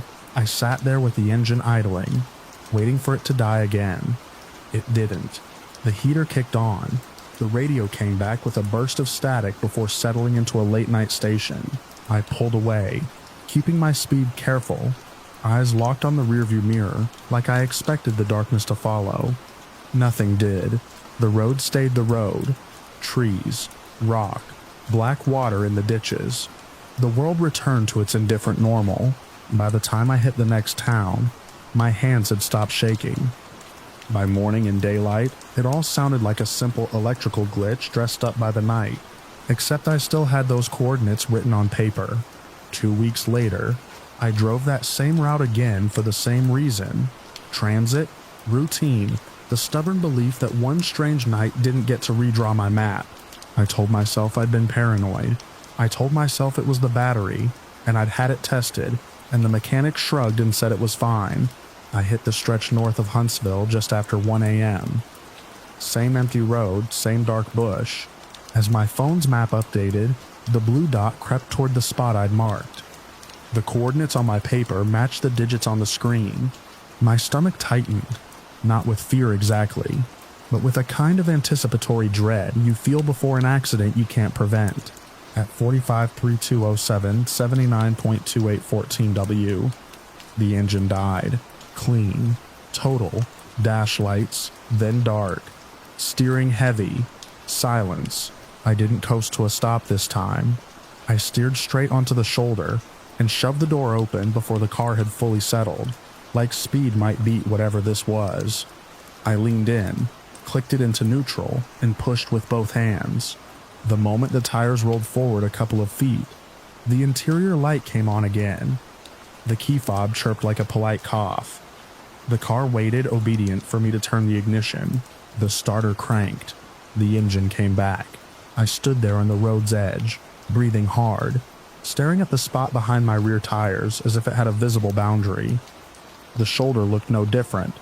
The trees were the same trees. The air smelled like cold pine and damp earth. There was nothing to mark it except my memory and the little note in my pocket that now felt like an accusation. I drove on, and the rest of the night was normal. After that, it stopped being my private problem. I started asking questions in a careful way, casual, like I didn't expect anything. At a Tim Hortons outside town, I mentioned a weird stall on a back road. The older guy behind me in line didn't even turn his head. He just said dead zone like it was a pothole everyone knew about. He named the general area without me giving him coordinates. I heard it again at a gas station from a woman in a courier van who'd had it happen at night and thought somebody had hacked her vehicle. I heard it from a retired couple in an RV who'd lost power steering right at the bend and barely managed to muscle onto the gravel. None of them knew each other. Their vehicles weren't the same make, the same age, the same anything. The only constant was the place and the time.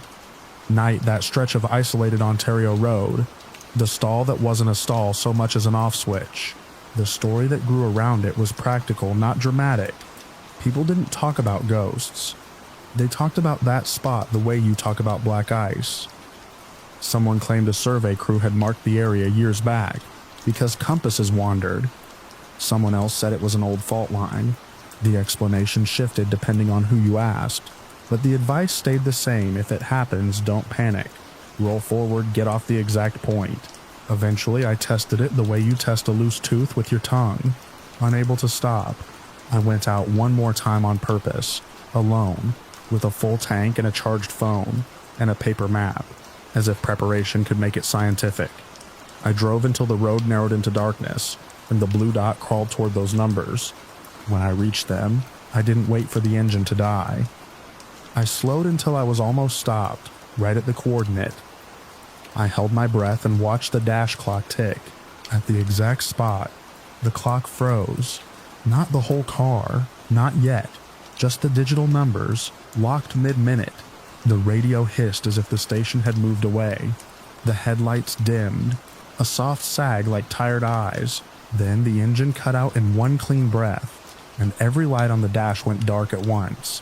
In that instant, with the car dead and my hands on a wheel that suddenly felt too heavy, I understood what bothered me most about it. It wasn't the danger, it wasn't being stranded, it was the precision. Whatever it was, it knew exactly where it was. Not a stretch of road, not a general area. A point you could write down to 4 decimal places. A place that behaved like a switch built into the world. And it didn't just stop engines, it stopped time inside the machines that tried to measure it. I pushed the car forward, shoes sliding on gravel, muscles burning. The interior light snapped on like an answer. The engine returned like it had been waiting. Back home, I kept the paper with the coordinates, folding it into my wallet. I told myself it was proof, a way to keep the story anchored. But I started checking my route maps at night, without thinking, avoiding that point the way you avoid a bad memory. Last month I was in a diner farther north, and I overheard a teenager telling his friend about his dad's truck dying on that one road, and coming back when they rolled it a few feet.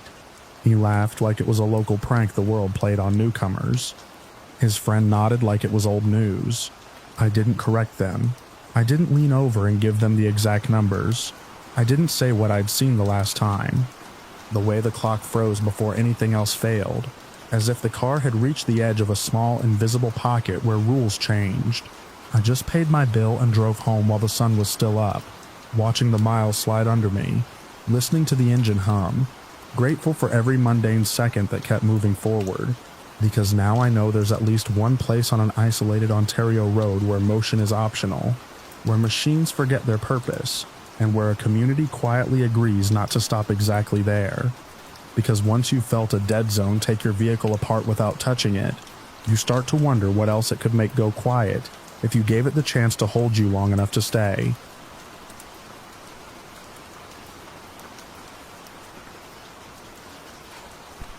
The first thing I noticed was the silence inside the house.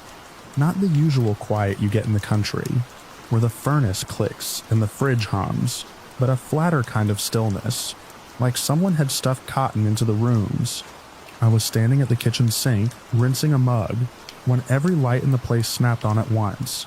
Not one at a time, not a flicker and a stumble. Everything.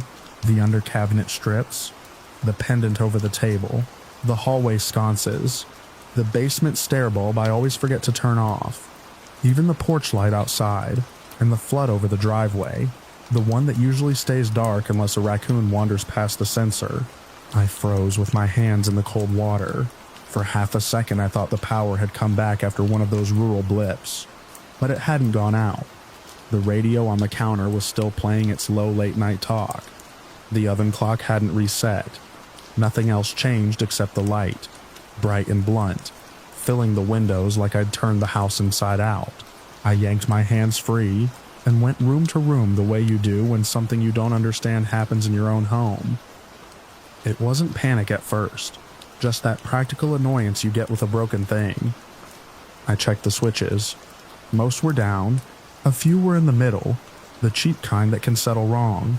None were up. In the mudroom, I opened the electrical panel and stared at the rows of breakers. Every one was seated, No tripped switches, no burnt smell. My fingers hovered, then pulled the main off and on again, the way my father taught me when I was a kid, and the well pump got temperamental. The light stayed on. That was when the silence started to feel less like nothing, and more like something waiting. The radio kept talking, but it sounded far away, like it had been moved to another house and was bleeding through the snow. Outside, the night pressed against the glass. Rural Ontario in winter has a particular darkness, heavy and blue, and the snow makes it worse by reflecting whatever light you give it. With the whole house lit up, I could see the yard clearly, the line of spruce near the road, the sagging fence half buried, my wood pile under a tarp that looked like a sleeping animal. I told myself it had to be a wiring issue, some weird surge. A relay stuck. I live alone, and when you live alone you get used to being your own witness. There's nobody else to confirm the shape of things, nobody to say yes, that happened, so you learn to talk yourself down with explanations. Still, my heart was banging hard enough that my throat felt tight. I went to the front door and leaned close to the sidelight glass, scanning the driveway.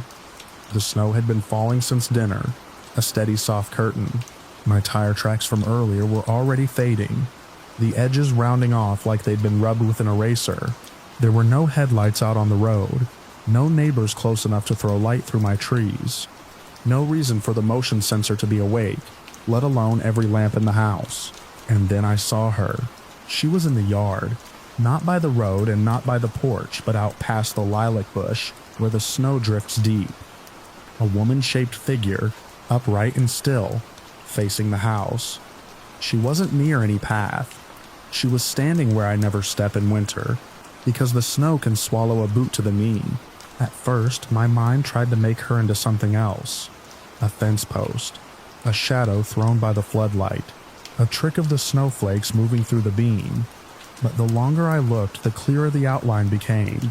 Shoulders, a narrow waist, the suggestion of hair or a hood around the head. She didn't move. The glass between us felt too thin. My breath fogged the pain, and I wiped it with my sleeve to get a better look. Her face was turned my way, but there were no features I could make out, just a paler oval where the light hit and the rest swallowed by the night.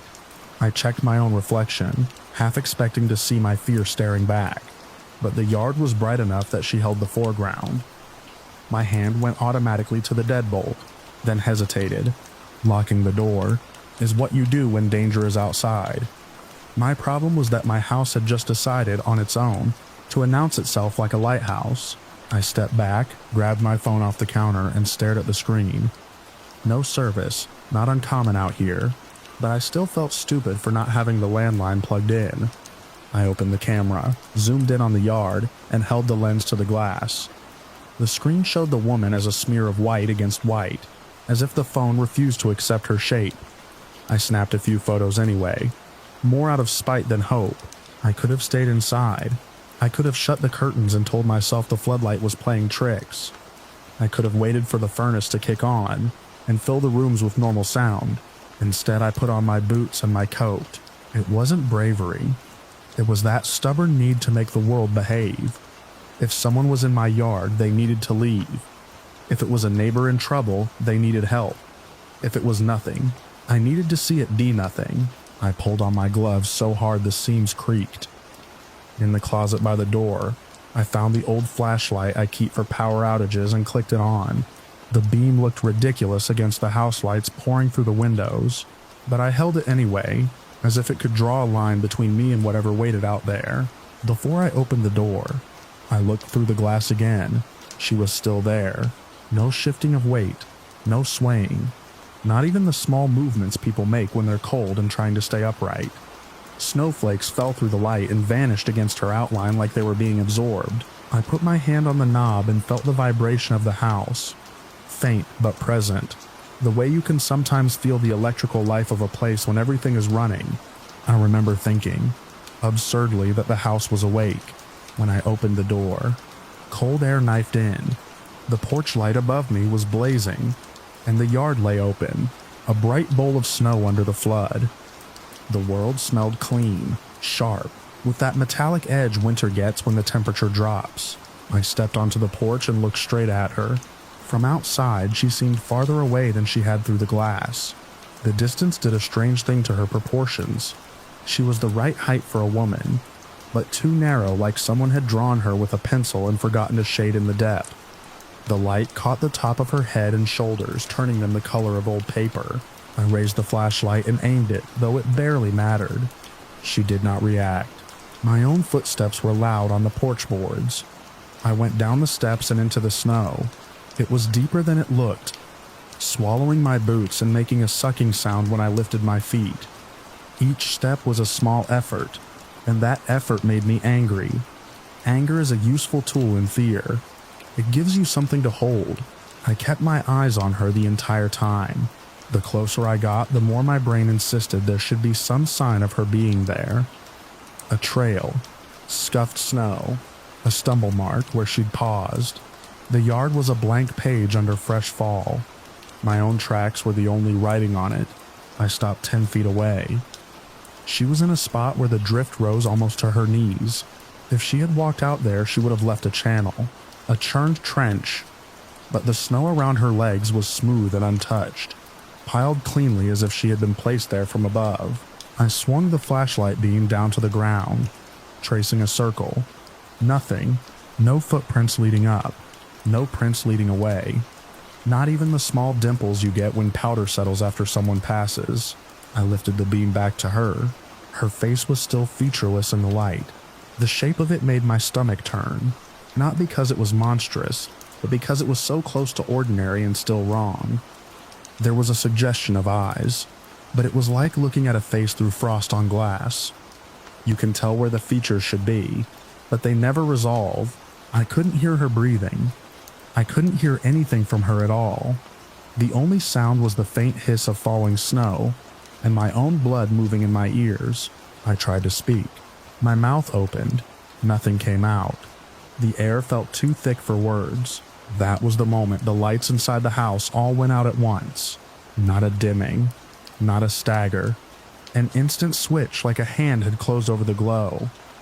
The yard dropped into near darkness, except for my flashlight beam and the weak wash of the moon behind clouds.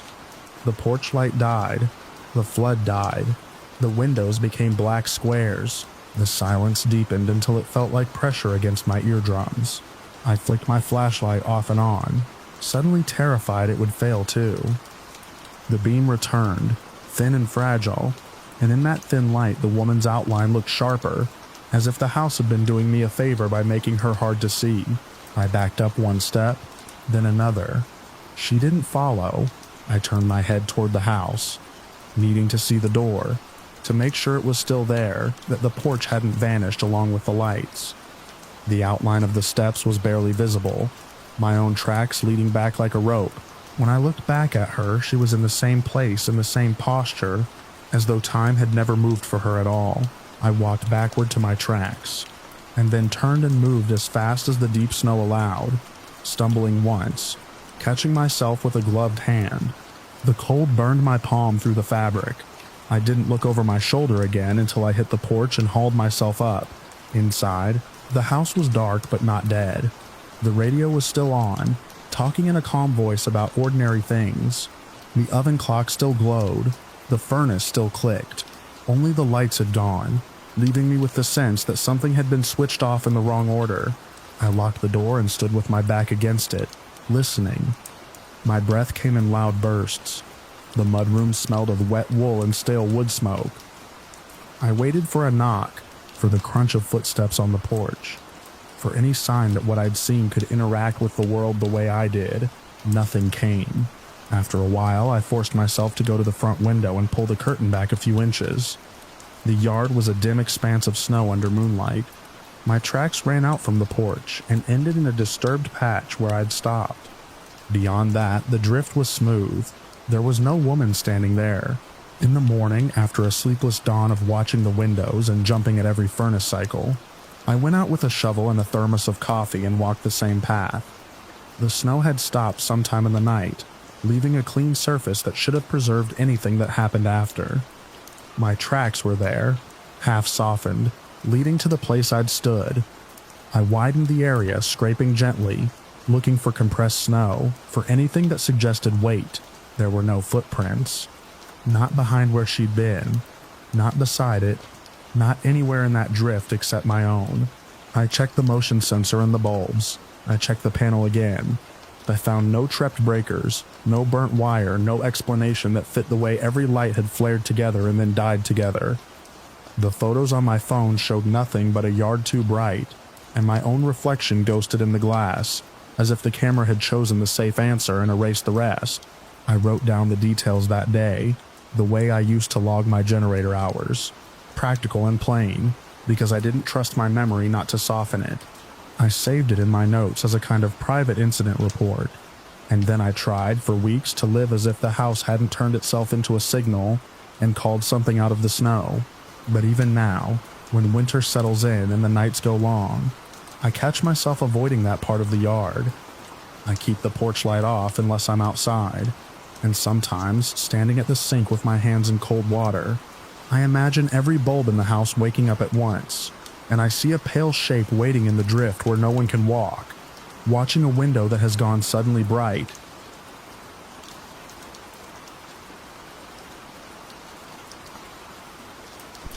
The first thing I noticed was how wrong the quiet sounded when the power died. Not the usual dip and flicker you get when a storm leans on the lines. Not that soft electrical sigh from refrigerators restarting. It was a clean cut, like someone had reached into the town's throat and pinched. My living room lamp went black. The ceiling fan coasted once, twice, and stopped. Outside, the porch lights down the street disappeared in a neat row until the whole neighborhood looked like it had been erased. I stood at my front window with my phone in my hand, screen glowing uselessly at one bar. The air through the glass looked still, too. No wind worrying the trees. No rain. No distant thunder. Just a dead February night, and a town that had suddenly been told to hold its breath. I live in a small place where you learn people by their habits. You know whose dog barks at the mail truck, who smokes on their porch after dinner, who forgets to bring their trash can in. With the lights out, those habits went missing, and the street felt like a stage after the actors have walked off. A car rolled past without headlights, moving slow enough that I could hear the tires whisper over the asphalt. It didn't feel like somebody trying to be careful. It felt like somebody trying not to exist. It kept going, and the red glow of its taillights never appeared. I told myself it was nothing. I told myself I was being jumpy, because the darkness made everything feel closer. Then I saw the shape between the Johnson's house and the old lilac bush, and my stomach tightened so hard it made me swallow. At first I thought it was a person standing in the shadow, but it was too tall for the space. Too narrow. The streetlight over there was out, but the moon gave just enough pale wash to separate it from the background. It wasn't leaning. It wasn't shifting its weight. It was simply there, like a post driven into the ground. It stepped forward, and the movement was what ruined any normal explanation. There was no hurry, no stumble, no searching, just a deliberate glide of limbs as if it had already practiced how to walk in a neighborhood like mine. It crossed the Johnsons' front yard without going near the driveway. It didn't follow paths. It didn't avoid sprinklers or garden edges. It moved straight toward their front window, the one that faces the street. I couldn't see the Johnsons inside, but I knew they'd be awake. When the power goes, you wake up. You listen. You check your phone. You look out. Same as me. The figure stopped at the window. It lifted one long arm, bent at the elbow with a careful, almost polite angle, and tapped the glass. Tap, tap, tap. Not a knock, not a bang, not the rattling impatience of someone locked out. 3 soft taps in a steady rhythm, spaced the same way you'd tap a spoon against a cup when you're thinking. Then the arm lowered, and it stood there facing the dark house, as if waiting for a response that wasn't going to come. My throat went dry. I backed away from the window and switched off my phone screen, like the tiny light might be a beacon. Then I forced myself forward again, slower, so I could keep watching without letting it see me moving. The figure didn't look around. It didn't scan for witnesses.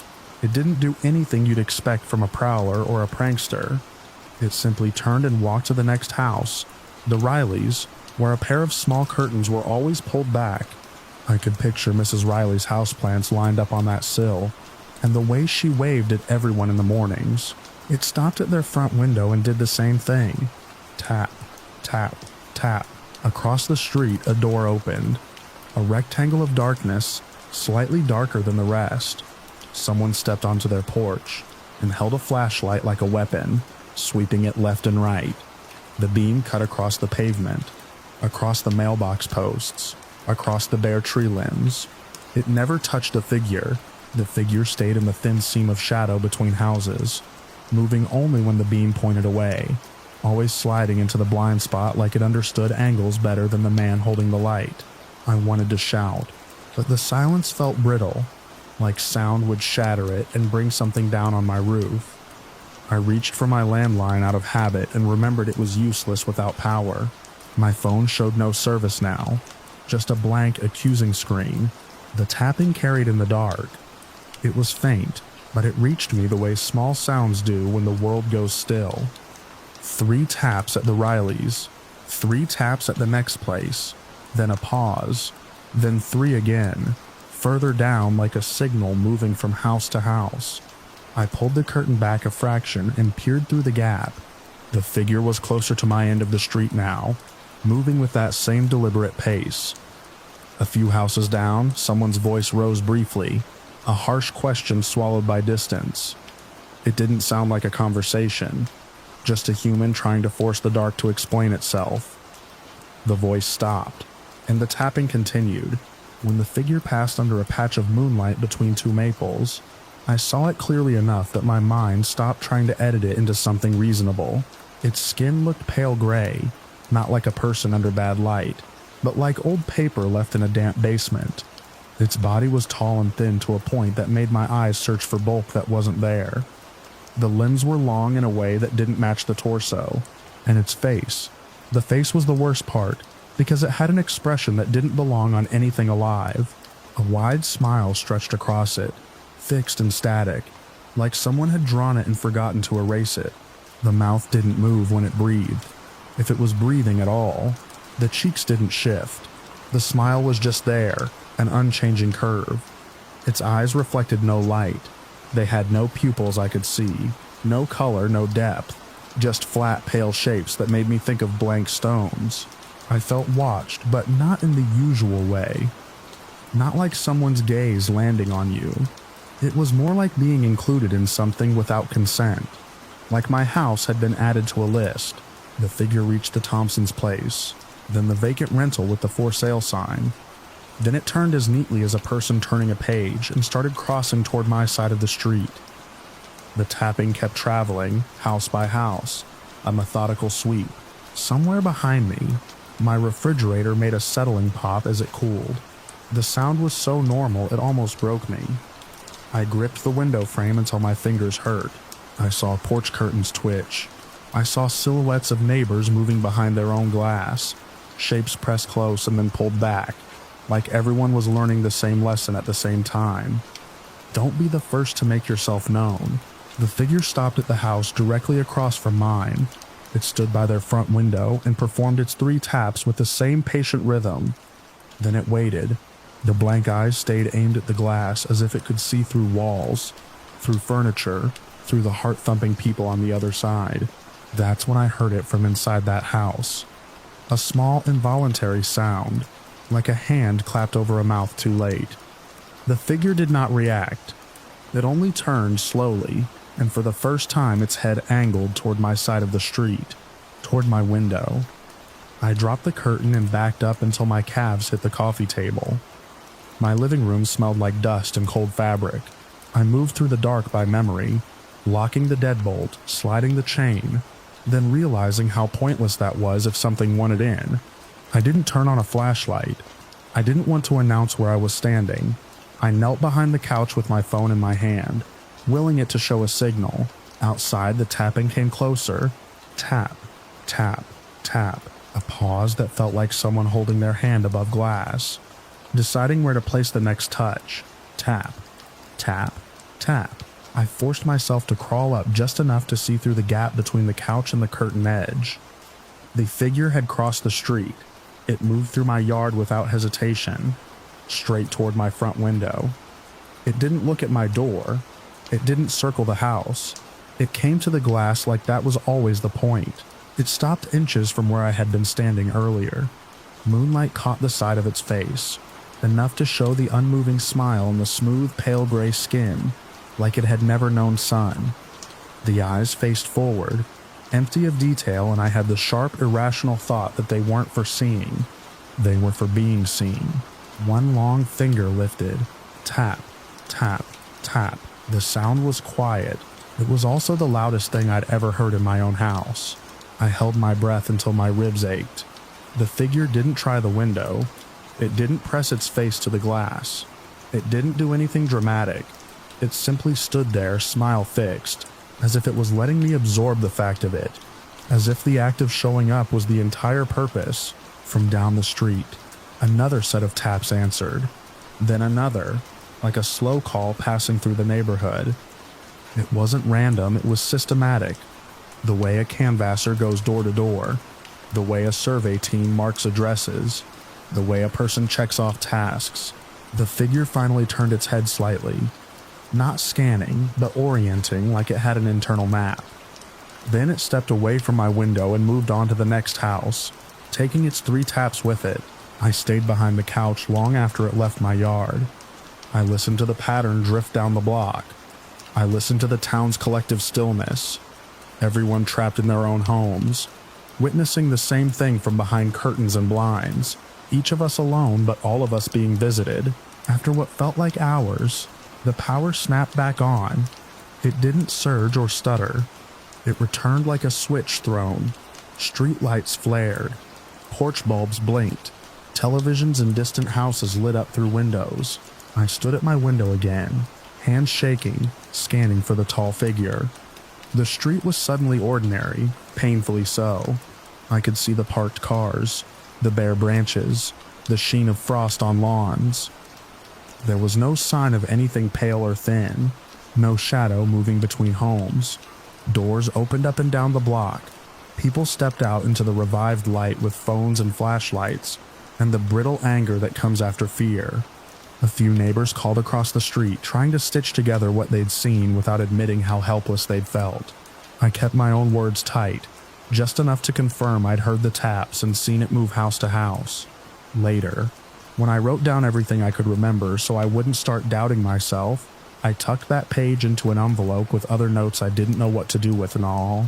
The utility company's recorded message said there had been a localized outage, cause unknown, crews investigating, no storm, no car accident, no transformer fire, the town's social media filled with questions, and shaky porch camera clips that showed nothing but darkness and the faint sound of 3 measured taps. In the days that followed, everyone acted a little more private. Curtains stayed closed. Porch lights got replaced with brighter bulbs. People stopped lingering at windows at night. Kids were called in earlier. Doors got checked twice. For a while I told myself the return of the power meant the end of it, that whatever had used the dark to move through our neighborhood had lost its cover. But on the 3rd night after the outage, well past midnight, I woke to a sound I felt more than heard. Tap, tap, tap. It came from my front window, soft and precise, like a fingertip testing glass, and I lay there in the dark with my eyes open, staring at the ceiling, knowing without looking that the streetlight outside was still on, and that whatever stood at my window didn't need the darkness anymore.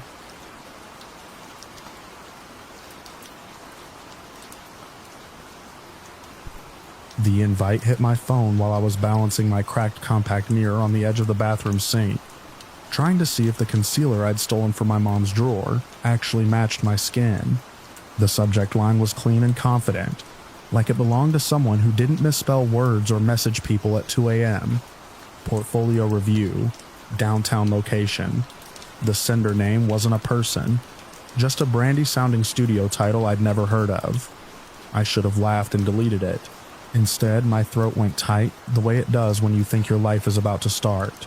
I was 16 and I'd been practicing runway turns in the narrow gap between my bed and the wall since middle school. I knew every trick. Chin down, eyes forward, shoulders loose, pretend you aren't hungry. I'd posted my photos in the right places and tagged the right accounts, and learned to ignore the comments that weren't about clothes. When that invite arrived, it felt like proof that the hours in front of the mirror weren't just me being stupid in private. It came with an address, a time window, and a short line that said they'd seen my work and wanted to talk in person. Same day, limited slots. The building sat 2 blocks off the main downtown artery, where the boutiques ended and the older commercial block started. It had that tired city smell baked into the brick, exhaust, wet concrete, old heat vents. The entry was a glass door set into aluminum framing, the kind you pushed through without thinking when you needed copies made or wanted to open a bank account. A white paper sign was taped inside at eye level, "Deliveries Rear." There were no posters, no glossy photos of faces, nothing that said fashion, just a small keypad under a security camera and a sticker that read "Property under video surveillance" in faded red. My phone buzzed when I stepped close, like it recognized the place. A new message slid down. Front entry unlocked. Go to 4th floor. Under it, a string of characters I didn't understand. I remember that detail because it looked like a broken link. The kind of thing that shows up when a page fails to load, and I almost took it as a sign to turn around.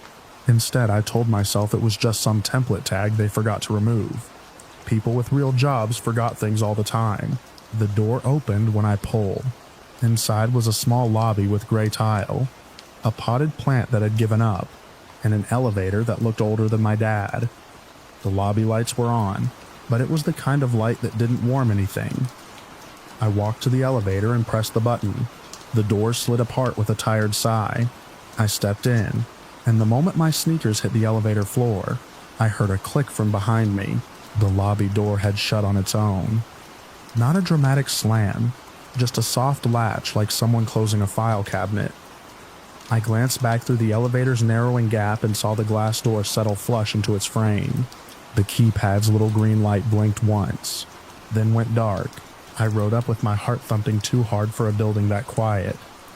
By the 3rd floor, the fluorescent ceiling panels flickered, and for a second the elevator smelled like hot wires. When the doors opened on the 4th floor, I expected something. A reception desk, a sign, at least a hallway that looked used. Instead, I stepped into a corridor that felt unfinished, like an office suite waiting for tenants. Beige walls, industrial carpet, a line of identical closed doors with brushed metal handles. No art, no music, no voices. The air was cooler up there, like the heat didn't reach. I checked my phone. The signal bars were still there, but everything spun when I tried to load anything. Messages wouldn't send. My camera opened and then froze. I turned Wi-Fi on, off, on again, like that would make the world work. The battery icon, which had been at 60% 5 minutes ago, now read 13. I laughed once, out of reflex, because the alternative was admitting I was alone in an empty hallway with a dying phone. A door at the end of the corridor had a printed label taped crookedly across it. Studio 4D. That had to be it. I walked toward it, my footsteps muted by carpet that swallowed sound. The handle turned.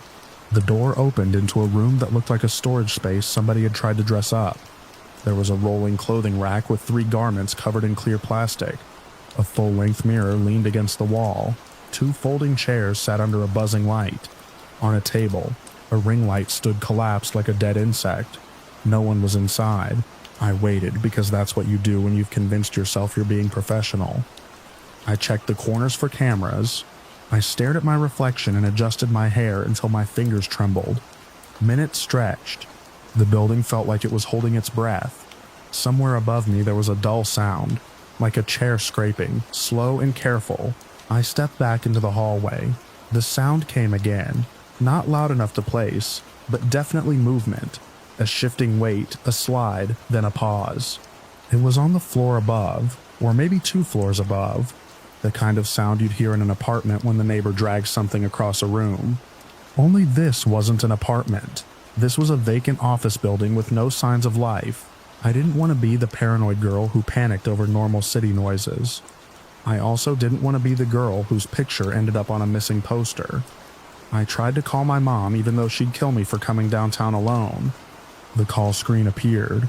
The number filled in and then it just sat there, stuck on calling, like the phone had forgotten how to reach anyone. I tried 911. Same thing. I tried to text my friend Lila, here for model thing. Weird. The message stayed blue, unsent. That's when I noticed the elevator button on the wall. It was lit, but when I pressed it, nothing happened. No ding, no vibration. The little arrow didn't blink. I pressed it again harder. Still nothing. I went to the stairwell door and pushed. It didn't budge. I pulled. It didn't budge. I looked down and saw a metal plate bolted over the latch mechanism, like a temporary lock. A memory hit me of those news stories where people get trapped in buildings after hours because doors go into secure mode, only it wasn't after hours. The light through the narrow corridor window had shifted from bright afternoon to a softer, slanted gold. Day was tipping toward evening, and downtown was supposed to be loud right now. Traffic, people, something. Up here it was silent enough that I could hear the thin buzz of fluorescent lights and the soft tick of my own pulse. My phone buzzed again, making me flinch so hard my eyes stung. A message. Please remain in the studio. Someone will be with you. No sender name this time. Just the words, as calm as a receptionist. I typed back with shaking thumbs.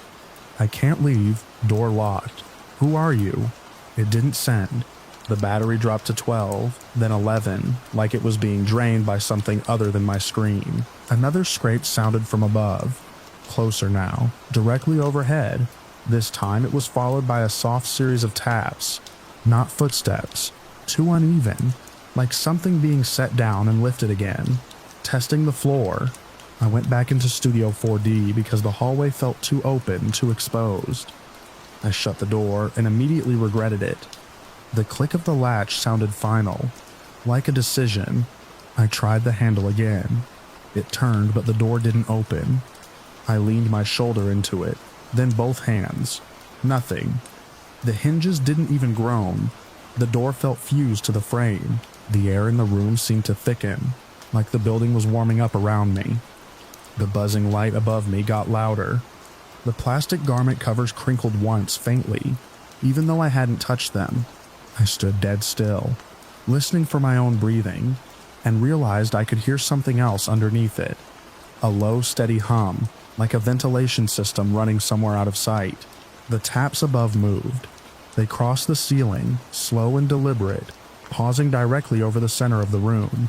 I stared at the stained ceiling tile, as if I could see through it. Nothing moved, no shadows, just that sound, and the sudden pressure of being noticed. I did the only practical thing I could think of. I grabbed the folding chair and wedged it under the door handle, not because it would stop anyone strong, but because it would make noise if the door moved. I pulled the rolling rack in front of it for extra weight. I took the mirror and held it like a shield, my reflection pale and stretched in the glass. Then the room went quiet. Even the hum seemed to dip, as if someone had turned a dial. The buzzing light steadied. The air smelled faintly of cardboard and dust. A voice came through the wall, muffled, distant, like someone speaking from a room down the hall. I couldn't make out words, only the rise and fall of a sentence. Another voice answered, even fainter. My stomach dropped. There were people here. I was not alone, and they weren't coming to the door. I banged on the wall with my fist until my knuckles burned. No one responded. The voices stopped as if my noise had reminded them to be quiet. I tried to scream, but what came out sounded small, swallowed by carpet and drywall, and whatever insulation kept this building from admitting its secrets. Minutes blurred. My phone hit 9%, then 8. The screen dimmed like a tired eye. I stared at it, willing another message to appear. Some instruction that would make sense. Some apology. Some proof that this wasn't what it felt like. Nothing came. Only that silent room and the weight of the ceiling overhead. When the light outside the corridor window finally turned gray-blue, the building made a new sound. A deep metallic clunk that traveled through the floor. A moment later, there was a hiss, like pressurized air. I froze, listening. Somewhere below, far below, an alarm chirped once, and then stopped. Not a fire alarm, something smaller, a door sensor maybe. I moved the rack away from the studio door and pressed my ear to the wood. I heard nothing in the hallway, but I felt a subtle change, like the building's posture had shifted. I tried the handle again. This time the door opened.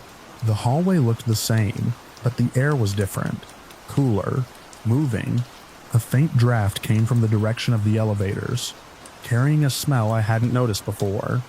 Street-level air, damp and alive. I ran to the elevator call button and pressed it out of habit. Still dead. I ran to the stairwell door. Still locked. That metal plate unmoved. Then I saw it. A door at the end of the corridor that I hadn't noticed earlier because it blended into the beige wall. It was plain, unmarked, set slightly ajar, and a thin line of brighter light spilled from the gap onto the carpet like a finger pointing. I didn't think. Thinking would have rooted me to the spot. I sprinted to it and shoved it open. It was a service corridor, narrower than the main hall, with concrete walls and exposed pipes. The light was harsh and honest. The draft was stronger. At the far end, a metal delivery door stood open to the outside, propped by a wedge. Beyond it was an alley washed in the last light of the day. I could hear traffic again, faint but real. I could hear a distant siren that didn't belong to me. There was no one in the service corridor, no footsteps retreating, no shadow slipping around a corner, just that open door like it had been left that way for me on purpose. I ran through it so fast my shoulder clipped the frame. The cold air hit my face, sharp and clean, and I kept running until the alley spat me out onto the sidewalk, and I was surrounded by strangers who had no idea what my body had just learned. I stopped under a street lamp that hadn't fully come on yet, and looked back. The building's front windows reflected the evening sky. The glass door was closed, the keypad dark. The fourth floor windows were black, and the entire place looked exactly like what it had claimed to be vacant. My phone vibrated once more, weak as a heartbeat, and then the screen went black for good. I stood there with my hands shaking at my sides, tasting metal in my mouth, watching a delivery truck roll past without slowing. The city kept moving around me, indifferent and loud, and the only proof I had was the ache in my knuckles and the memory of a door that only opened when I stopped being useful. When I finally walked away, I didn't look over my shoulder again, but I felt the building behind me like a camera still recording, its empty windows fixed on my back as the light drained out of the street, and the last bright line in the alley disappeared.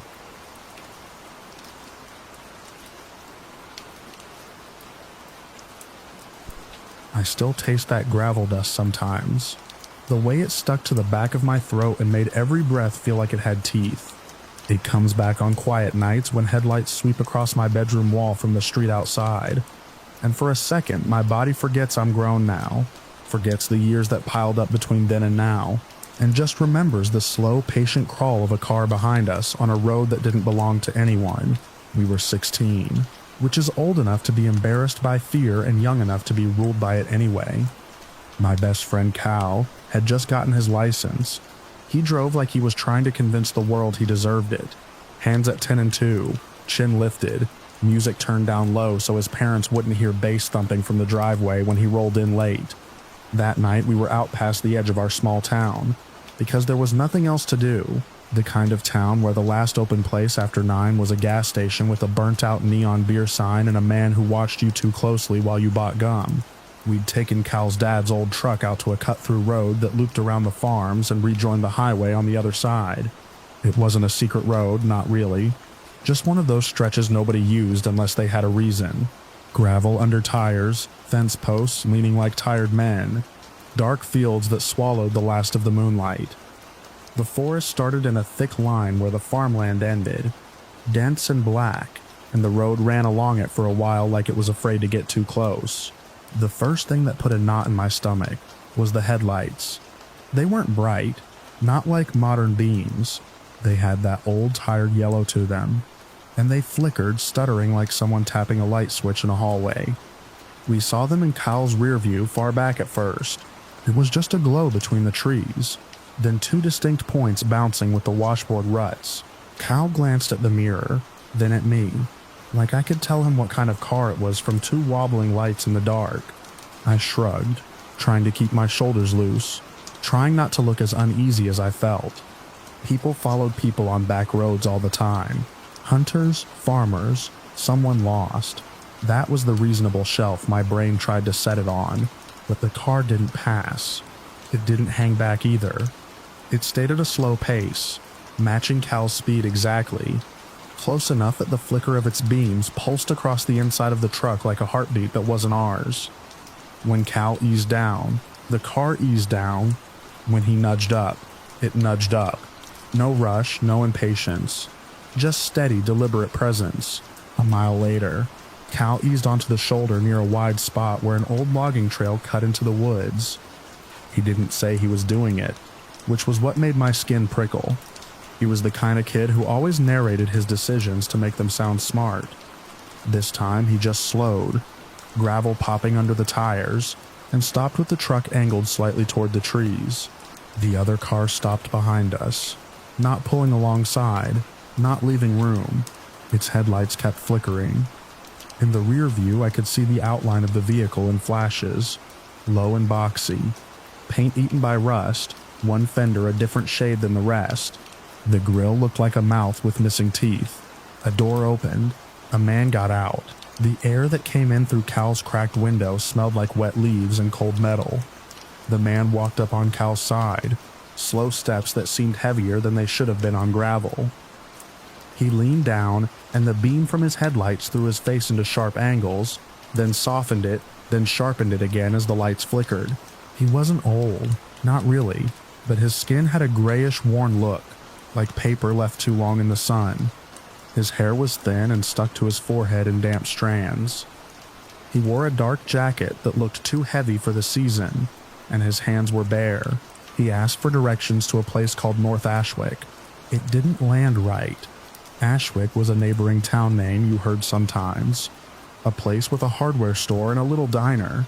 But nobody ever said North Ashwick, because there wasn't a north. There wasn't even a sign. It was like he'd taken a familiar word and bent it slightly out of shape. Kyle told him he must mean Ashwick, and tried to point him back toward the highway. The man didn't argue. He didn't get angry. He just listened, head slightly tilted, as if Cal's words were coming through a weak signal. Then he asked again, the exact same way, for North Ashwick. No warmth in it, no humor, like he was reading from something fixed in his mind, and our answers didn't fit the line. My pulse picked up. I remember looking at the man's car again, taking in small details because my body was already preparing to flee. The windshield had a spiderweb crack on the passenger side. The hood was mottled with rust, but the rust looked old enough to have layers. The license plate was there, but the numbers were hard to read in the flickering light, like they couldn't settle into one clear image. Cal's voice went thinner. He repeated himself, different directions this time, as if the wording mattered. The man's eyes stayed on Cal's face, unblinking longer than felt natural. When he finally moved, it was a sudden shift, a straightening that made my muscles jump. He stepped back from the window, then his gaze slid to me. I didn't do anything. I didn't speak. I just sat there, hands in my lap, and felt something in his attention that wasn't curiosity. It was appraisal, like he was measuring how far I could run. Cal's hand went to the gear shift. I saw it out of the corner of my eye, his knuckles pale.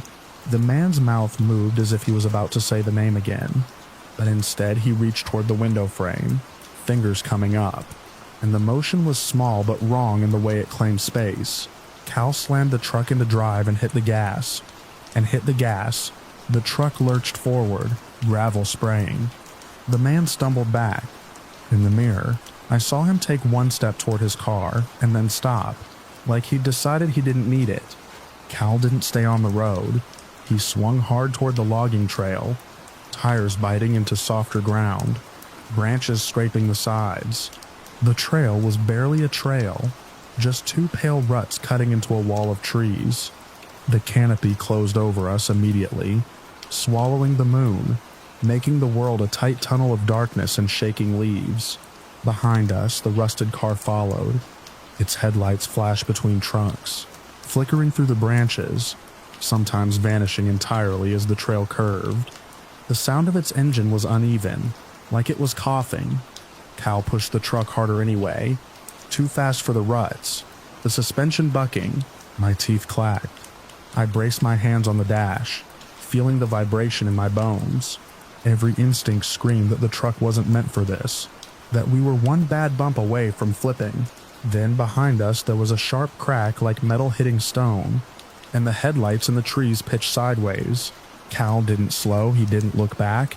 He just kept driving until the trail narrowed, until it became impossible even for a truck, until he had to stop because a fallen tree lay across it like a barrier. We were in the forest now, deep enough that the road was gone behind us, the air thick with damp earth and the smell of sap. It was night, but it felt like a pocket of night inside night, darker than it should have been. Cal killed the engine. The sudden silence rang. We sat for a second, listening. At first there was only our breathing, loud and stupid in the cab. Then, faintly, the tick of cooling metal from Cal's truck. Then, from somewhere behind us, the sound of someone moving through underbrush, not running, not crashing around, just steady steps, leaves shifting, twigs snapping with a kind of patience that made my stomach twist. Cal mouthed that we had to go. He didn't need to say it out loud. We shoved open our doors and climbed out, the cold immediately cutting through my sweatshirt. My shoes sank into soft earth. I could feel the forest watching in the way you can feel a room full of people, even when you keep your eyes down. We moved away from the truck, deeper into the trees, trying to keep our footing quiet. The ground was uneven and slick. Branches snagged at my hair and sleeves. The darkness made distance hard to judge. Everything was closer than it looked, and then suddenly farther. The footsteps behind us drew nearer. We ran. We didn't run in a straight line. Not deliberately, but because the forest forced us to weave around trunks and through brush. Fear makes you choose the gaps without thinking. My lungs burned. Cold air scraped my throat. Somewhere to my left, Cal's breathing turned ragged, and I could hear him struggling not to cough. A beam of light cut through the trees for a moment, pale and trembling, and my heart dropped. The man had a flashlight, or something like it. It swept across the trunks, catching bark and leaves in brief, harsh flashes. It wasn't steady. It moved in short jerks, like a hand that didn't quite obey. I caught a glimpse of the man between trees. His jacket hung heavy. His head was angled slightly downward as if he was listening more than looking. He wasn't sprinting, but he was closing in anyway.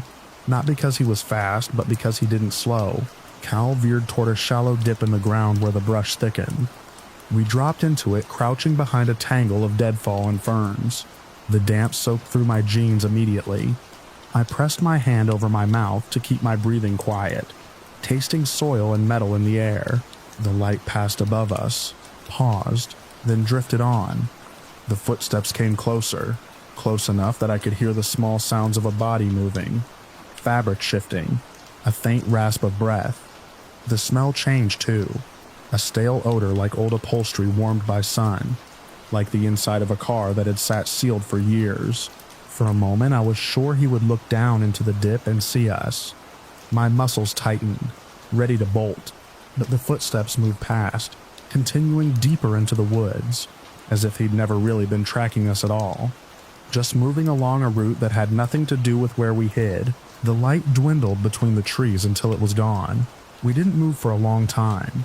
We stayed crouched until our legs trembled, until the damp cold crept into my joints.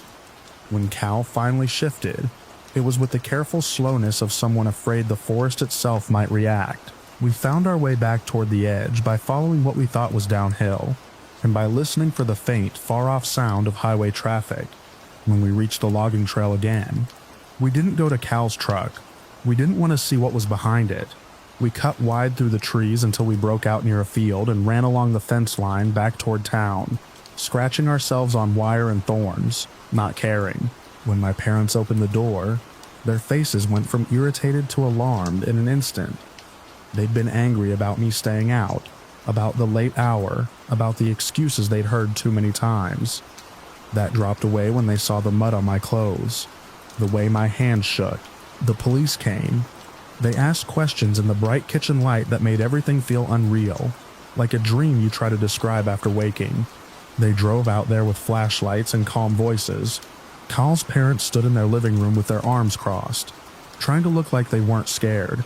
They found the rusted car in the woods. It had crashed into a tree off the trail. Front end crumpled, hood bent. The flickering headlights were still on, sputtering in a weak electrical stutter that made the shadows jump. The driver's door stood open. No one was inside. They searched for hours. They brought dogs. They walked lines through the forest and shouted into the dark. They found footprints and soft spots, but the ground was too messy to follow them far. Eventually, they told our parents that whoever it was had likely panicked and run, and that the woods had swallowed him the way woods swallow a lot of things. For weeks, my mother wouldn't let me go anywhere without telling her exactly where I'd be. My father checked the locks twice every night. Cal pretended it was funny in public, and got quiet when we were alone. Life did what life does. It moved forward anyway. Years passed. I left town, came back for holidays, watched new businesses open and close on Main Street, watched the old gas station get a fresh coat of paint. The forest stayed where it always was, an unbroken line of trees holding its secrets. I told myself the rusted car had belonged to a drunk, or someone mentally unwell, or someone who'd gotten lost and fixated on the wrong name. North Ashwick could have been a mistake, a private joke, a bad memory. Then one winter evening, I was home visiting my parents. The local news was on in the background, while my mother folded laundry. The anchor's voice was steady, reading from a script about a body found in a derelict vehicle on private land outside town. They showed a photo of a rusted car half sunk in mud, branches grown up around it like the forest had been trying to reclaim it. The windshield crack was in the same place I remembered. The hood had the same mottled pattern of rust, the same mismatched fender. The caption on the screen listed the make and model, and then in smaller text, the year. The year was wrong. It was older than it should have been, by decades. The report said the deceased man inside had been identified. His name meant nothing to me until they showed his driver's license photo, and the room seemed to tilt. The thin hair, the grayish skin, the eyes that looked past the camera like it was listening for something else. The anchor said the man had been dead for at least a week before he was found. A week. My mother kept folding, not really watching, not noticing the way my hands went numb. I stared at the screen until my eyes hurt, waiting for them to say more, waiting for someone to explain how a face from a night years ago could be attached to a death dated last Tuesday. They mentioned the odd detail that the man's car had been reported missing long ago, then corrected, then lost in paperwork. They said the police were looking into the timeline, using that careful language adults use when they don't want to admit something doesn't fit. They never said North Ashwick. They never said anything about flickering headlights on a gravel road, or a crash in the woods, or two teenagers running through brush with cold air tearing at their lungs. I didn't tell my parents what I knew. I sat there and let the laundry pile up in neat squares, and I listened to the anchor move on to a story about weather and road conditions, as if the other thing hadn't happened. Later that night, I went outside alone. The street was quiet.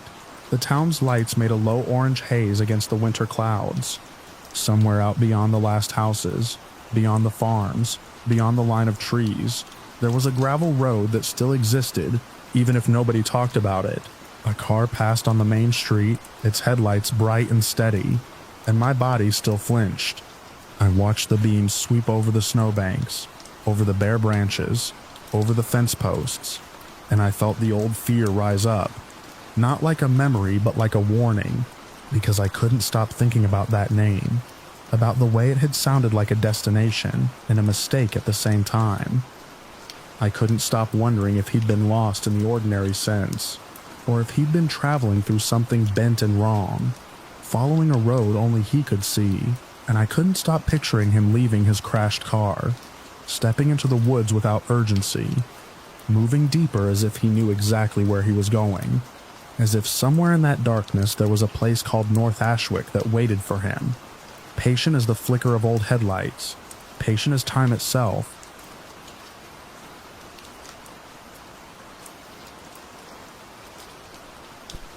The first time I heard it, I was holding a flashlight between my knees and tightening a loose strap on a hard case, trying not to think about how far we were from the nearest lit road. The night had that rural thickness to it, the kind that makes your own breathing sound too loud. Then the sound rolled across the field like warm air from an open door. Laughter, a bass thump, the bright scatter of music coming from a building everyone in our county knew was empty. It was the old Grange Hall on County Road 12, a long, low structure of weathered boards and sagging tin that had been condemned before I finished high school. The roofline bowed in the middle. The front steps leaned away from the threshold like they were tired of pretending. In daylight, you could see straight through gaps in the siding.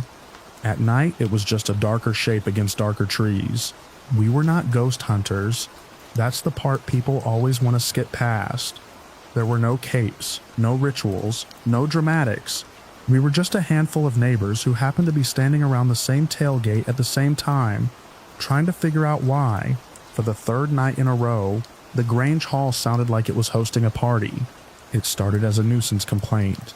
My friend Lena lived closest, and she'd called me because I worked with the volunteer fire department and had a habit of showing up to things with tools and extra batteries. She said she'd woken up to music around midnight, thought it was kids, drove over and found the place dark. No cars, no lights through the windows, just the sound, clear enough to make out the rise and fall of a chorus, as if the crowd inside knew all the words. By the time I got there, 2 other cars were already parked along the ditch. Carl, who ran cattle on the south end, stood with his hands in his coat pockets, chin lifted, listening. Nate had come too, mostly because he couldn't resist anything that smelled like a story. Nobody was smiling. The sound wasn't faint. That was what unsettled me right away. It wasn't a whisper you had to chase. It had shape and distance. It had that indoor echo to it, like voices bouncing off bare walls and a low ceiling. There were moments when the laughter spiked, as if someone had just told a joke that landed hard. There was even the clink of something like bottles touching. We stood in the cold grass at the edge of the field, staring at a building with no power line connected to it, and listened to a party that shouldn't have existed. We did the practical thing first. We looked for headlights. We scanned the gravel turnout behind the hall. We walked the perimeter in a loose line, staying a few yards apart so we could see if anyone bolted from a back door.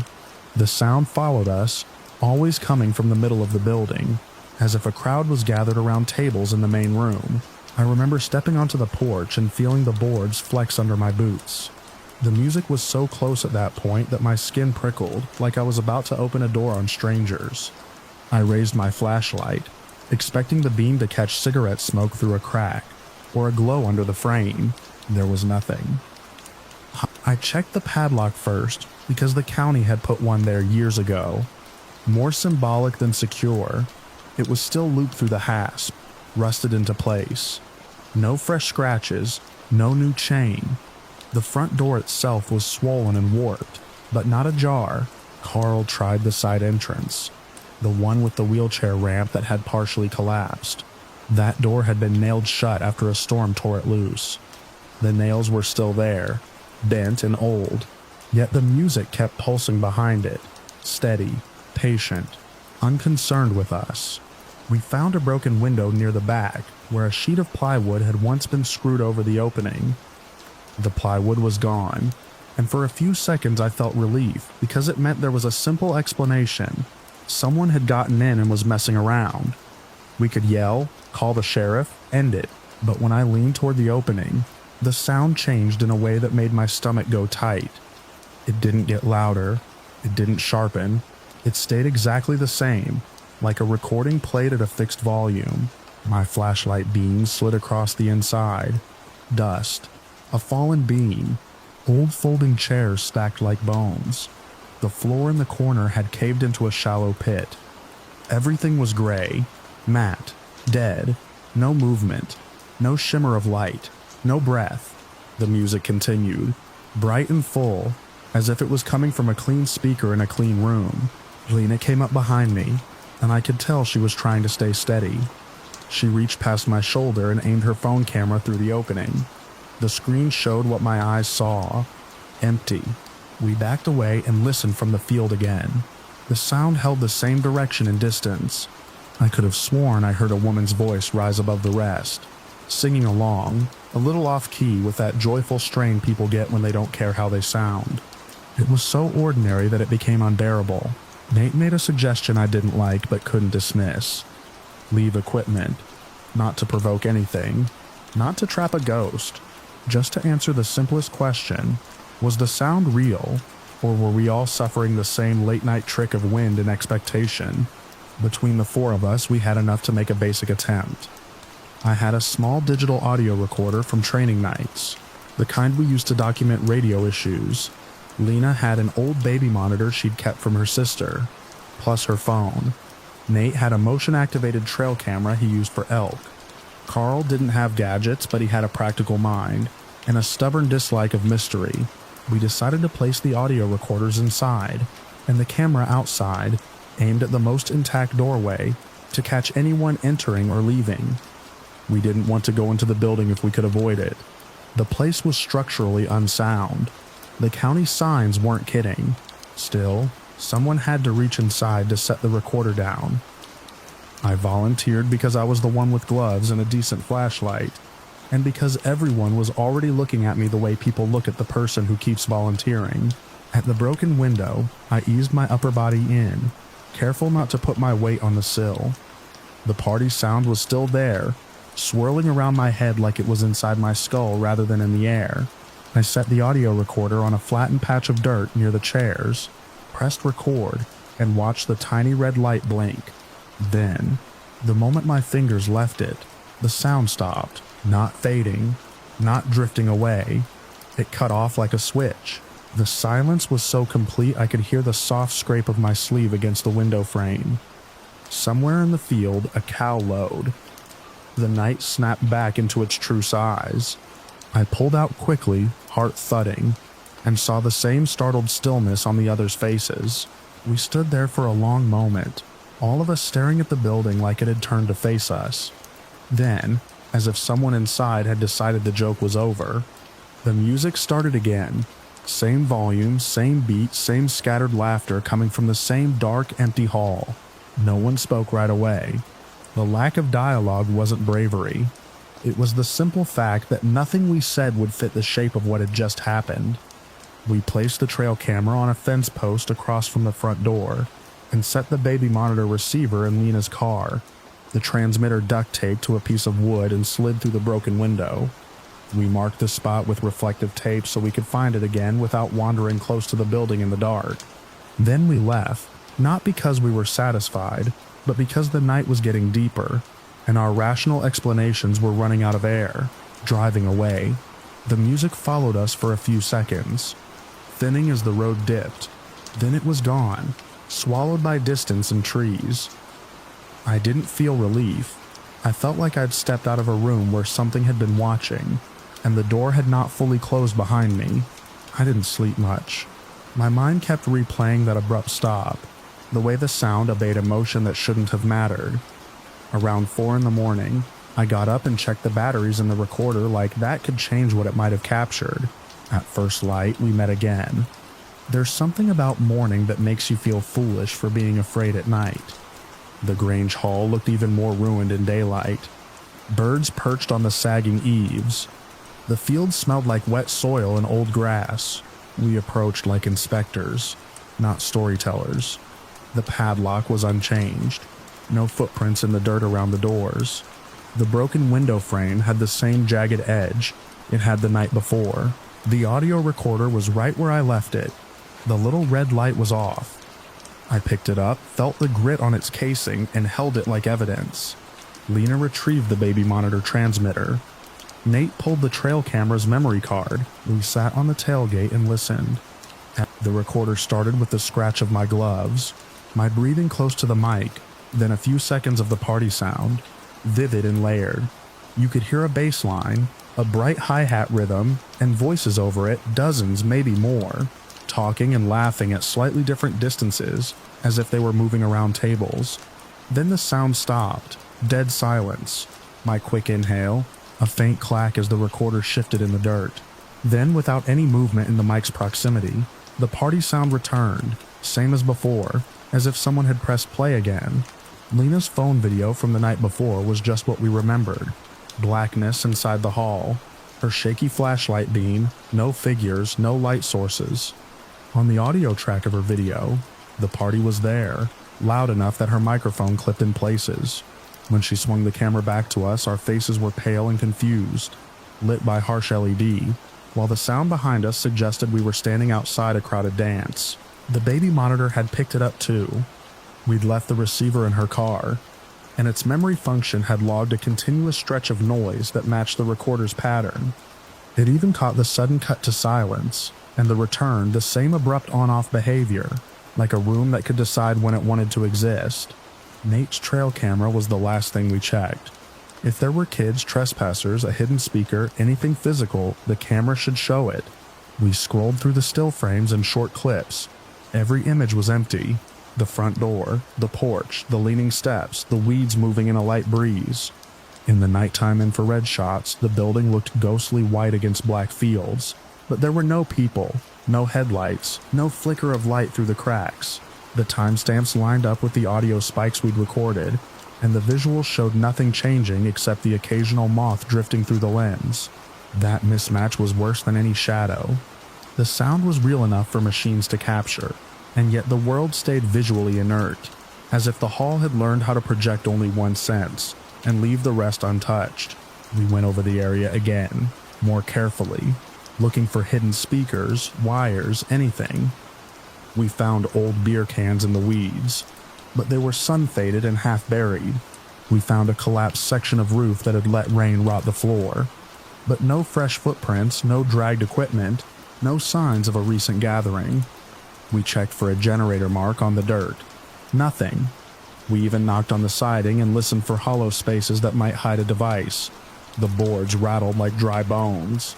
In the end, we did what people do when they can't solve something without breaking their own rules of reality. We made a decision that felt like control. We reported it. The sheriff's deputy, who came out later that day, didn't laugh. He didn't scoff either. He listened to the recordings in his cruiser, watched the empty video, and stood for a long time staring at the building with his sunglasses on. He didn't have an answer. He said he'd add extra patrols, and he did, at least for a week. Each time he drove by at night, he logged the building as quiet. He never heard the party, not once, but Lena kept hearing it. Sporadically, always after midnight, always on nights when the air was still. Carl heard it twice more from his pasture fence. Nate heard it once when he went back alone, because of course he did, and he came back pale and angry at himself. The bravado burned off. I heard it again one final time, a month later, when I was driving home from a late call and took County Road 12 to avoid a downed branch on the highway. As I crested the small rise before the field, the sound swept over the hood of my truck. Music, laughter, the bright clink of celebration, so normal and full that my hands tightened on the wheel. I didn't stop. I didn't even slow down. I kept my eyes on the road and let the sound slide past me like fog, refusing to give it the satisfaction of my attention. In the rearview mirror, the Grange Hall sat in the field, dark and unchanged, a broken shape holding nothing. When I got home, I opened the old audio file again, just to remind myself I hadn't imagined it. The voices were there, vivid as ever, singing along to a song I couldn't quite recognize. In the quiet of my kitchen, with the sun long gone, and the windows reflecting my own face, I realized something that made my skin go cold. The recording didn't sound like it was coming from a faraway room anymore. It sounded close, like a door in the next hallway had been left cracked open on purpose. I deleted the file after that. Not because I thought it was dangerous in any way I could prove, but because I didn't like how my mind leaned toward it, how easily I could summon the crowd with a button. The Grange Hall still stands, condemned and bowing under weather, and most nights it is exactly what it appears to be, an abandoned rural structure full of dust and rot.